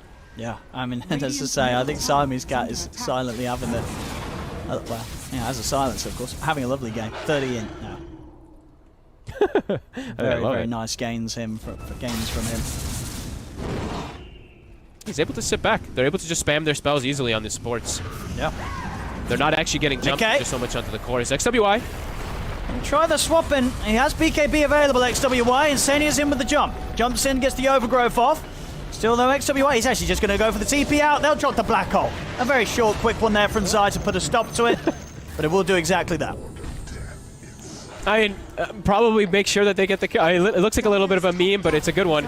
And now they'll open up Roche for themselves. Everything is down for Aster. Liquid, they should be able to get this one for free. Monet, TPing over toward mid, so they are aware of it. Aster, they might actually look to fight this. BKB still at the ready for They Monet. can get her in time. I guess it's kind of hard without XWY. Yeah. He's kind of your main initiate force. He's going to buy back to make sure he's part of this play. They don't does want not to have a TP. get this Roshan. I don't think But they know that Liquid he don't does. know that. Liquid don't know that. That's actually huge. So, indeed, even though it doesn't have it doesn't matter. Liquid are still going to be scared by the potential, so they'll back off. Isha continuing to grow, though. Ag's now online. He's almost level 20 for that Spark Ray. Well, actually, I guess, to be fair, Liquid did know that because they saw him try and TP out in the mid, right? Yes. So, But, I mean, your But brain either way, they were sometimes... scared. Yeah, your brain sometimes might not think it. They don't know if Coddle has, like, recall or something, too. I don't think they saw it if Boboka had it. XWY, jump. XWY! He's going to try the toss combo onto Mickey. Mickey's still able to get the magic missile off. He'll swap in aggressively. He's in pretty deep. The global silence is pot money with the BKB. Takes Mickey down the once. They'll be able to take Mickey down the twice. Mickey, he'll opt for the buyback here. Same to be said for Aster. Siamese Cat buys back here. Both teams really not wanting to give up this Roshan, as Roshan is pretty low right now. Liquid gets the gem. They force 2 buybacks, they have Mickey back, and they get a gem And out of this. look at this as well, because Nisha's got the Aghanims now, so good luck stepping up to the pit for all these Spark Graves. You're not going to have a fun time. Much harder for the supports to play this in now. Yeah, this is where Arc 1 starts to get a bit obnoxious. And Roche is dying. Yeah, I mean, Nisha's just fully pushing back the whole team. Nobody wants to walk through these Spark Wraiths. Nobody wants to tank 2 rounds of Spark Wraiths. And now they're even stronger. He's 20, so he's got the talent now for the Spark Wraiths also. Oh boy. Able to get themselves that Roche, even though it forces them... It does require a buyback from Mickey. Mickey doesn't care. He's a support. Yes, he's the carry bench, but he's a support. It's all about enabling Nisha at this point of the game. 8, 10, and 9 on him.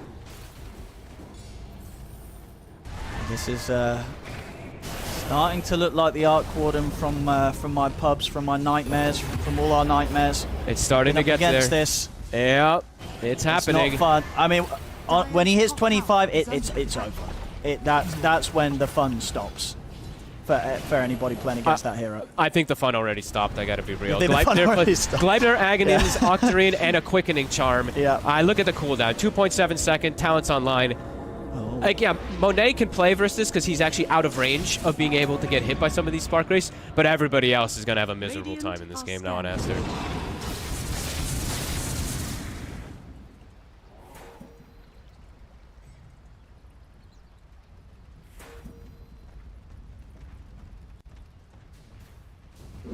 So what do you do now? Didn't manage to get that Roshan fight they were hoping for. Still have Monet very strong, and he does have MKB to focus through the bubble, but team fights are very complicated for them. XWY. He managed to find the toss back onto Boxy, but Boxy's going to get swapped back out by Mickey. Mickey with the save. Throw the roar down onto Mickey. They'll take him out once. If you do it a second time, they're going to blade thrown out, but the Greaves heals there from Zai. Mickey's still available to play. Look at these. I mean, Baboka's almost dying. He has to actually get the heal off. Zai does have the black hole available, but of course, Siamese Cat sitting back and holding on to Global. Oh, but look at this. Like, this isn't even the real Nisha. And Mickey again, keeping the double alive. I mean, you're having to deal with two mid-Ks and you're having to deal with two niches. And most teams, as we've seen in this major, they can't deal with one mid-K and one niche. So good luck with dealing with two of these guys. Oh, I mean, this is so... Look, they have to cluster. And ready? Tempest double's dead. 3, 2, 1. It's back. Another one ready to go. Spark Oh, race. my God. I'm telling you, no one's having fun anymore on Aster. No, the spark race. The nightmares. They're back. It really is. I can feel my blood pressure rising watching this Arc Warden. By the way, he's about to have another item finished. The Hex soon to be done. Yep. He's got so much money. And the thing is, too, is like, he's gotten to this point because, of course, the space that's been made for him from Mika and from He the rest has. of the team. Yeah, And now absolutely. This has been the team for sure. Yeah, and now he can deal with any split push. The lanes are going to be shoved in from Eidolons. They're going to be shoved in from Arc Warden Tempest doubles, and they'll be shoved in from like Venge Illusions and stuff like that. So Aster, at this point now, how do you get outside? I don't think you want to. Just sit in the base, close your eyes, and wait for it all to blow over. Farm some Tempest doubles. Ain't nobody want to play against this Arc Warden right now. No. Nisha I mean, he's not even at full power. But it's already at a point where the map is not a nice place for Aster. All right, I mean, there's never really any itemization that you can do versus this. It's like everybody has to just get, I don't know. Everyone needs like as much HP as possible, but even then it's like impossible to play for these supports. There we go, smoke from Liquid. Looking to hit. Mickey on the charge, level 18. He'll find the silencer. Siamese cat, that's the big catch here. They find the silencer. He's gone. My God. And indeed, he's in with a black hole. I mean, it's over, folks. It's over. That's, I mean, the swap on the silencer, a 3-man Boulder from Boxy, a 4-man Black Hole. All right, GG out. Good God, Liquid is too good at these fights. What the hell? They're actually too good. That's it. It's over. I mean, 60 seconds for Lina to come back. I don't think she's going to be able to buy back on her own. So you don't want to buy back on your own. It's over. They go tier 4s. I think you just end the game on Liquid. You've got more than enough damage with Venge or Possess. Yeah, it's over. Wow, Liquid, pretty good. Yeah, they're these guys. Pretty good at the old Dota 2. As fortification is there. Doesn't matter. To go right through it. They got another bubble. Who's going to step up? I mean, Aster, you don't want to approach Liquid here. Tier 4s are going down. They're on. It's over. I mean, they'll come in with the buyback. But there's too many wraiths. Look at the spark rates. There's everywhere. Who's going to walk through these?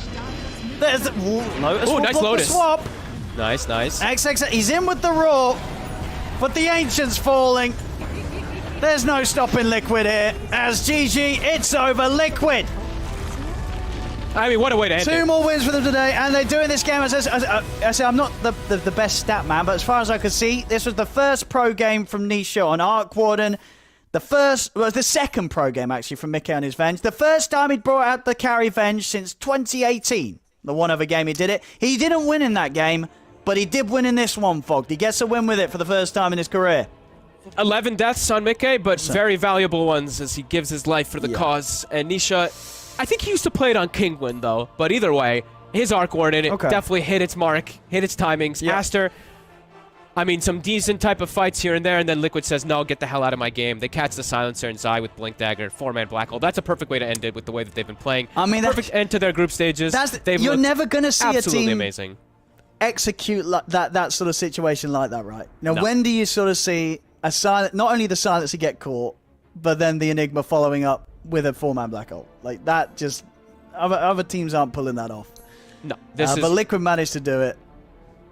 This is I think this is an exact, perfect culmination to the end of the group stages, right? Like, they've looked so damn good. Their team fighting has been, for me, by far at the toppest level compared to other teams so far. And that's a way to close it. You know, they just get the literal perfect team fight and just delete all of Aster. Boy. Holy moly. Well, there we go. There we go, ladies and gentlemen. I can only hope that these sort of picks... You know, maybe they feel good enough about, trying this stuff out that they'll actually pull it out in, the playoffs. You know, you never know. I mean, that's Never the thing know. you don't know now. If you're a team going up against Liquid in the playoff stage, maybe that Arc Warden has got to be at the back of your mind. Definitely. I mean, if you're going to be going for Lina, right? It seems like Liquid, they're looking for solutions and having things in their mind, these extra answers for Lina, and this is definitely another one of those. Monet still was farming very well, but you didn't really feel like he was able to do much of anything with the way the Liquid was just running him down constantly, getting these swaps off, putting him into weird positions. Yeah. Concerns for upcoming teams. I think so. Yeah, I mean, every team without a doubt is going to have been watching Liquid very, very closely through this group stage, and we'll see if any of the teams manage to come up with ways to take them down. I mean, so in the group stage run, which were the teams that did manage to take games off Liquid? I think we casted at least one of them, right? I think it was. Let's have a look. What? It was Geek Slate, and then it was BetBoom, I believe. Maybe we didn't cover those. I don't think we did actually. All right. They lost to a bounty hunter. They lost to a bounty hunter Zeus support. Wait, what? Okay, well, I guess that's one. Well, there you go. There's the answer. There you go. If you're going up against Liquid, hit him with the bounty hunter Zeus support. Yeah, and then the game before that's their that, kryptonite. the one before that they lost, it was versus BetBoom, and I guess it was. Oh. What happened that one? I mean, it was just a Morphling that completely popped off in the game, and they tried the CM Pudge to counter it, but it didn't end up working. So okay. I mean, Liquid definitely showed that they can bleed, but not a lot. Well, that's the thing. As a team, when if you're planning against, planning how you're going to deal with Liquid if you're going up against them, is that actually unironically what you would be looking at? You're looking at the games they lost and seeing what was able to make them lose. Yeah, look at the way that those drafts were probably compounded together and what caused Liquid to do this. I mean, this one was probably because they saw the Brood and they went for the CM Pudge that we've seen GAIMIN Gladiators utilize really well, but then BetBoom just cleaned up their draft really nicely. I mean, this was also a couple days ago, so I feel like Liquid's even powering up more and more every single day, but perhaps, go back to those. I don't know what you can take out of the Geek Slate game, though. It was a bounty and a Zeus support. Like, no way in hell you're going to see other teams do that. I mean, that's just Geek Slate being crazy. Well, who knows? And who knows what you're going to see out of Liquid, as they may still have more tricks up their sleeves going into the playoffs. But there we have those final games. Liquid ending their group stage in terms of wins and losses.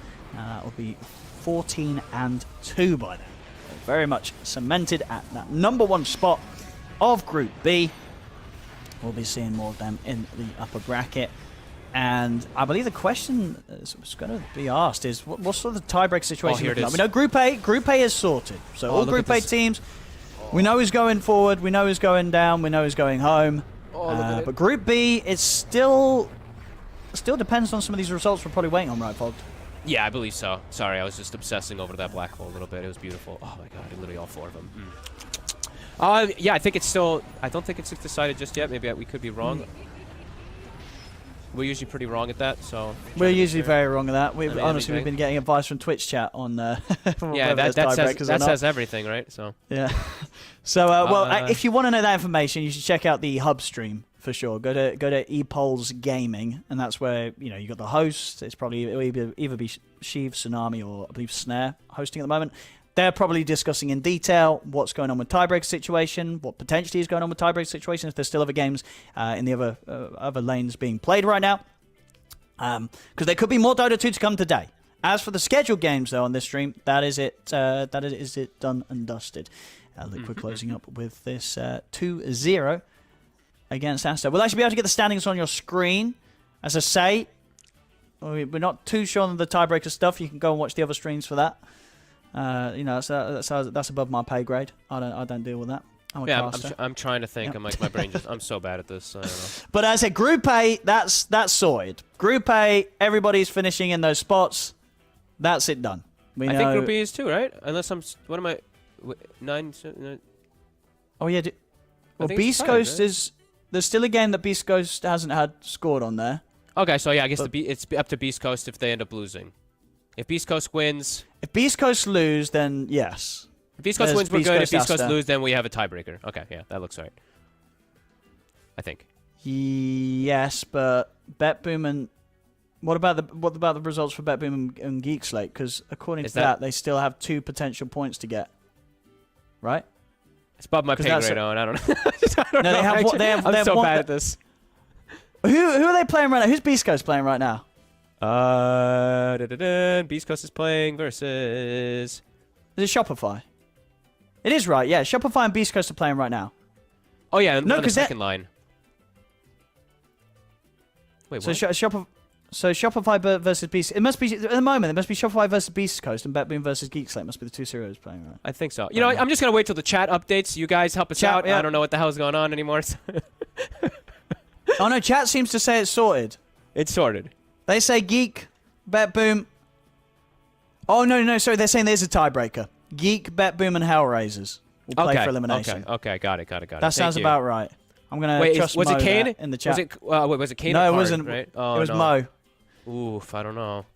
Do we So trust him? I'll trust him on that one. And Okay. there is a winner tiebreaker.